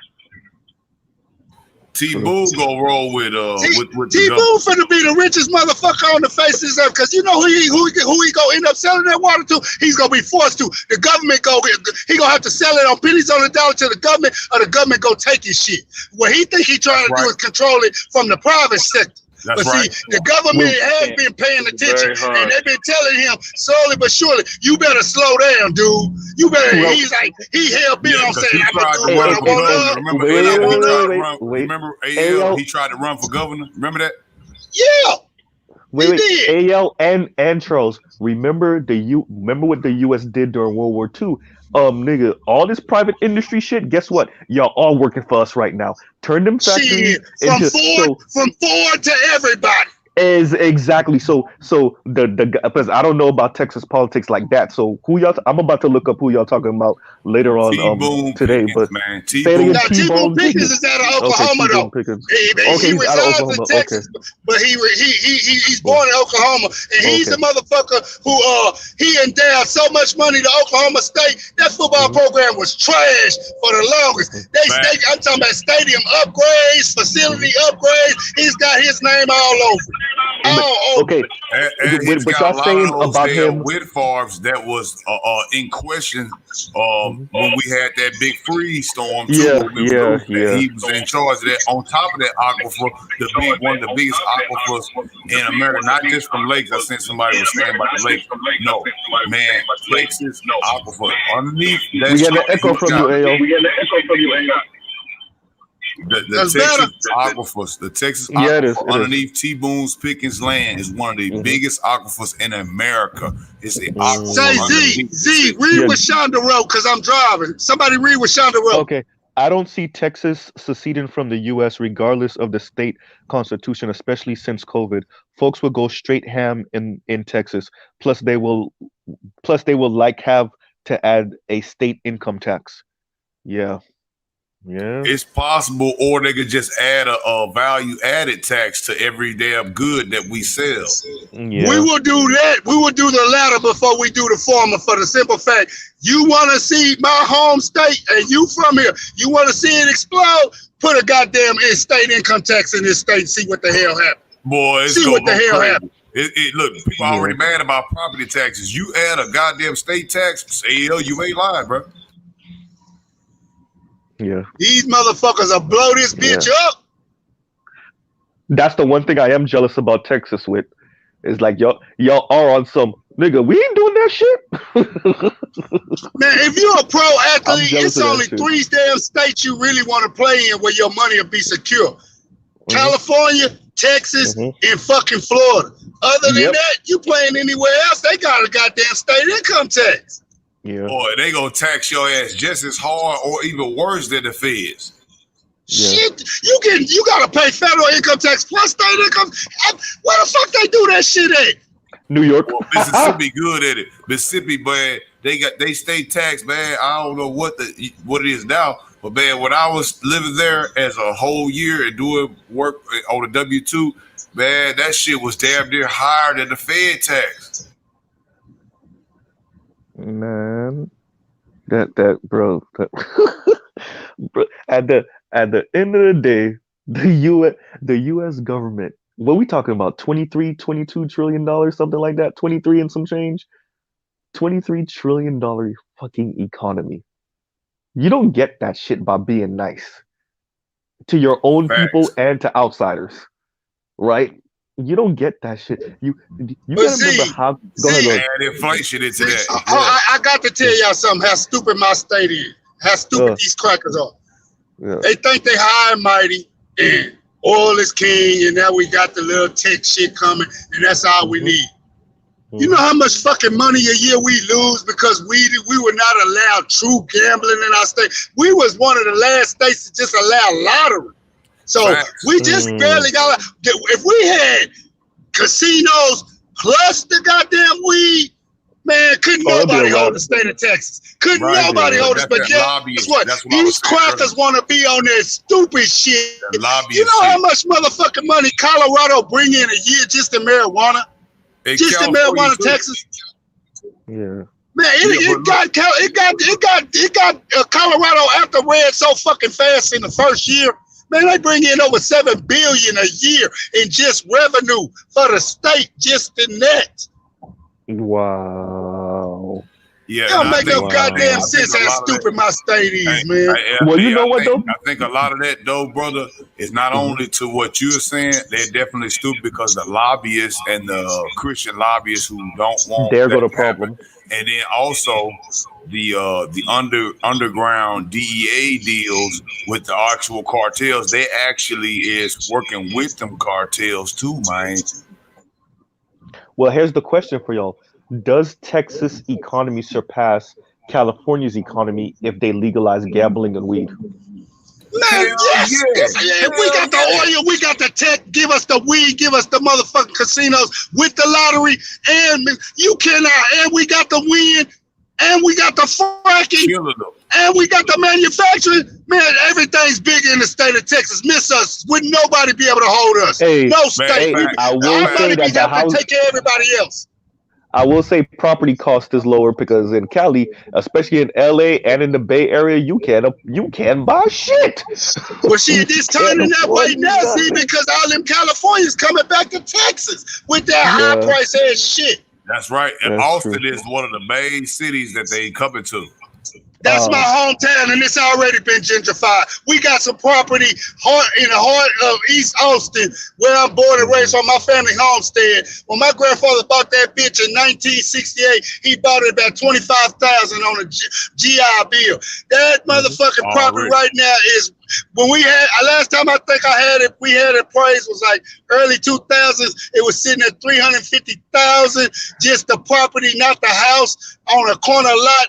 I'm pretty sure it's in the 750 marker now because they got McMansions, and I'm 5 minutes from the University of Texas, 5 minutes from the Capitol.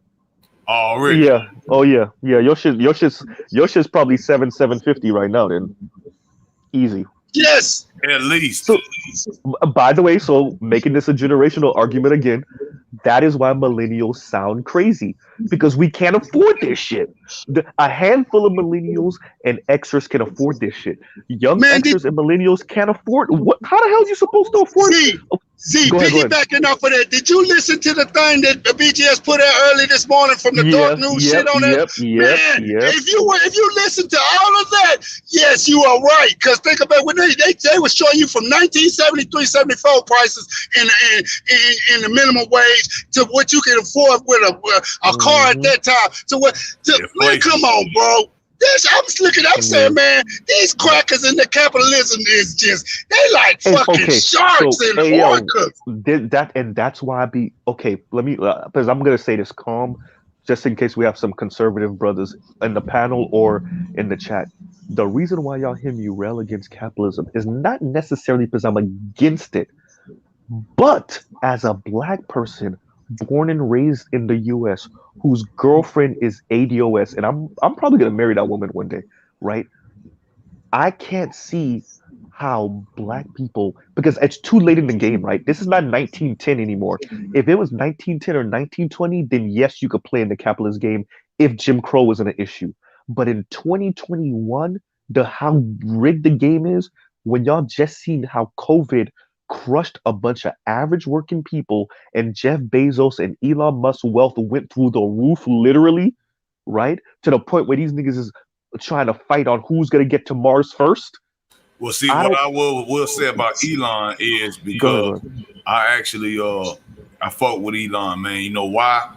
Because if you really look at what he done, with the PayPal, when he sold his shit, and then he had SpaceX and Tesla, and all his accountants said, look, you're gonna have to get rid of one of these companies because you about to be broke. So he sold his house, moved with his homeboy, and said, well, I got 1 month of capital. What the accountants say, if I can't get this damn NASA deal, is that before the hair surgery or after the hair surgery? I'm fucking with you. I'm not sure. I'm not sure. But, hey, you ain't shit. You ain't shit. But look, hey, I feel you. Hey, I feel you. But look, what I was saying was when he had that Gigafactory out there in Cali, and they had the COVID, what we speaking on. So some of his workers now, they claiming unemployment. They don't want to work. They ain't got no COVID. They ain't sick, but just because the news is saying whatever. He moved his shit to Texas. Oh yeah, I remember when he gave California that that middle finger. I'm not mad at that man for doing that. Now you look at Bezos. Now you got more money at that time. His Tesla stock and SpaceX stock was not as much as Amazon stock at that point. So you look at, you got all this money. How do you not have the contracts? Even Bezos got mad and filed a lawsuit. Yeah, well, Bezos is a fucking super douche, number one. But go ahead and finish that because I know where you're going with that. My bad for cutting you off. What I'm saying is that Shepard, his rocket, right? Now you look at Elon. Yeah, he blows up a lot of shit down there in South Padre. Well, really in what they call that motherfucker? Coral Gables. Boca Chica. So he blows up a lot of shit. But one thing about it, as an engineer myself, rather than do what NASA does, where they let Boeing and Northrop Grumman and some of the other ones. All the Aero, the plane companies, pretty much. Basically the military industrial complex. Lockheed, Lockheed, McDonnell Douglas. Yes, sir. McDonnell Douglas, Hughes, everybody, right? So if you look at them, where they is charging, we are paying for this because NASA's buying their shit. So you mean to tell me that they gonna say, well, we gonna just drop this tank into the ocean? This motherfucker damn near costs $1 billion fucking dollars. And Elon said, well, hold up. We could probably do it for less, charge them. And we'll do re-entry fee. We'll do re-entry.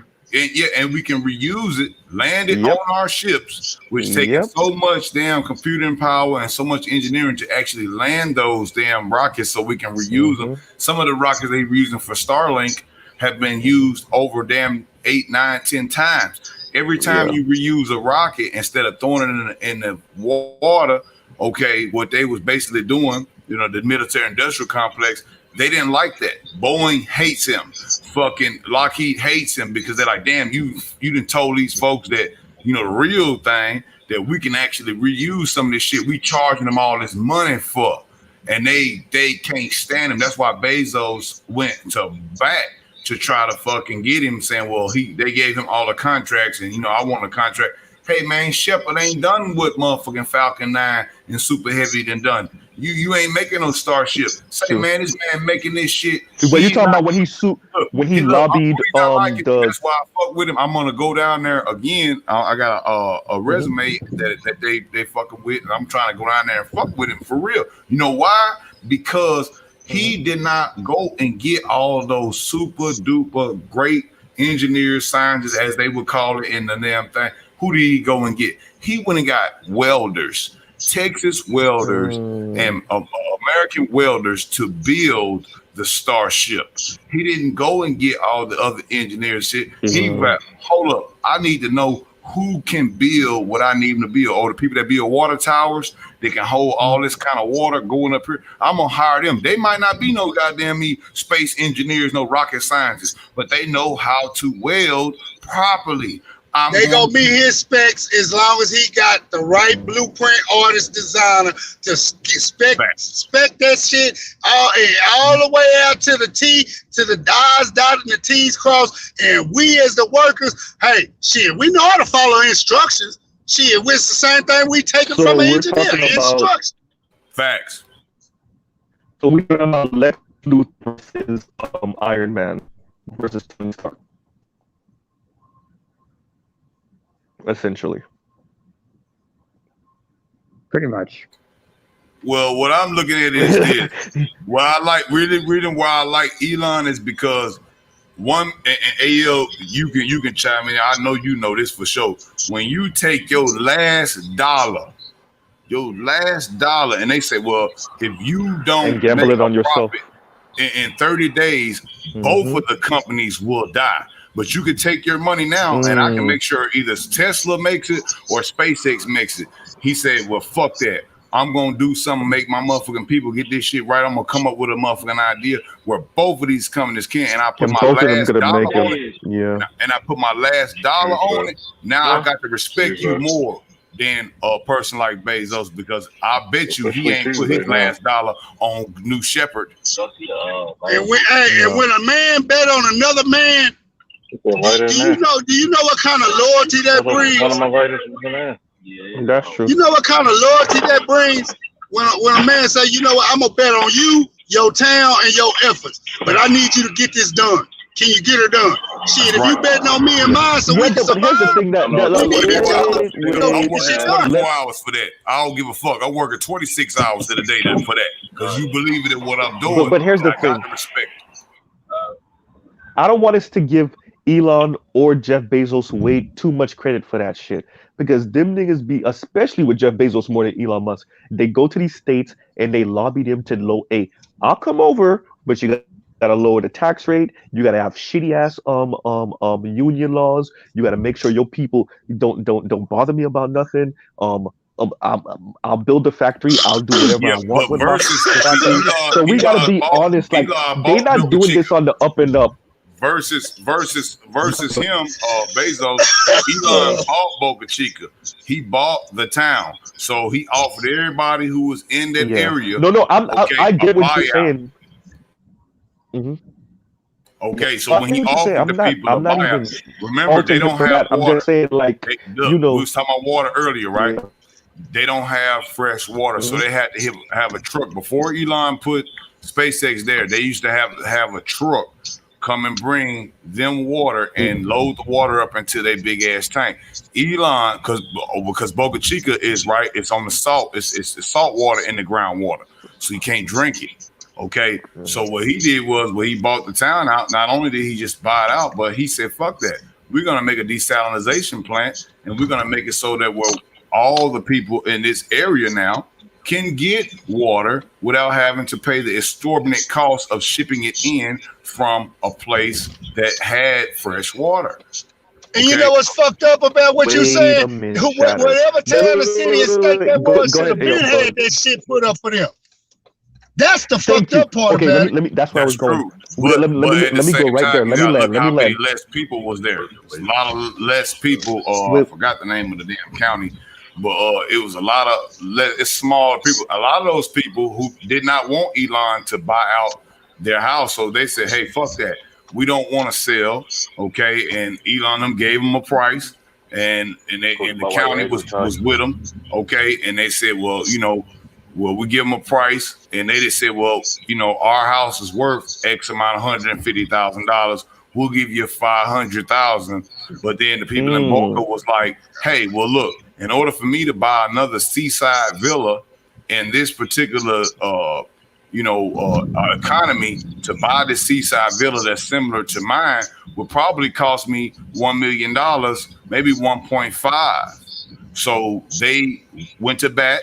They the county also, because they trying to do eminent domain on it. So the county was like, "All right, well, we're gonna give them 3 weeks or 3 months, whatever the fuck. I forgot the exact time." And some of them didn't do it. So Elon was like, "Well, damn, they don't want to sell." Some of them said, "Fuck it, we ain't selling at all. We don't give a damn if you give us $3 million. We ain't selling at all." So Elon said, "Well, we'll just every time we do a launch, hey." Well, some fuck up and your house get blowed up. Well, we'll pay you whatever the amount, and then we will also, make sure that when we do a launch, you can go over to the hotel. We'll pay for everything, and not only that, we'll pay for everything to upkeep. Because now, instead of Boca Chica, they just basically bought the town. I think it's called Spaceport now. It's basically, he's bought the town. But one thing about it is that a lot of time with eminent domain, especially with Texas and AL will know this, if they put a new freeway, they don't give you that much leeway. Them motherfuckers say, "Nigga, you gonna take this goddamn buyout?" Even if they'll offer you X, Y, and Z on the dollar amount. You got 90 goddamn days to take it. Or I don't give a damn about your cows. I don't give a damn about your land. I don't give a damn about your house. I don't give a damn about your heritage. You don't take this goddamn money we offer. We're running this goddamn interstate or this goddamn toll road straight through up your ass. And we don't give a fuck. The city gonna take your shit. The city gonna take your shit. The county and the city will take your shit. They ain't gonna offer you no second, no third, no fourth offer. You got 90 days when they send you that goddamn ass letter. And I watched a whole bunch of white folks pitch a bitch on TV and all this and all that. But guess what? A couple of them farmers around that Pflugerville when they run that toll through there, you ain't shit. Watch us build that toll through there. And we sure did. Why we split up this fucking land. Here's the issue with the Yes, sir. It's like Grand Parkway, 99 in Houston. Wait, Shannon, let me get this out real quick. Because there's some really insidious, fucked up shit going on with that. This is the issue. When you have people that wealthy that they can lobby a local government to essentially buy out a fucking town, you might be just a smidge too wealthy. And I don't believe in people being too wealthy. That's not, I'm more progressive, but I don't believe that there should be a cap on wealth per se. But it should be. Look what's happening now. Look what the 1%. That's my point. Wait. So that's my point right there, AL. But that's the point right there. When you don't have, when you allow people to become so astronomically wealthy above everyone else, right? you start to get Elon Musk and Jeff Bezos of the world. Now, on one hand, you might agree with some of their ideas, right? But what happens when you're on the receiving end of a bad idea and they got the money to buy politicians, buy cities, buy counties, right? What happens when, because this is the argument that a lot of people are having with tech guys. The argument is just because something's good for you doesn't automatically make it good for society. And you guys are so wealthy. Elon wasn't. But Elon, that's the thing. Everyone hates him. That motherfucker ain't got no county that would hold up for him at all. I'm talking about none. And he's gonna pay his dues. He's not getting that Bezos like when they was trying. AOC was trying to get when it was trying to do the Amazon up there in New York. Brothers, $15 hour jobs guaranteed plus benefits plus everything. Probably more in New York. No, but wait. Let me land. But Bezos, right? Bezos was getting. He wanted. What did he want?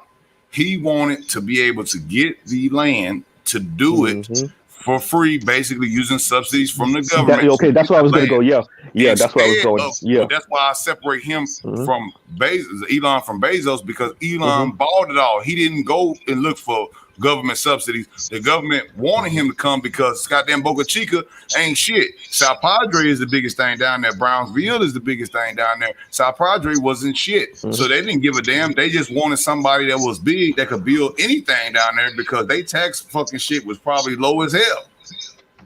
I don't. Oh, wow. And if you look at where we need to send spaceships from, okay, you need to be close to the equator as you possibly can. Because the closer to the equator you are, the less delta V you would need to be able to get up there. So that's why you got Cape Canaveral. That's why he would come to Boca Chica, because it's at the farthest part of the Southern Gulf in America, damn near. And besides going to Mexico and Brownsville, so he's basically, right there. And he bought it all. He didn't ask for the government subsidies. I see where you're coming from. What I'm saying is that wealth, though, I'm not even concerned about him buying it on the surface. The issue is when you have people that are that exorbitantly wealthy, that distorts a democracy. If you're claiming to have a country with a democracy, now we know we black and we know what that means for us.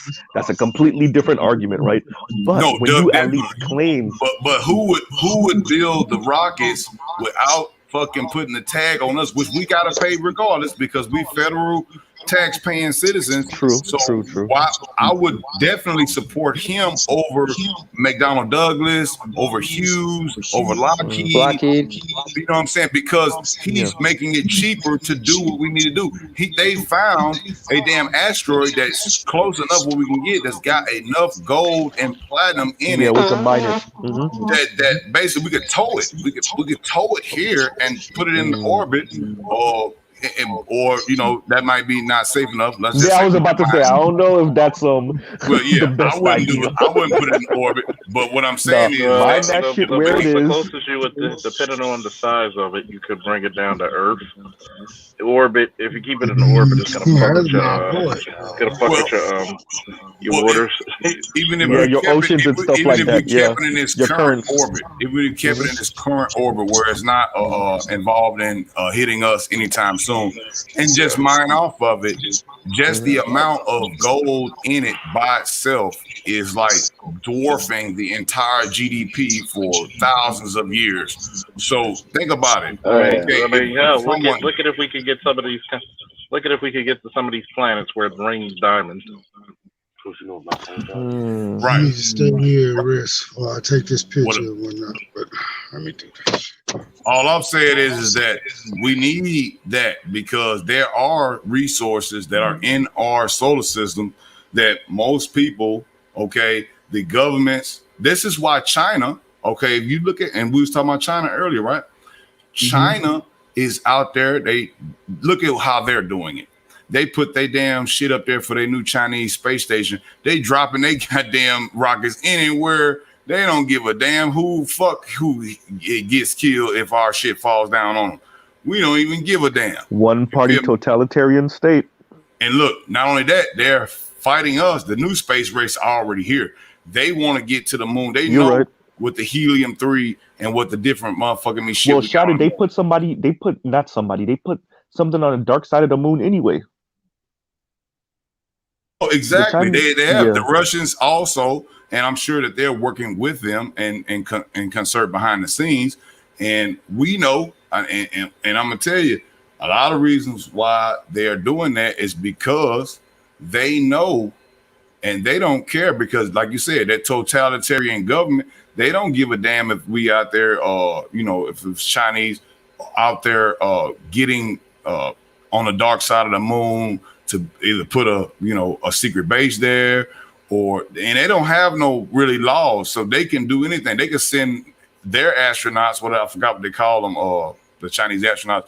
They can what the fuck? I forgot what they call them. They can put their astronauts there, and they could die, and there would be no repercussions. And some of those people are so zealous that they would do it because the Chinese Communist government for China.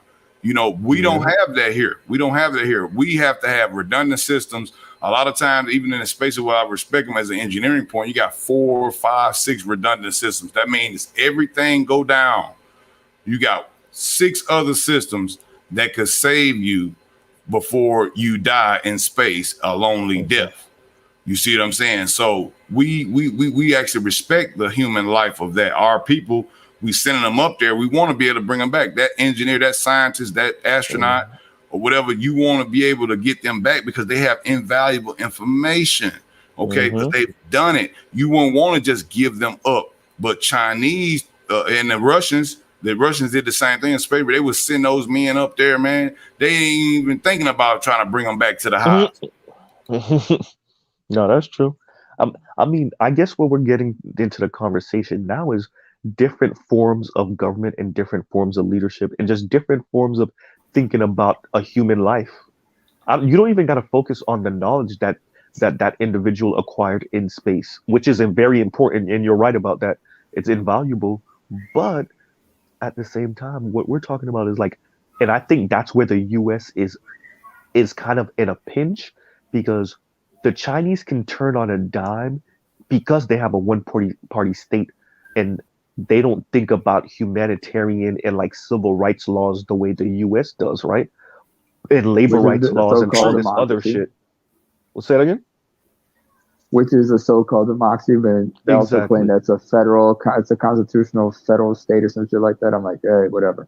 Yeah, so that makes the U.S. and China different, because China could turn on a dime. Tomorrow, Xi Jinping could come out and say, every factory start building toothbrushes. I don't give a fuck. Right?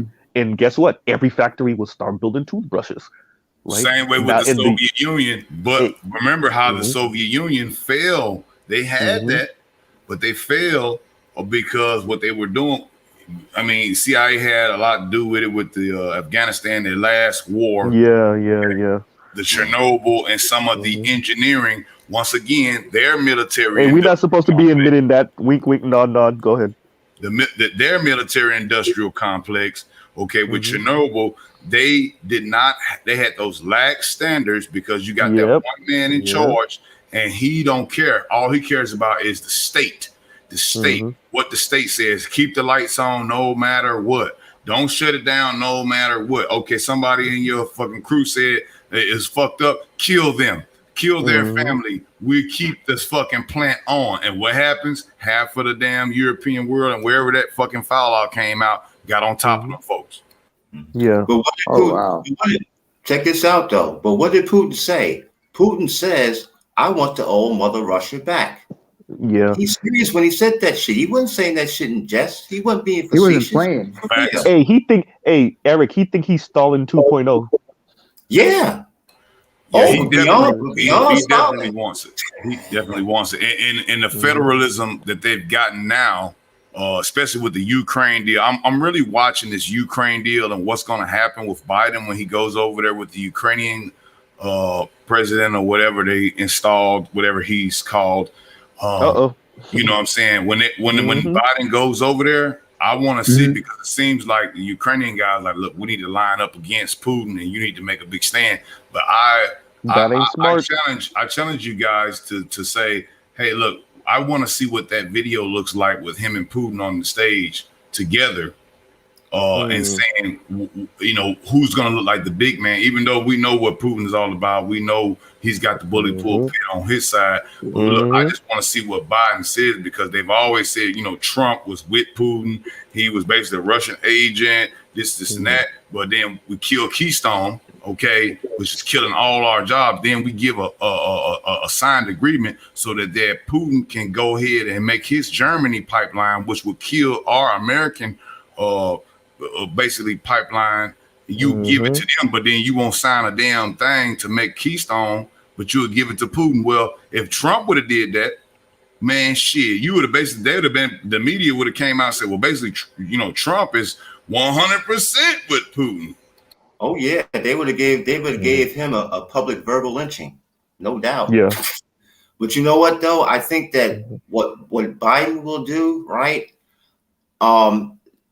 He's not going to do a whole lot of drama, but what he'll do is they'll have their meeting, right? He'll come back, he'll put up a show, and be stern. But the fact of the matter is this, okay? If you fucking with Putin, okay, you trying to hold him back, you got to deal with NATO in Europe. Okay?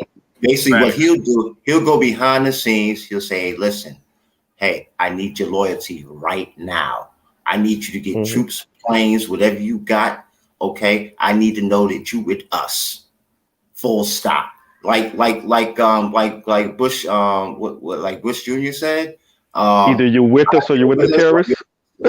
Either you're with us or you're against us. Full stop. We should look at what the Ukrainian president says, because it looks like the CIA or the alphabet community is using that as a stepping stone. So whatever he says.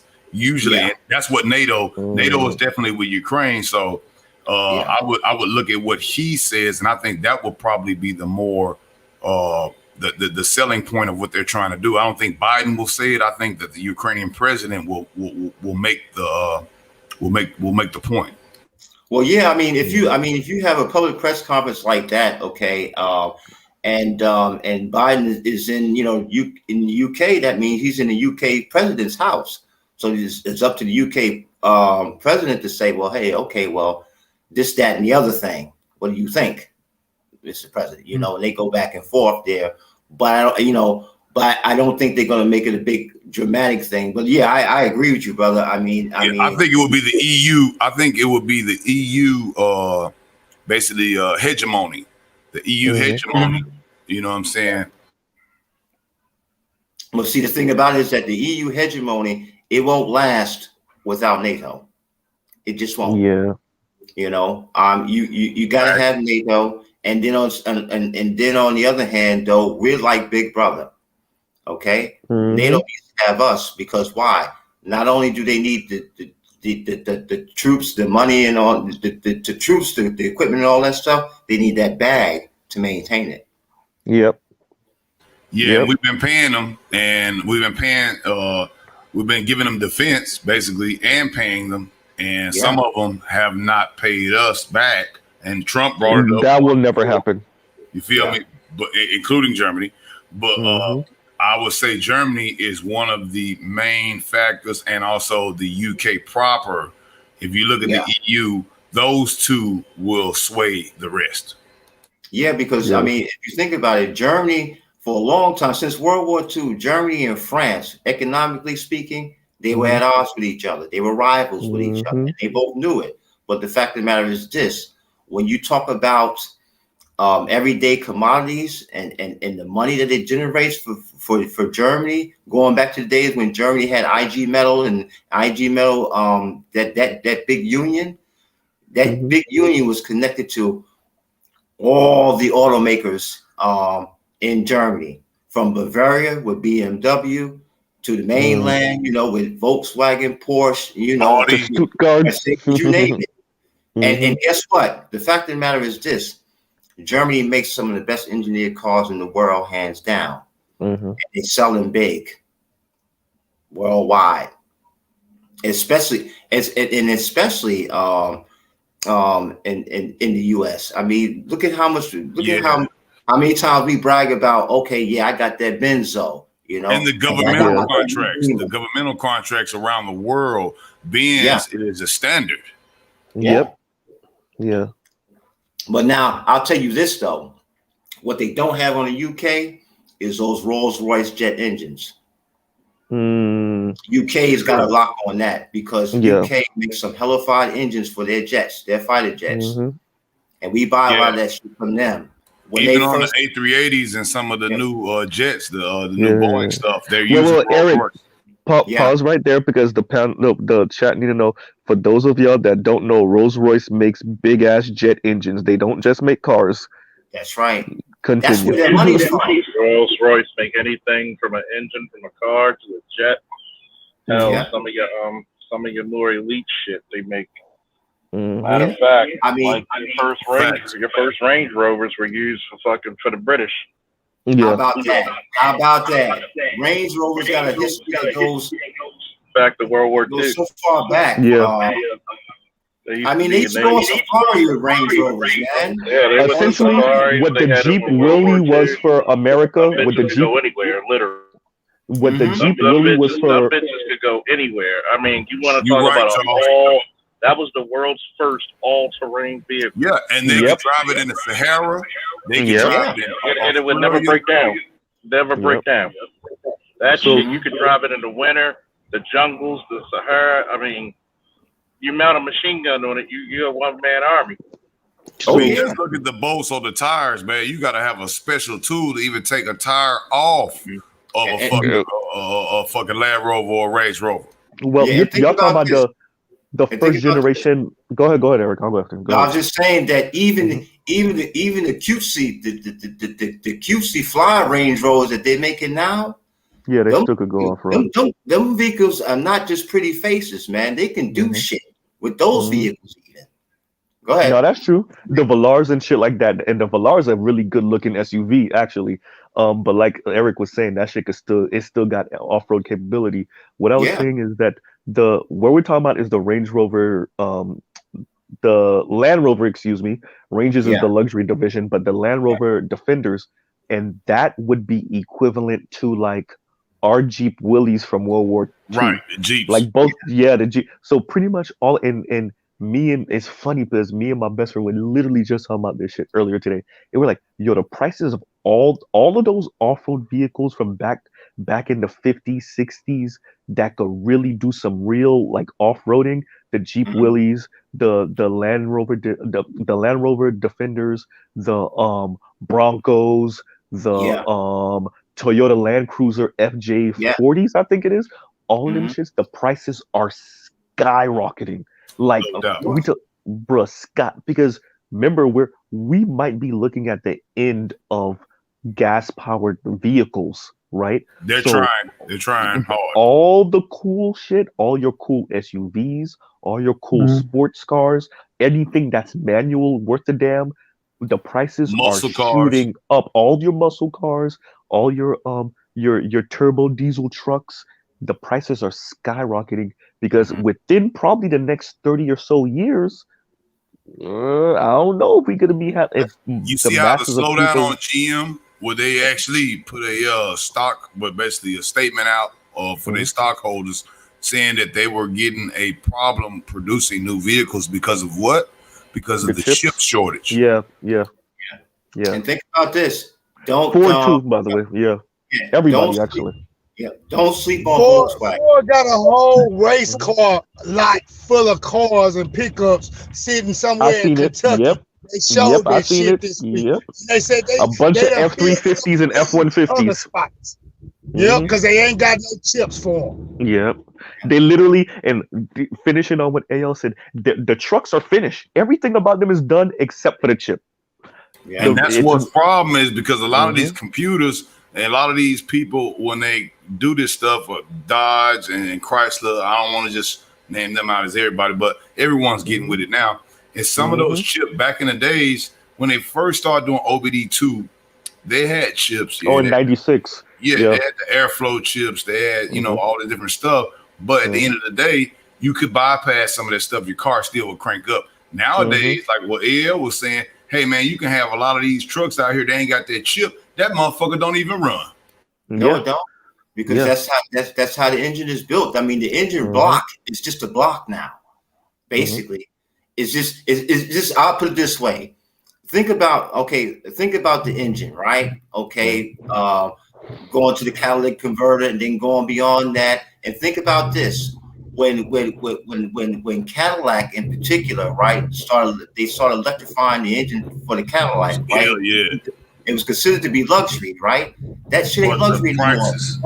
That's why I said don't sleep on Volkswagen. Volkswagen is one of the most adaptable cars ever made. I mean, they started doing hybrid on Volkswagens way back. And if you go back to the Beetle, the modern day Beetle, shit, man. I mean, the modern day Beetle, the modern day 4-door station wagon, Volkswagen. Volkswagen. This is one of the most common cars People's wagon. that people use in Germany, for example, worldwide now. Well, you know, Eric, Audi and Volkswagen, I love them. Well, Audi is under the Volkswagen group. Let me tell you boys a little secret they don't want you to know. They telling you every day this shit gotta be computerized, this, computerized that. Eric just said something a while ago. It's just a regular ass block. And if you know like I know, they can still know how to make this shit the same way they did before, manually. They just don't fucking want to. And you'll come out cheaper making it manually than you will putting this bullshit ass computer shit in there. I hate computer vehicles because they full of shit. Any one little thing can go there, bring this shit to a halt. That's true. One damn you know what though? What's happening is this, okay? Think about it. With Tesla and all these electric hybrid vehicles and all this type of shit, myself, I think that the scientists, right, the seismologists, the ones who do the vibrations under the earth to see what's there, right? I think they're seeing an eventual end to oil flow. So you got to have some other source, right, to fuel your vehicles. People are going to drive vehicles, okay? Even the military has to drive big vehicles. Big trucks and shit to transfer tanks and stuff like that. Yeah, they got the rail lines to do it. But guess what? When the international highway was made back in the 50s with Eisenhower, that shit was meant for military transport. Right? True. That's what they made the interstate highway system for.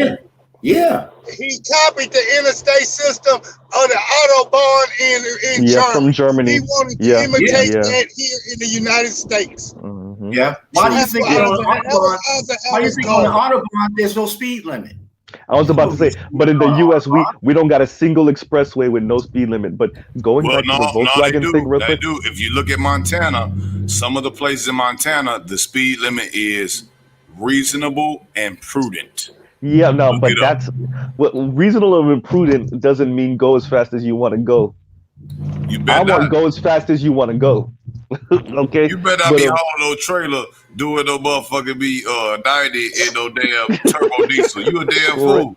You gonna burn your brakes up. But what I was gonna say with Volkswagen, I don't know if Eric, if you've been paying attention, but Volkswagen said they're going all electric. I think either by 2025 or 2030, they're all electric. And remember what the main reason I think they did that is because of that damn Dieselgate that happened with them.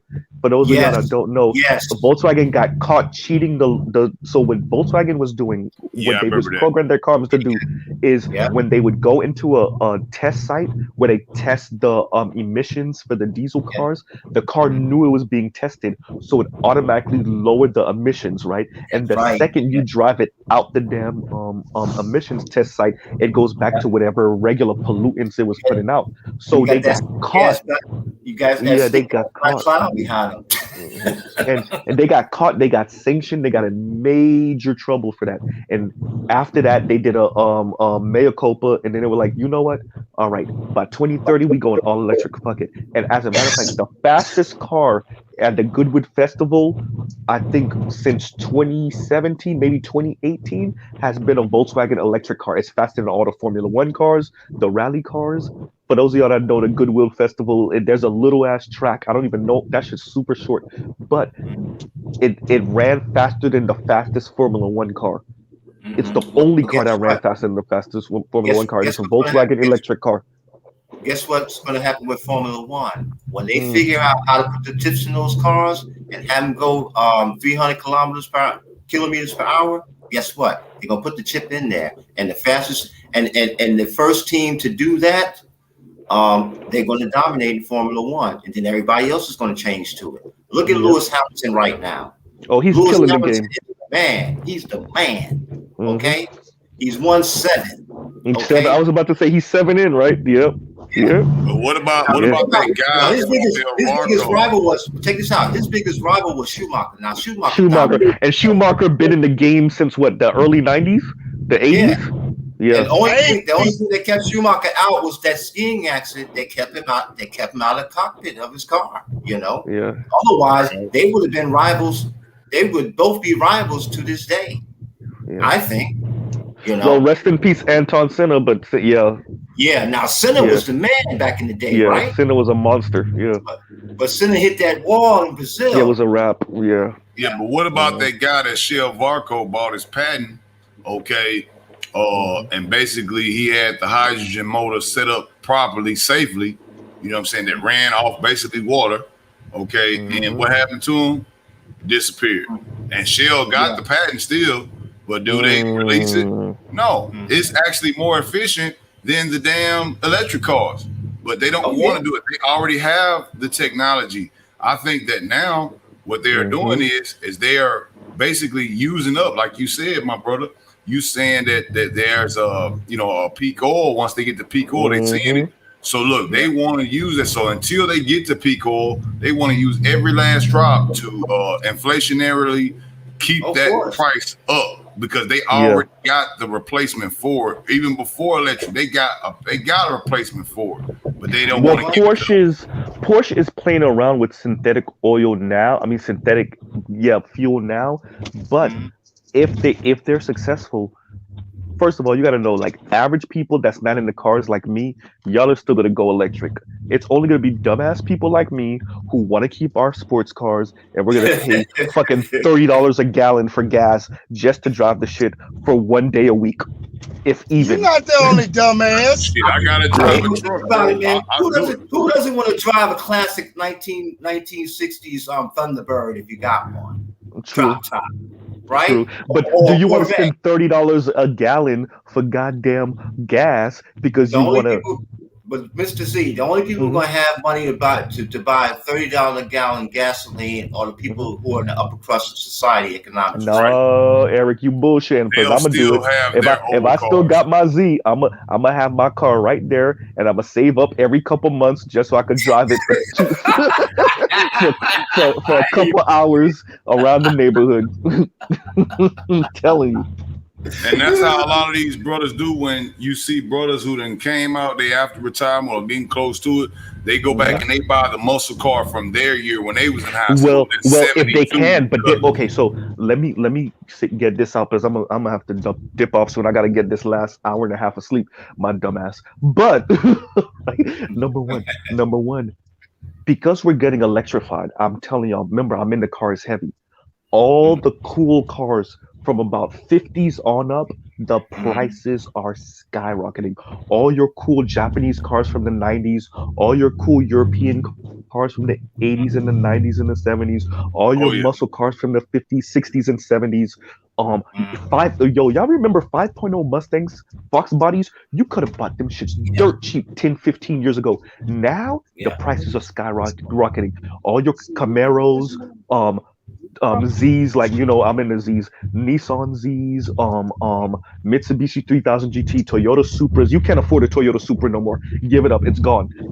Honda NSX, Mazda RX-7, all your generations of Mustangs, your Plymouth Cudas, your Trans Ams, your old school Challengers and Chargers, name them, your Roadrunners. The prices of everything is skyrocketing because guess what? Men have an affinity for powerful machines that can go and look good, right? But not only that, Eric. That's the same way with the before you finish, Eric, and before the 95 Impala SSs. Here's the thing: manuals. Electric cars are not going to have manuals, so all your cool manual cars, that's it. And there's only right now there's only 5% of cars being sold in the US are manual anyway. So all your cool manual cars going from what, the 50s on up, 60s on up, that's it. They're pretty much done. Yeah, but you know what though? I don't want an old muscle car. quite frankly. Yeah. I'm too old for that shit. I'm 58. You want an old Rose? You want an old Bentley? I want an old no, you know what I want though? An old Duesenberg. Oh, the bus? Talking about plastic looking car. Man, let me tell you something. Put a Duesenberg next to a Rolls Royce just for looks. Oh, you mean okay? I know what you're talking about now. The American car company. Yeah, Duesenberg. Yeah. I know what you're talking about. Yeah. When you said it for a second, I don't know why I was thinking about the Volkswagen bus, but then when it registered, I was like, "Oh, you talking about the old American car company, Duesenberg?" Yeah. When they had the gangster white walls on them vehicles, man. Yeah, I know what you're talking about. Yeah, that's what I want. Yeah, that's the old G shit right there. Yeah. Like motherfucking John Gotti level. But they're beautiful rides, man. You know. Since it's like 3 a.m. and we're talking cars and talking relationships at the same time. Yeah. I upgraded my relationship 3 years ago when I met Jody. Wait, so you put new parts on it and you tuned it up? I'm bullshitting. I know. But let me get out of here, y'all. I'm out here. Good night, y'all. I'll answer your question. I'll answer your question. Her laughter tuned me up, okay? There you go. But yeah, Jody has been a hell of an upgrade since I met her. And now she's got me doing what I used to. When you find that right one, they'll have you doing stuff. She got you cammed out? Man, she's been like his drive and his inspiration to do things. She's been all of that and then some. She's been. I bet you think KDP's my latest greatest inspiration every time once in a while. I tell you what, man. There's a song I just sent to her. Back at one with Brian McKnight, because there's a line. I remember that one. There's a line in that song that perfectly describes what she did 3 years ago in July. The line goes, quote, "You threw out the lifeline just in the nick of time." Yeah, just before at the end of the bridge, just before they go back into the hook. Yep. Yeah, man. Listen, but men like to tinker with shit. Now we talk about how emotive women are and how chaotic they are. Put a man in front of put the man in front of a 1970s Dodge Charger and say, "Hook this up and it's yours." Okay, he'll get all emotive about that shit, right? And then he'll go in the shop and he won't come out until it's right. Yeah. Yeah. Facts. Oh yeah. State wise, engine wise, everything. Everything.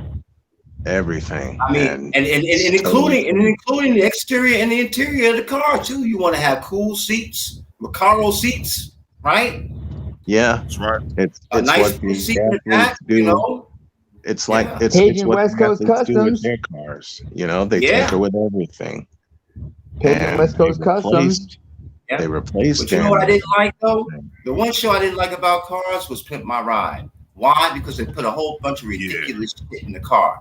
Yeah. Eric. Yeah, I mean, it was over the top. It was funny, man. It was entertainment. When you drive it, they took most of that shit out after some of those people. If you look on online, I used to love that show, but I understand what you're saying. But I've seen some of the people who they did do their cars, but like their post shows, like what happened to their car. Some people one of them I think got fucked up some type of way, and a couple of other ones, you know, they was like, you know, after the show, it didn't go so well. Right? The one thing I'm gonna do, I'm gonna make two separate. As far as my car goes, and this is where I tie in what my wife has done for me. She's gotten me to dream, and I mean dream big, you know, because we got plans over the next 24 months. And she looked me in the eye Thursday, and she said, "Tell me the SUV that you want." Two of them came to mind. Ooh. The first one I want to start with is a Ford Edge, and the second one that I want is an Escalade, and I'm talking about the executive. Okay, you can have the Escalade. I'll take the Range Rover any day. Hey, look, I was gonna say, I thought you were saying Range too. I was like, hey, look, the Range Rover was one that I wanted for a while when I was on assignment in Tennessee a few years ago. Right. But if I were still single, I'd go after the Range Rover. But like I said, she's gotten me to dream big. Okay. Right. Yeah.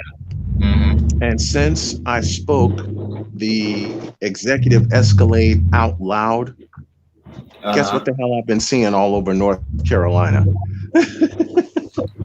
Escalade.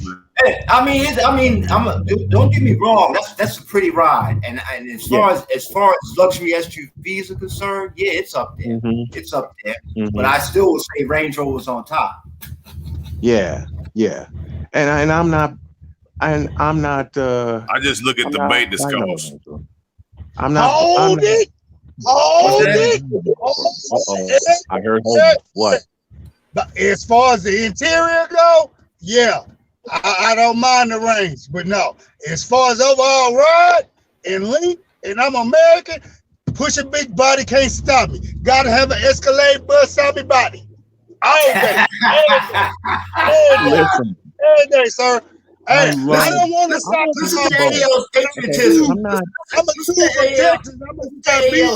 patriotism. I'm not putting down the Range Rover at any point because, like I said, the bitch is bad. Bitch is bad, but she's just too small. She's too small on the outside. When I was on assignment in Tennessee doing baseball, I had a chance to drive one from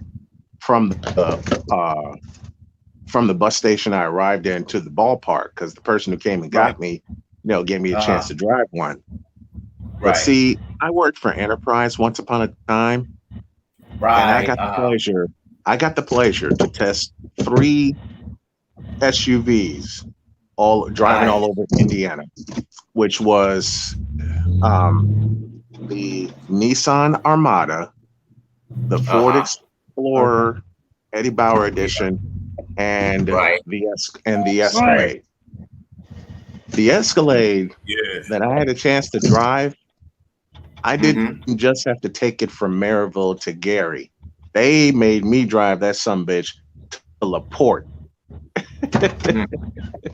Wow. How far is that?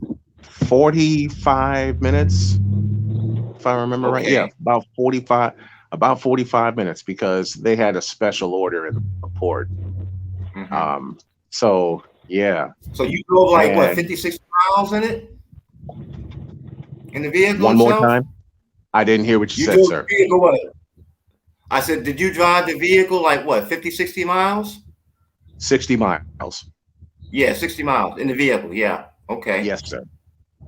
Yeah, you get to feel the vehicle driving that distance. Man, I got the feel of that Escalade and I was sold. All right. It was like Bob. Yeah, when I worked for the auction, bro.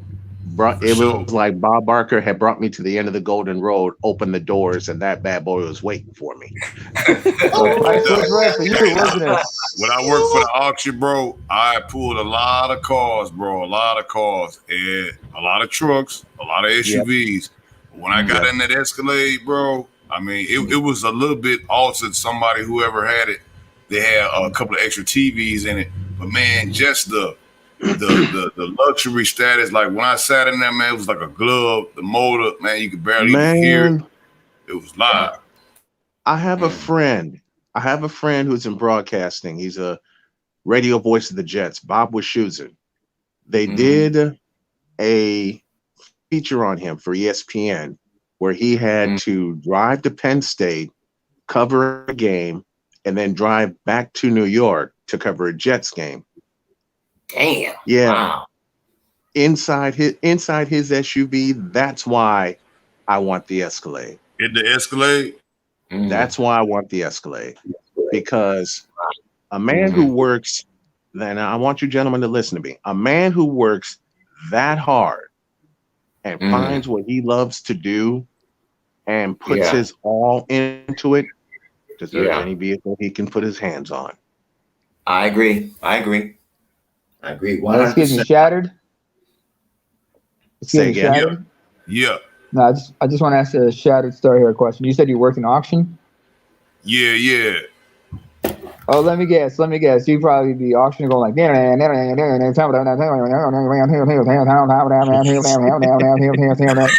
doing the South when the camera Hey, I'm gonna tell you, our auctioneer, I was the guy driving the cars. But yeah, we had an auctioneer in there at First Choice, man, auction. And man, that dude there, I'm gonna tell you how cold he is and how quick this auction rolled. And I used to work with a lot of independent buyers, and I used to work with them as a result. But look, this is how the auction roll. He would come in there, blah, blah, blah, blah, blah, you know, he would start it off 1,500. Yeah, we got one. I'm gonna go to 1,500. Oh, I got 1,600. And let's say he didn't get none. Let's just say he didn't get none. He keep talking 1,500. He was like, all right, 1,400. Now, once I get halfway past his auction podium, if no one has made a deal on this, like this car could be a great car, alternator bad. This car could be a great car, no damage, nothing. The radio doesn't work. So those guys looking in, they don't say, oh, okay. Once it passes by him, he go, well, 500, 500. And when it gets past them, a lot of them cats will get 500. And as a result, some of them be like, hey, well, look, you know, hey, what's up with this car? They'll walk out to me before I even get in the car and bring it into the auctioneer talking the shit. He'd say, hey, man, I like this car. I see it's maybe an Escalade. Okay. The AC don't work, but the motor is good. He'd say, okay, you know, they always tell you turn the AC on. Woo. He said AC work half the time. He said, man, just make sure when you pull in, you know, that AC ain't working like it's supposed to be. And guess what? You get that Escalade with that problem with the AC, $500. Yep. I've seen it done. I've seen it done. Lived in Chicago many years, been to a few auctions, been to a few in Indiana. I've seen it happen. I drove from an auction to Enterprise. The station I worked at had the Enterprise used to come up there all the time for sure. You right. Yeah, Enterprise had tools in the garage where we would clean the cars. Man, please. They'd be under there fixing stuff up in a blink. Make sure everything's together, roll it out front. They got something to work with. Until I drove that Escalade, the biggest thing I've ever driven was an Avalanche. And I had that some bitch for a full weekend. Oh, wow. Yeah. Excuse me. Yes. Snowman, just one question. Yes. Did you catch up early to the beginning of the show?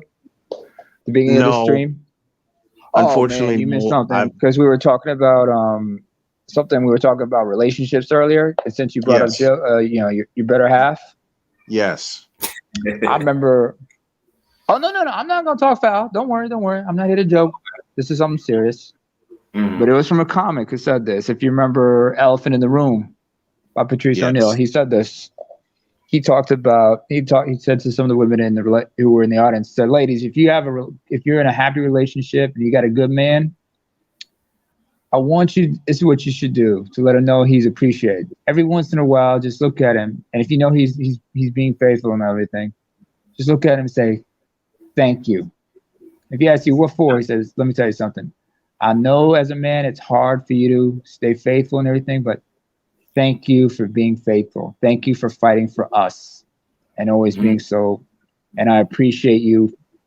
And not just say it, but show it as well, because a man, when he's appreciated, he does all kinds of things for her. I mean, that's why the man always said, put your happiness first, because when you, and the way he did it was like he basically put his life like this. He said it was me, my career, my family, and then maybe her.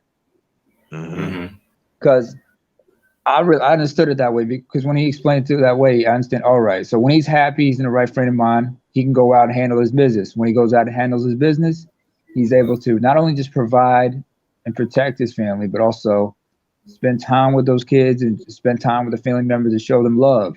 And look, when you know that as a man, hold on. And what woman wouldn't want to be with a man who's got it going on like that? And realizing if he's good like that, then you gotta get on his program and so many get times. With him.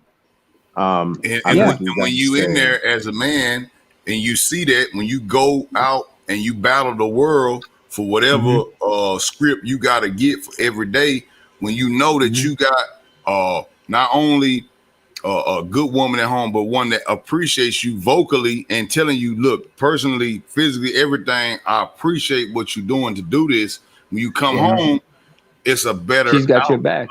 And then you can you can think, okay, what happened today? This is what happened today. A, B, C, D, E, and G. Okay, I can figure out how to conquer A, B, and C off the muscle. But if I got to come home now, it's an equation now. When I come home and my woman is going against what we speaking on, and now I got to add another A, B, C in front of that before I can even get to that. And I might go to sleep upset, or I'm in the house with problematic situation here or there. I'm going outside making this shit happen. When you have that mate, when she's coming through and she's basically, I heard some people in Manosphere call it a cheerleader. Nah, it's a part of the cheerleader thing, but then also she's the person also giving you the help to be able to realize that dream. And like what my man was saying, you feel me? What I'm trying to say is, here's the best thing about it, though. Okay, all right. When you find, and I've said this many times before during our conversations, when you find that one that's willing to stand by you, not behind you, not in front of you, but by you through thick and thin and through everything. Yeah. You will not have to want for anything. A man can move. Preach. A Let man me can put it this way, if I can piggyback. And Lord knows I've had mountains to move over the past 3 years. A man can move mountains when you have that one that is supposed to be there with you, for you, and by you. Who's with you on your mission every step of the way. Well, check this out. Because I remember Charles AL trying to get back in the back chat. Uncle Eric, if I may, sir. Yeah, go ahead. Thank you. Go ahead. Yeah, I gotta respect my elders. I remember having discussions with a good friend of mine who is a woman and she's married. And those of you who are married understand where I'm coming from when I say this. I remember having to talking because she's like, I ask her about her man, she lights up. She lights up. Yeah. Right. And I remember she lights up. And when I said about that whole thing about thank you for being faithful, I told her that. And because I kind of hooked her, I just inadvertently kind of microdosed her in a bit. But I microdosed inadvertently, but she understands because, she's been with this man for like a good decade.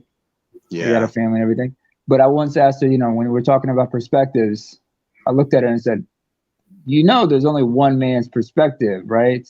There's only one man's perspective that you should be focused on. And she said, and when she looked at me, she said, my husband's? I looked at her and said, exactly. And the minute I said that, she lit up because she understood. Because that thing about thank you for being faithful, she understands your perspective. She understands you. She empathizes with you. She understands what your situation is. It's going to back you up through thick and thin. Everything.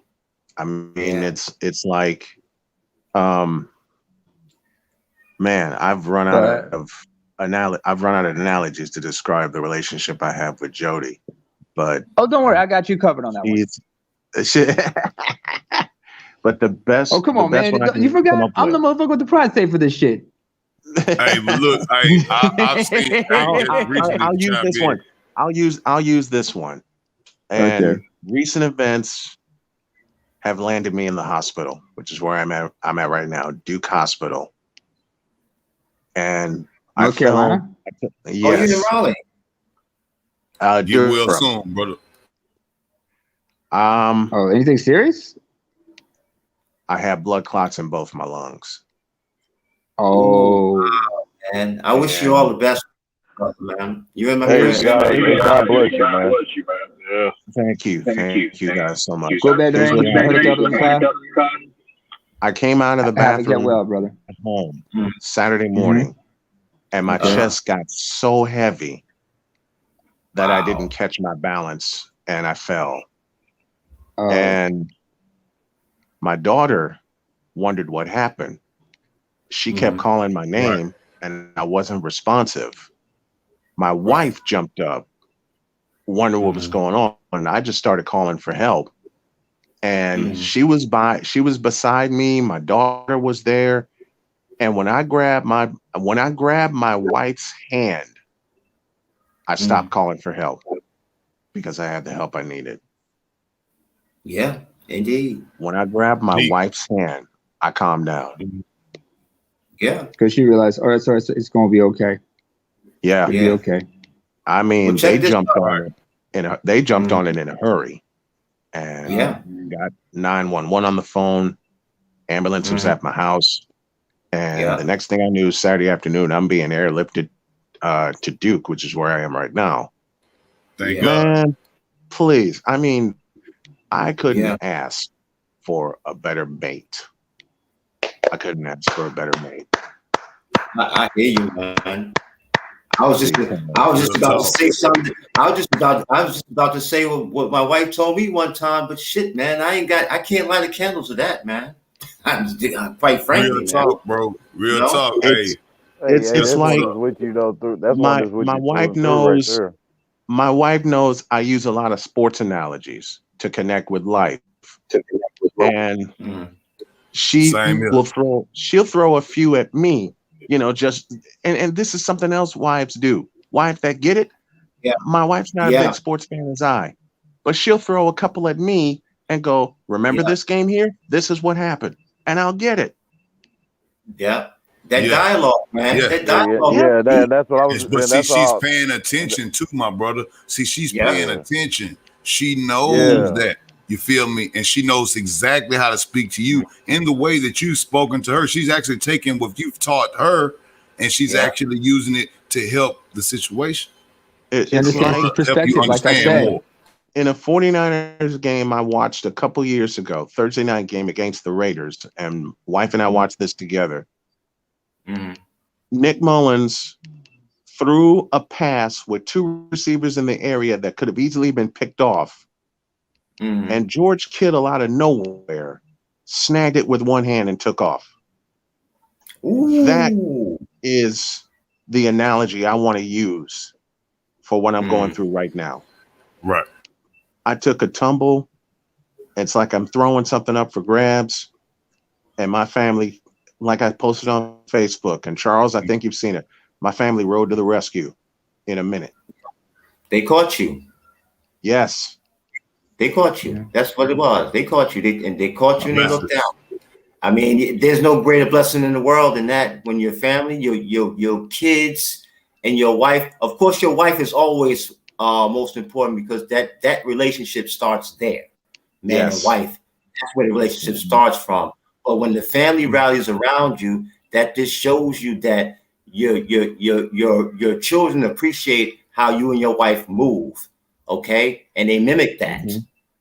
They know your wife rally around you, so they rally around you. Yeah, and it took a while for my stepdaughter to get it because she's seen nothing but turmoil that my wife had to go through before I arrived. Now it's like my wife told me, you'll know when Sonia, that's my daughter, will accept you when she comes in and starts picking at you about something. And one day, out of nowhere, she came into my office and started picking at me about something that was on my desk and had me on the floor dying. Wait, how old is she? My daughter's 26. And when was this? This was a year ago. Okay. This was a year ago. What were we talking about exactly? What were we talking about here? When you're accepted by children. No, I mean, what was it she picked on you about? What did she? My desk was a mess. The only thing that was on it was a cup that my wife gave me, and it had ice and it had ice water in it. And my daughter came in and said, "That's the only thing on your desk that has not been moved to remove a mess from it." She knows. Out. She cleared all that off. Laughing. I fell out laughing. I said, "How do you know me so?" I said, "How do you know me so well?" She goes, "Have you seen my desk lately?" I was on. Hey, now, boy, I tell you, boy, hey, that's a needle. I was in the floor for 20 minutes. Most of the time, though, man, hey, motherfuckers be flip flopping, man. I was on the floor for 20 minutes, and my daughter calmly walked out. She gave me a hug, and she calmly walked out. My wife comes in on a break, and she says, "What happened?" I said, "The moment I was waiting for happened. She finally picked at me," and my wife's cracking up. And now it's to the point where they both pick at me about something. And we have a lot of laughter in our house. We have a lot of laughter in our house because we're not going to let any kind of outside forces, be it people or be it things or situations, split us apart. And that's good, brother. I think that's a great situation, man, because I think more of that needs to be spoke on. I love what you're saying, because I've been in a mixed family where I've had stepchildren, and still to this day, even though I'm not with their mother, I look at them like my own. But then at the same time, when they come back to you with these little euphemisms or they mess with you in a certain way, it's like, man, hold up. I mean, all of what I've taught you, I was thinking that, you know, your little young ass ain't picking up on this shit. But they surprise your ass one day. Yeah. You know what I did? I read a book, you know, and it was a book written by this woman. She's PhD, you know, she's psychiatrist, right? And she was saying when parents think that their kids don't listen, especially at their teenage years, at the teenage years, your kids are the most hard-headed, but they're at their most vulnerable because they're trying to find themselves. They're trying to find a way detached from you, but at the same time, they know they need you because they need your guidance right there. Why? They can't go back into childhood. They have to go forward into adulthood. Okay? And so when they get older and they start talking about, well, Pop, you know when you used to say this? Or Mom, you know when you used to say this, that, and the other thing? Yeah, damn, Mom was right. Damn, Pop was right. You know, damn, I hated you. I hate it when you fight all the damn time. You know, they mean that shit because it benefits them. It makes them think. I can't tell you how many times I've said that to my dad when something would just pop in my head that he said to me. And before he passed, God rest his soul, blessings, I walked up to him one day in the kitchen and just gave him a big hug and a kiss. And he looked at me, says, "What's that for?" "For everything that you taught me up to this point, Pops." That was just because. Do you know we sat on the couch and talked for about an hour? Me and my granddad used to hug and kiss all the time. He told me he loved me every day, and I told him I loved him because that was my rock. No matter what. I'm 5'7", 180 pounds. He's 6'3", 280. And I'm talking about I looked up to Mount Everest every day. Every day. Man, look. You know what? If my dad was still here, I would say he's the most dangerous man on earth. Why is that? Because a 5'7" black man will take down a 6'4", 285-pound black man with one sound, and that's the sound of a belt. I'll cower like a puppy when it came to my pops. I'm telling you. Period. Already. When it came, you didn't even want to see that belt, man. You didn't even want to see that motherfucker. You didn't want to see that sumbitch, and you certainly didn't want to hear it. Because I laugh now because I miss him. I miss him terribly. I bet y'all wasn't like me. I bet y'all wasn't like me every day. Every day I watch him wear it around his waist. I be side-eyeing that bill like, you motherfucker. Man, please. Yeah, I got you beat. I got you beat. My dad had 4 of them. I'd see one around his waist, and I'm going to make sure that some bitch ain't tapping me. You know what? It's always that most deadly one. He pull a fast one on me, take off the belt he had around his pants at work, and then go get Lucifer. I'm like, son of a bitch. Yeah, that's an extra level. You done fucked up that day. Exactly. And that's and I appreciate every single time. No matter it's kind of ironic we're all talking about your fathers, considering, in about on the 20th it is Father's Day. Yeah, and I miss Father's Day. I'm looking forward to socks and cologne, the shit I normally get, and maybe I might get some size cooked because I'm gonna be barbecuing in the backyard. I'm just like, shit. We're gonna see what happened this year. Wife and I are already planning our barbecue. It's gonna be a couple days before our anniversary. Shit, I'm gonna be working and smoking. I'll tell you right now. I'm gonna be doing. I know I'm gonna enjoy this June especially after what happened Saturday when they cut me loose from here at Duke Hospital. And don't get it twisted, all the folks at Mariah Parham Hospital in Henderson and Duke Hospital here in Durham, they've been absolutely awesome. But I'm ready to be home with my wife. All right. Yo, have they cleared out your lunch, sir? Service announcement. PSA service announcement. All bullshit aside, I love all y'all, and I want y'all to be safe this holiday coming up weekend. But hey, y'all better start keeping y'all heads on the swivel stick. Tell everybody keep your heads on the swivel stick. These crackers ain't playing, man. Hey, now's not the time to say, hey, get your guard out there. Hey, we're gonna go have a good time, be out in public. Look, man, I really don't even want to be in public. Crackers, shit. Stay away from these feet fails. Shit, you know what I mean? Watch out for these feet fails. Hell yeah. I'm gonna tell you right now. Since we are it's going crazy. These feet fails will get you more hemmed up than the damn cops. I'm gonna tell you how it is in Houston and AL, you in H-Town. I know, right? Hey, man, am I lying, bro? How many stories have you seen on KPRC, Fox 26, and Channel 11 KHOU where you done seen the last just 60 days road rage killings? How many? Oh my God. KHOU. They have cowboy drive-bys in his goddamn town. Like, it ain't shit. I've been watching it. Like, shit niggas in the H's out the chain. Bro, I'm trying to tell you, look here. I seen a road rage killing the other day. Man almost hit another man. Shit at the Valero, right, AL? Yeah. The video camera. And look, the man chased him down and shot him after he almost hit his car. He didn't hit it, but they road rage there. I was on the road the other day. Motherfucker cut me off, bro. I'm trying to get, and how I do it is I pull the motherfucking Top Gun on their ass. When they're, usually you driving, you on the freeway, you know what I'm saying? You driving at your regular speed, 65, 70, whatever, if you on 45 or if you ain't got no traffic. And then you see a motherfucker, you trying to get over, they behind you.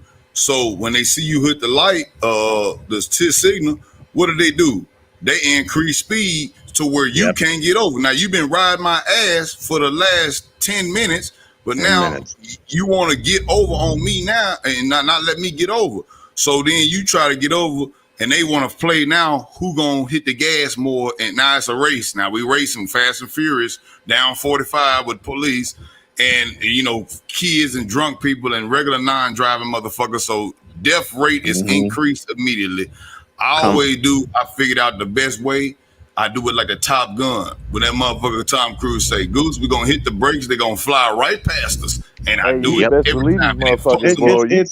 You can best believe these motherfuckers gonna be imitating like the Fast and Furious and shit because of the movies coming out. It's what George Carlin said in a routine, and y'all know I love George Carlin. That's what George Carlin said. Driving along the highway, roar down your window, look at the guy trying to pass you. Pull over, pull over, pull over. He pulls over. You keep going.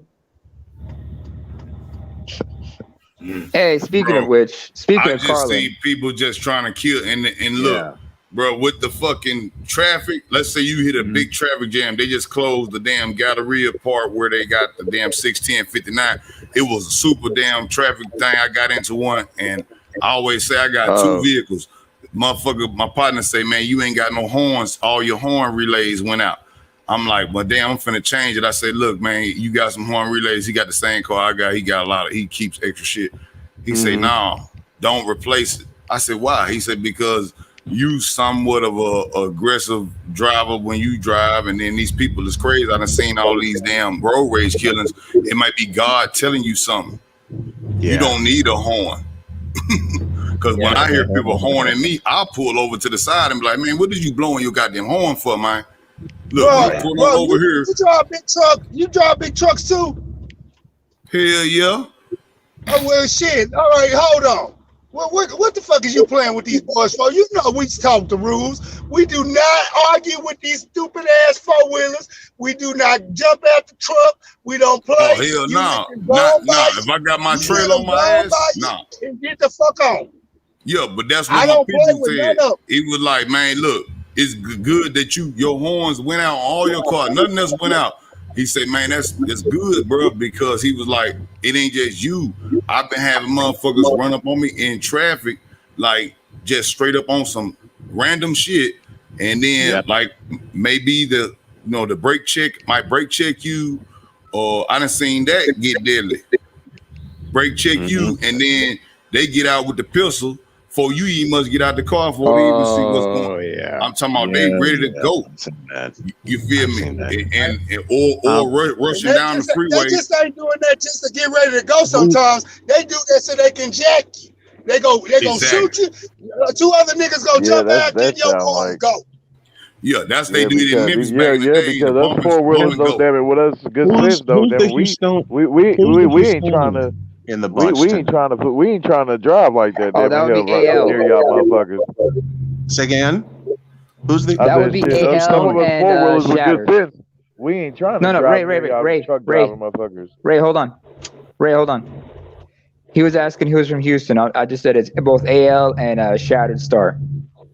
Those are I'm from Austin, but I go about Houston. I won the state championship there. That's my second home. I know everything there is. That's why I asked. Well, I got a treat for you guys. When I'm back on the air, there's a conversation I'm going to replay that I've had the pleasure of having with current Astros radio voice Robert Ford. Okay. I had the chance to get him. Hoping to get the voice of the Texans on as well, but yeah, I've had some good sportscaster conversations that I'm going to put together. Okay, no doubt. Hey, by the way, Brian. Yes. Since we're talking about shows and since we're talking about stuff, have you ever listened to Ricky Williams's podcast? Curiosity? I have not, but I can find it. Yeah, it's on Spotify. It's some good stuff. Mostly he talks about astrology, and of course he also talks about life with especially with a few former players. Arian Foster is among them from the Houston Texans. Oh, nice. I'll have to check it out now. Yeah, I'll have to check it out. In fact, his most recent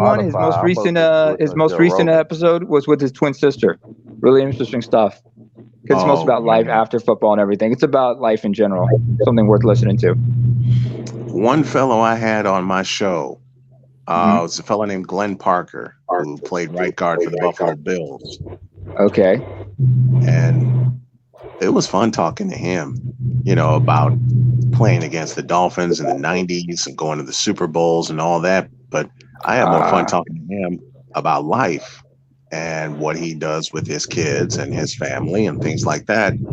And I said all that to say my wife heard the conversation and she said, "That's your hook." when you bring people on. That's your hook. You use sports, and then you hook them in, and then it's a weaved in conversation about life also. Right. And she made me realize that's always been my interview style. No, that's dope right there, because that is true. That's the hook. You know, once you get them in, you know, like you hitting a fish. You know what I'm saying? You gotta get them in. You gotta put some on the hook. Well, I gotta go, but I'm going to post a GoFundMe page when I hop back on the YouTube page, and that's for all the medical bills that I'm incurring right now, because I don't know how long I'm going to be here at Duke. And my landlord's barking at me, and we're behind. God bless you. COVID kicked us in the ass. Okay. Yeah. COVID hit a lot of people. And my before you leave, though. Yes. Before you leave, when you do get off, don't forget to go back on, listen to George Carlin, especially his joke about being an old fuck. Because you got a lot of living left ahead of you, my brother. I already know I'm an old fuck. I love that routine. That's one of my wife's favorites. Well, I'm not an old fuck myself, but then again, BGS is an old fuck. But George Carlin, when he had that joke about turning 70, called old fuck. Yeah, I don't even know who you're talking about. George Carlin. George Carlin, the comedian. George Carlin was a funny man. Hang on a second. Who's asking? Who doesn't know who George Carlin is? Is it Ray? I don't know who that is. Bro. Okay. Ray, do you remember? Okay, wait. Al. George Carlin didn't give a fuck. Let me explain. To Ray. Ray might remember if I Ray. Do you remember a movie called Dogma? Kevin Smith. No, kind of. I don't know. It sounds familiar. Do you know any Kevin Smith movies? Jay and Silent Bob Strike Back? Okay. Do you remember a movie called Jersey Girls? He plays Ben Affleck's dad in that one. Mm-hmm. Yep. He was playing the grandfather in that. Yeah, but you want to know how funny George Carlin was? Look up baseball versus football. Look up these three routines: flying on a plane, baseball versus football, and a place for my stuff. And a place for my stuff is one of his signatures. Don't forget about the 10 Commandments. Oh yes. God, yes. Oh God, or the 7 words you can't talk about you can't say on TV or radio. The 7 words. He started this shit, damn near, man. He started this shit. He did. He went up against the Supreme Court. The system and everything. Yep, them 7 dirty words. 7 dirty words you can't say on television. Just him exploring it to speak about it. It caused that whole situation to make it all the way to the Supreme Court. You correct. I remember studying that shit when I was watching the Supreme Court. Life. The man you realize he opened the door for a lot of cats that way. Because remember, Uncle Luke from True Live Crew. Man, he opened the door. Was talking about Spotify, the only thing I can relate on that is I listen to Joe Rogan. He opened the door for comedy. Period. Okay. Look, whoever don't know about George Carlin, when you get off this segment, man, go to YouTube and just type in George Carlin and watch his shit. Yeah. When you come back to us, I found her. Now that's one white boy I trust. That's one white boy I would trust back in the day. Because most of the stuff we're going through now, he spoke about it in the 70s. You know, thank God he's gone. And he left us with this. Because I don't think he would have survived this shit. He would have looked at this like he would have just ripped that. He would have ripped a new asshole in everybody. He would have ripped everybody a new hole. Yeah, for sure. He was definitely saying his thing, but they was basically he was a conspiracy theorist, and basically how they probably portrayed him then, you know, crazy old man, right? Conspiracy theorists, they talk shit. No one listens to him, and he's crazy old man. He just talking shit. But if you go back and look at what the fuck he was saying, man, that shit is true. Everything was prophetic. It was. Yeah, it was. And who was one of George Carlin's idols? Richard Pryor. Yeah. I guess I could also say he can have the right to use the N-word. Lenny Bruce was another real white boy, but I think he was kind of like Italian or something. Lenny Bruce was a big idol of his. His two biggest idols are Lenny Bruce and Richard Pryor, and not many people understood how much of an influence they had on him. But see, a lot of people really also forget that. You know anything about George Carlin when he first started out doing straight comedy? No facial hair. I mean, the perfect clean shave, straight cut, suit and tie, regular Joe Schmo. I mean, plain Jane comedy. Like he was like, man, that's programming me. I had to get the fuck away from that shit. You know, I remember a joke he added from that time, from that era when he was clean cut. He said, like, you know, nowadays a woman needs a doctor's prescription. How'd it go? He said, oh, nowadays, and this was in the 60s, you got women who need a prescription to get birth control, which means men need a doctor's note to get laid.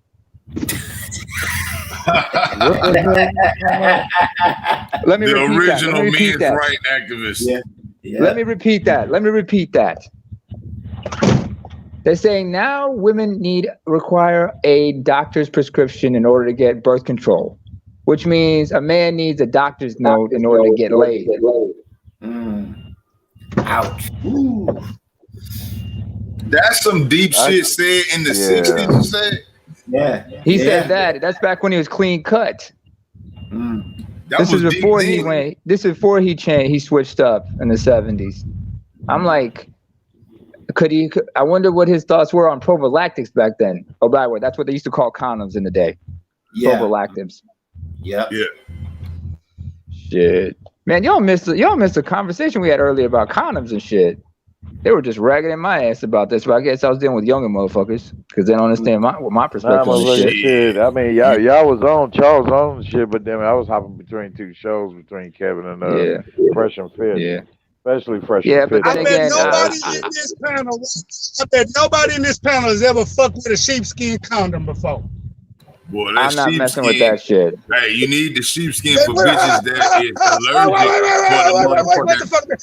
Who said what the fuck is sheepskin? He said, what the fuck is sheepskin? I know what a sheepskin is. I know what a sheepskin is. Lambskin is what he's talking about. Yeah. Okay. Let me tell you something. Look. Hold on. I'm cool with skin, thank you. I got a good one. Look, I was 15 and my granddaddy realized I was fucking, right? So he wanted to be slick. He said he came in my room about 4 in the morning before I had to get up and go to school. And he threw one on my dresser. He said, I need you to use that. And I'm snickering like, man, oh man, what you talking about, man? He said, just use that. You better not be bringing no babies in this house. And I know when you graduate, you better pick a gun before you go this morning. Pick what gun you go to. Every morning, I pick a gun and say, okay, if you don't graduate on 6/4/1992, I'm going to pop a cap in your ass. And I had to take a pick from a shotgun to a 9 to a 38 to a 357 to a 44 Magnum.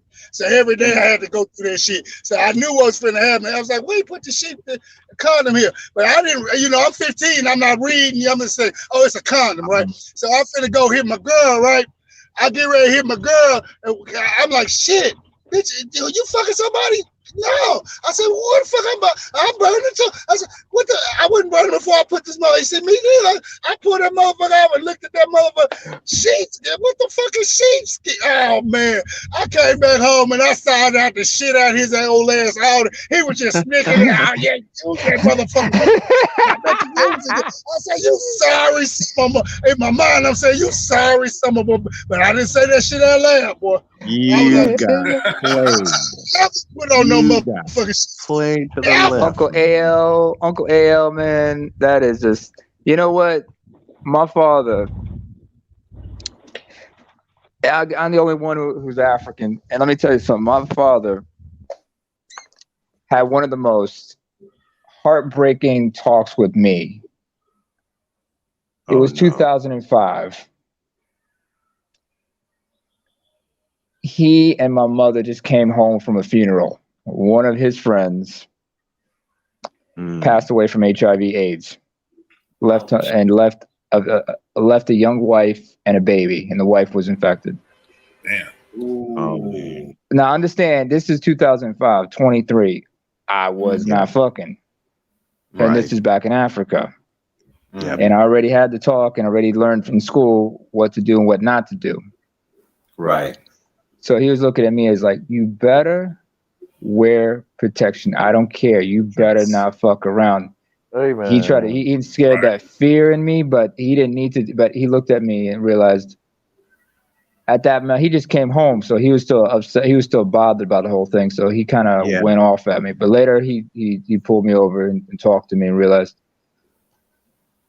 I didn't mean to be like that to you. Understand? I just came home from a funeral. I'm still distraught because this was a good friend of mine I lost. Yeah. But I don't want to lose you to any of this mess. I said, yes, sir. That's what he was I mean, telling let me tell you. Let me put it this way. Here's how my old doctor hammered it home. I got a physical before I went to high school. I had to get a physical. Yeah. And he wasted no time. And he said, I'm going to talk to you about condoms. And immediately I just started paying attention. And my dad looked at me.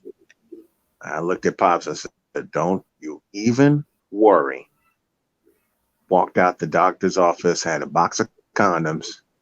And he said, do I need to say anything to you? No, sir. What brand? Trojan. Oh, yeah. Good brand. He said, why don't I say anything to you? I said, not in my case. I said, because if I bring a baby in the house, you're going to put a foot in my ass. He said, exactly right. I got home and I hid the condoms in the top drawer of my dresser, closed the door, and I went down in the basement for a little bit. Mom goes upstairs and says, Brian, can I borrow one of your sweatshirts? Yeah, they're in my dresser. Oops. Oops. And as soon as I said they were in my dresser, my brain went, oh, fuck. Raced upstairs. And didn't get to her in time. Because my mother opened the dresser, found the condoms, and her mouth went through the floor.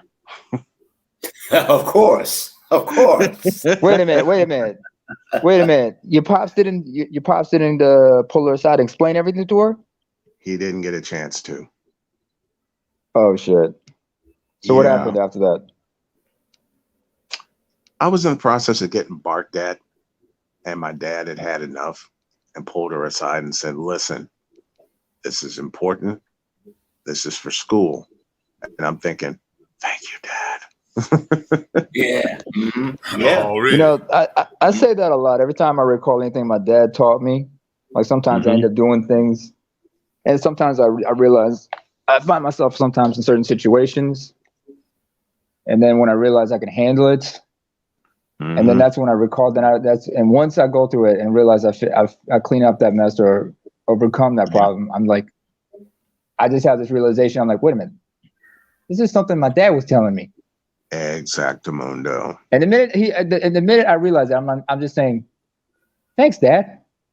I mean, that's why. I mean, even I'll tell you right now, I just was like, because where I'm from, June 20th is our Memorial Day, and since Father's Day is on that day, I can't call them, so I figured I called them. I just called my dad recently to let him know in advance, Happy Father's Day. Yeah, he was really appreciative of that, but. The only thing I regret that I didn't share with my dad is him being in the booth with me for a baseball game.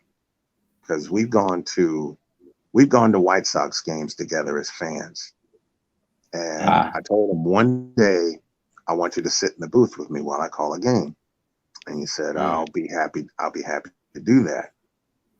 I'm just sad I never got a chance to experience that. Because if there is one, besides my wife, if there's one person I would love to have in the booth with me while I work a game, it would be Dad. Brian, one question. Yes, sir. Do you have a picture of your father in your phone by any chance? Yes. There you go. Next time you want to do this, something like that, just pull out your phone and have you see that picture. Yep. And it's right there. My dad, and I also have a picture of my daughter. Wait, do you also have a picture of Tiny? Your grandfather, Tiny? I'm looking for a picture of my grandpa. Because I remember you told us his nickname is Tiny, right? Yes, yeah. Tiny was his nickname. And I want to find a picture. I want to find a picture of Tiny and just put a collage together that I take with me of my grandpa, my pops, and my daughter, so I can see all three of them whenever I'm working. Oh man, shucks! Dad and Pop got Tiny and Pops got me into baseball. My daughter, since she was born in Indy, was becoming a Pacer fan and a Colts fan. So every time I said those teams, she squealed. She loved when I did impressions of Foghorn Leghorn. And I would just end up cracking up laughing whenever I did a cartoon character. But Foghorn Leghorn was their favorite. Oh man. I got a picture of her one of the first times I held her in my arms. And I took a picture and I got to share this picture with you guys soon. She just gives me this look of, Daddy, why are you taking this picture of me? Oh man, God rest his soul. Yeah, that's beautiful children. But I'll tell you what though. Now talking about new technology, right? With digital photographs and shit like that. I'm gonna tell you something. I got an old ass Nikon that I bought. It's autofocus, right? Autofocus lens, right? Now check it out. That camera is from 1988. I bought it while I was in Marine Security Guard School in Quantico, Virginia. Okay, so that I can have a toy, right? Yeah. I took so many pictures with that camera of my babies. You hear what I'm saying? My wife and my baby. And I have to say, every time I pull out those photo albums from time to time, man, I look at those photo albums and it's like I want to share those photo albums with the world. You hear what I'm saying, man? You're in a time machine. Yeah, man. And for me, man, it was no greater pleasure than taking pictures of my children. I go out and buy clothes for them, right? My wife used to get on me about it. She said, "You know what, Eric? You spend too much money on these clothes. They're too expensive."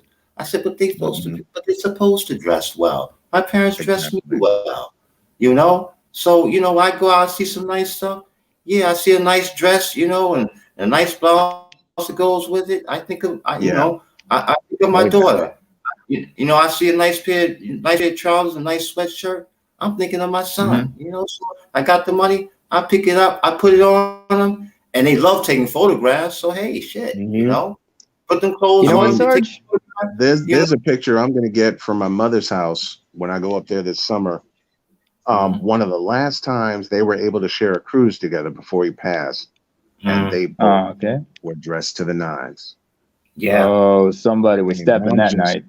Mom just gonna have to forgive me. I'm like, Mom, you're either gonna give me that picture or you're gonna make a copy of it for me, but I must have it.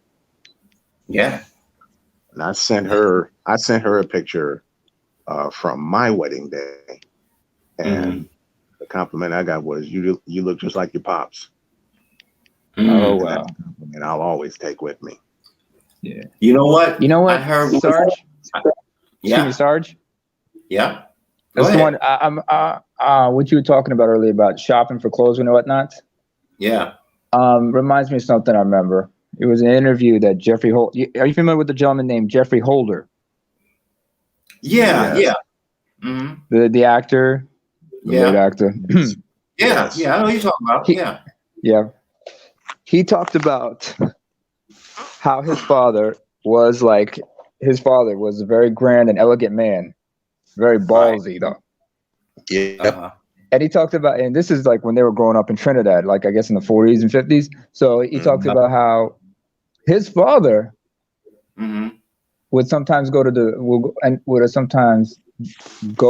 a women's department store. If he saw a hat for a woman's hat, he'd go in there. He'd even try the hat on, put it on, and said, looking at it, trying to imagine, if his wife was on it, would look good. And he said, yes, this would look good on Louise. I got to get this for Louise and whatnot. Yes. Or get something for his wife. He would get something for his wife and children. And his wife, of course, back then, a lot of women were taught how to stitch and sew and everything. And his wife, his mother, who had very delicate fingers, was Matt was just amazing as a seam, working the seams and everything. She was quite the seamstress. Mm-hmm. And Jeffrey learned a lot from her, but he also learned how to be an elegant man and a very ballsy man from his father. He's like he said, my daddy was very grand, but you don't mess with daddy. No, he was a grand, elegant man, but you don't mess with him. But he was just his inspiration, his hero. Yeah, just like you are your children's heroes. Yeah, his father was a rough dandy. Oh no, this was a dandy who wasn't playing. Yeah, that's what I'm saying. He was a rough dandy. Exactly. Yeah.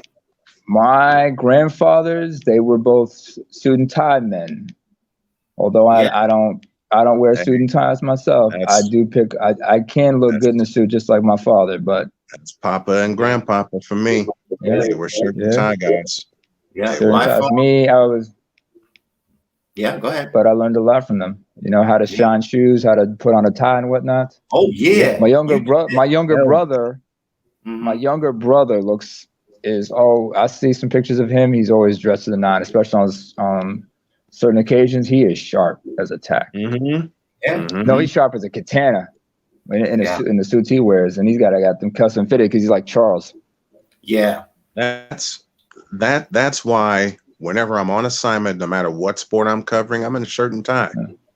Even though Absolutely. I'm CEO of my own company, even though I'm picking the assignments, I'm in a shirt and tie because for many years, Jim Durham and Johnny Kerr were my idol.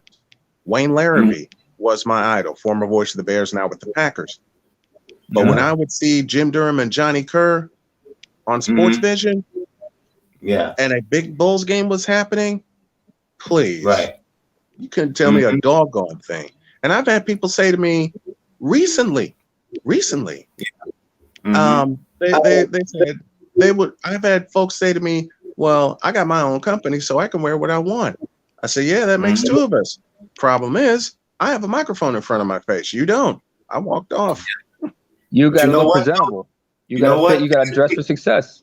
Yep. Take a cue from NBA legendary coach Pat Riley.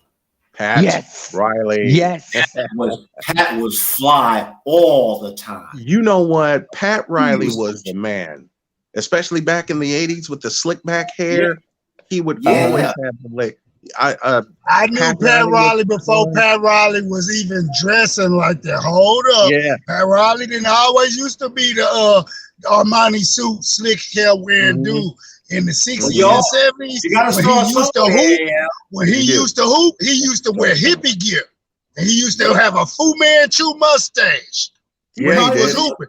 And he played basketball for one of the most racist white men who ever lived, named Adolph Ruff. And he played for the University of Kentucky.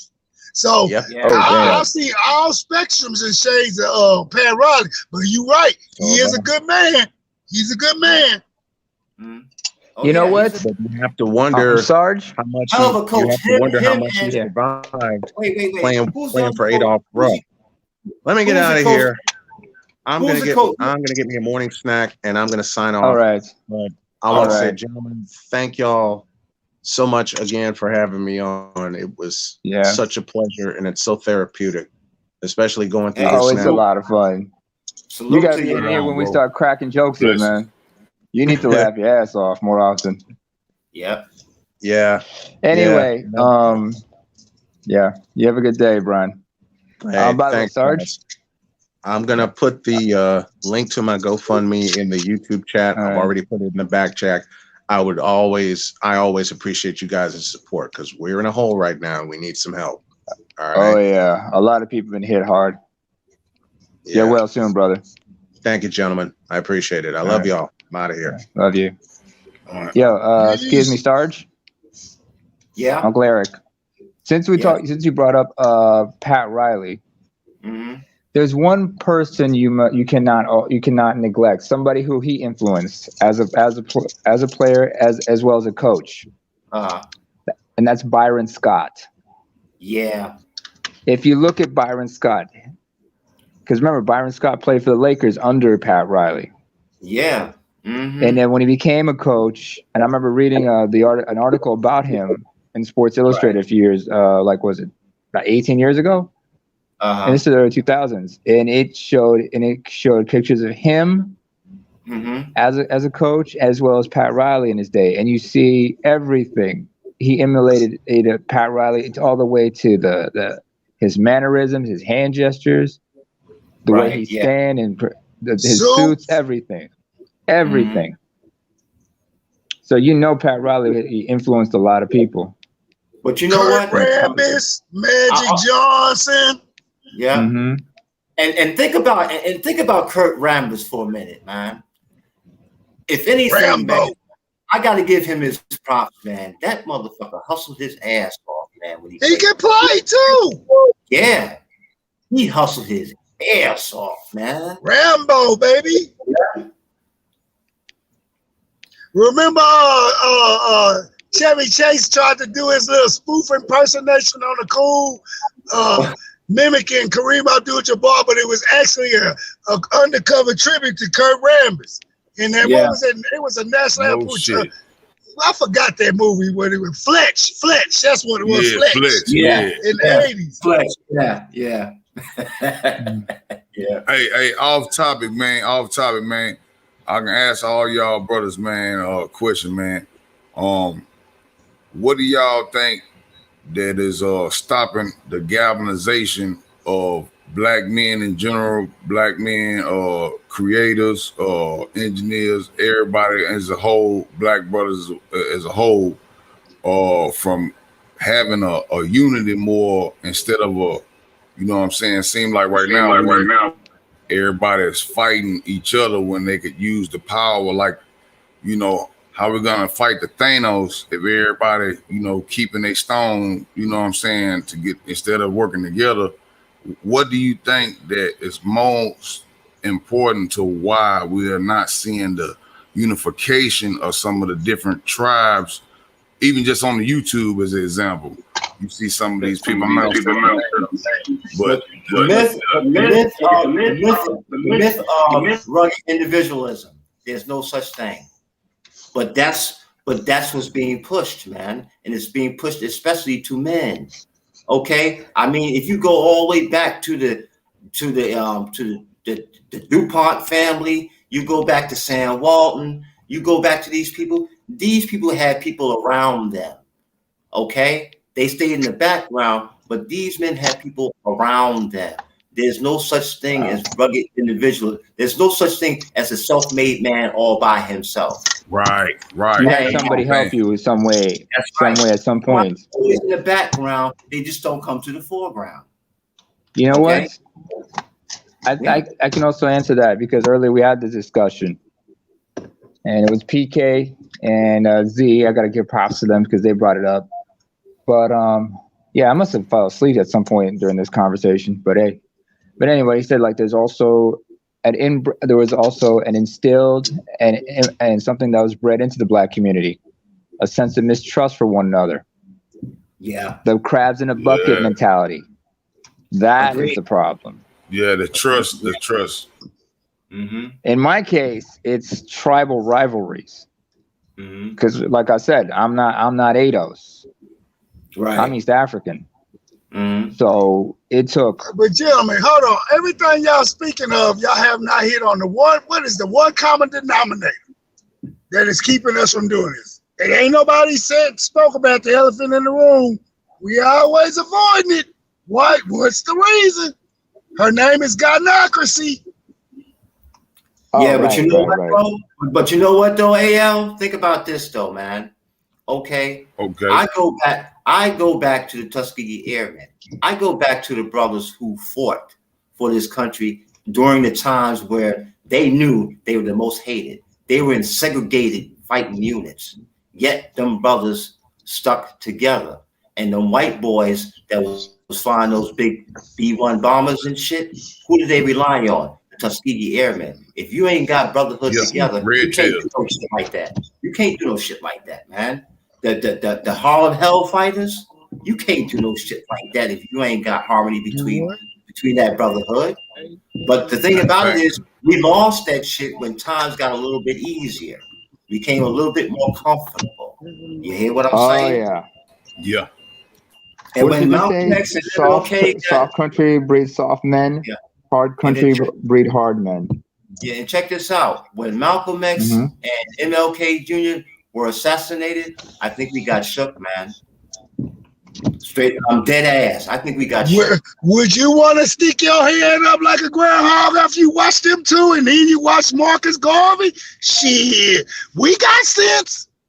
Yeah, my girl asked me one. My girl asked me one time. She said, "My girl asked me one time. She said, man, we need people like you to stand up and get out there and speak for the people." I was like, "Whoa, Nelly, whoa! Just because I know what I know, don't mean the world ready to receive it. And if it is, the same thing that happened to them fools, it can happen to me." Yeah, and that's a COINTEL, pro-intel, counter surveillance is what this goddamn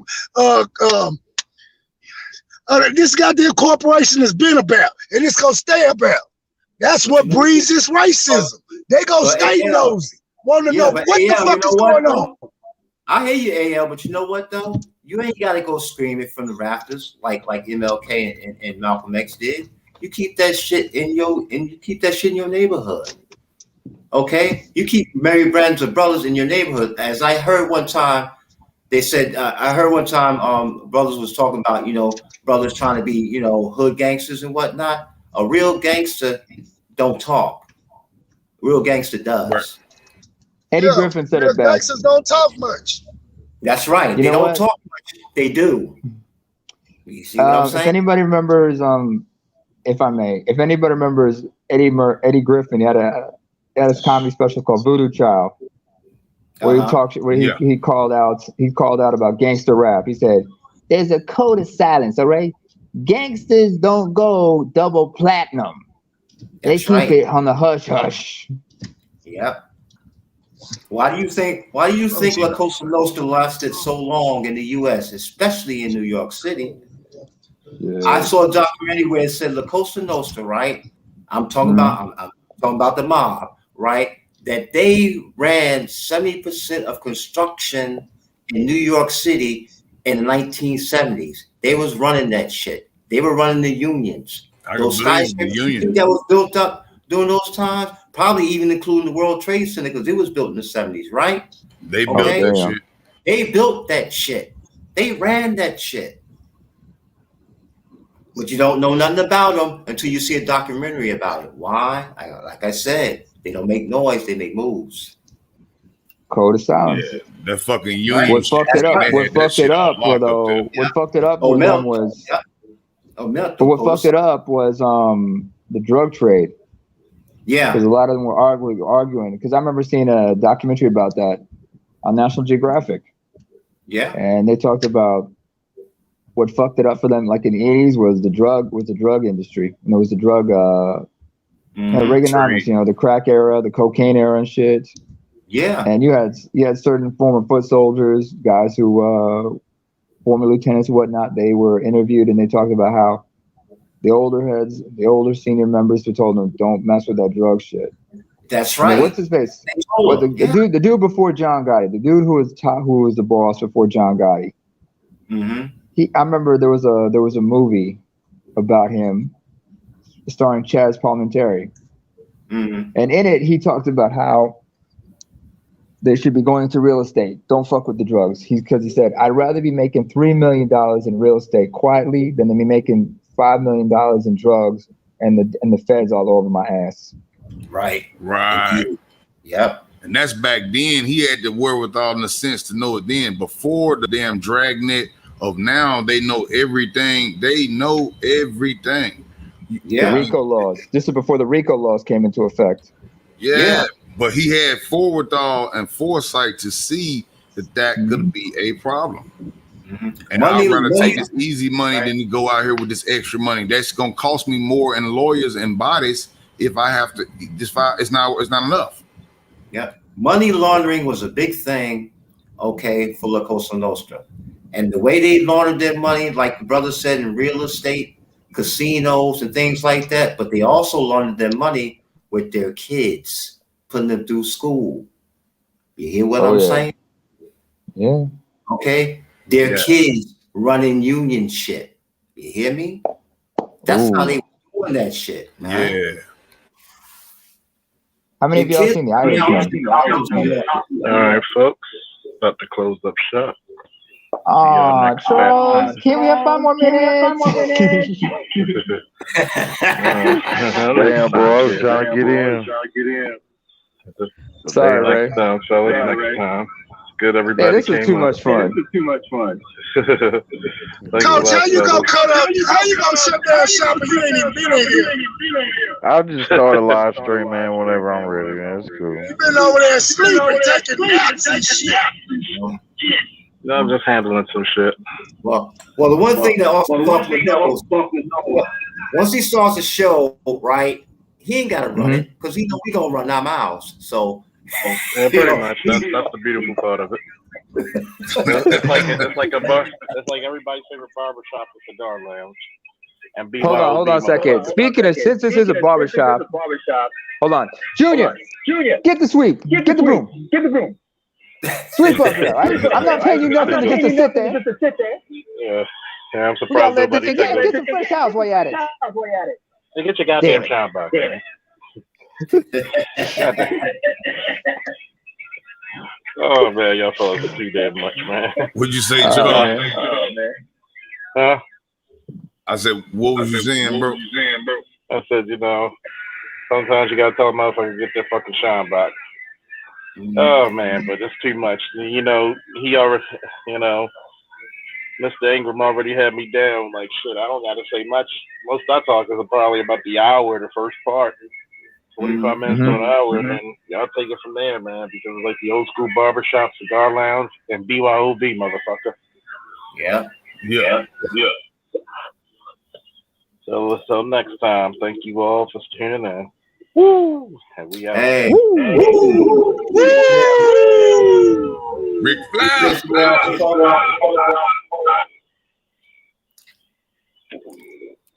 Salud.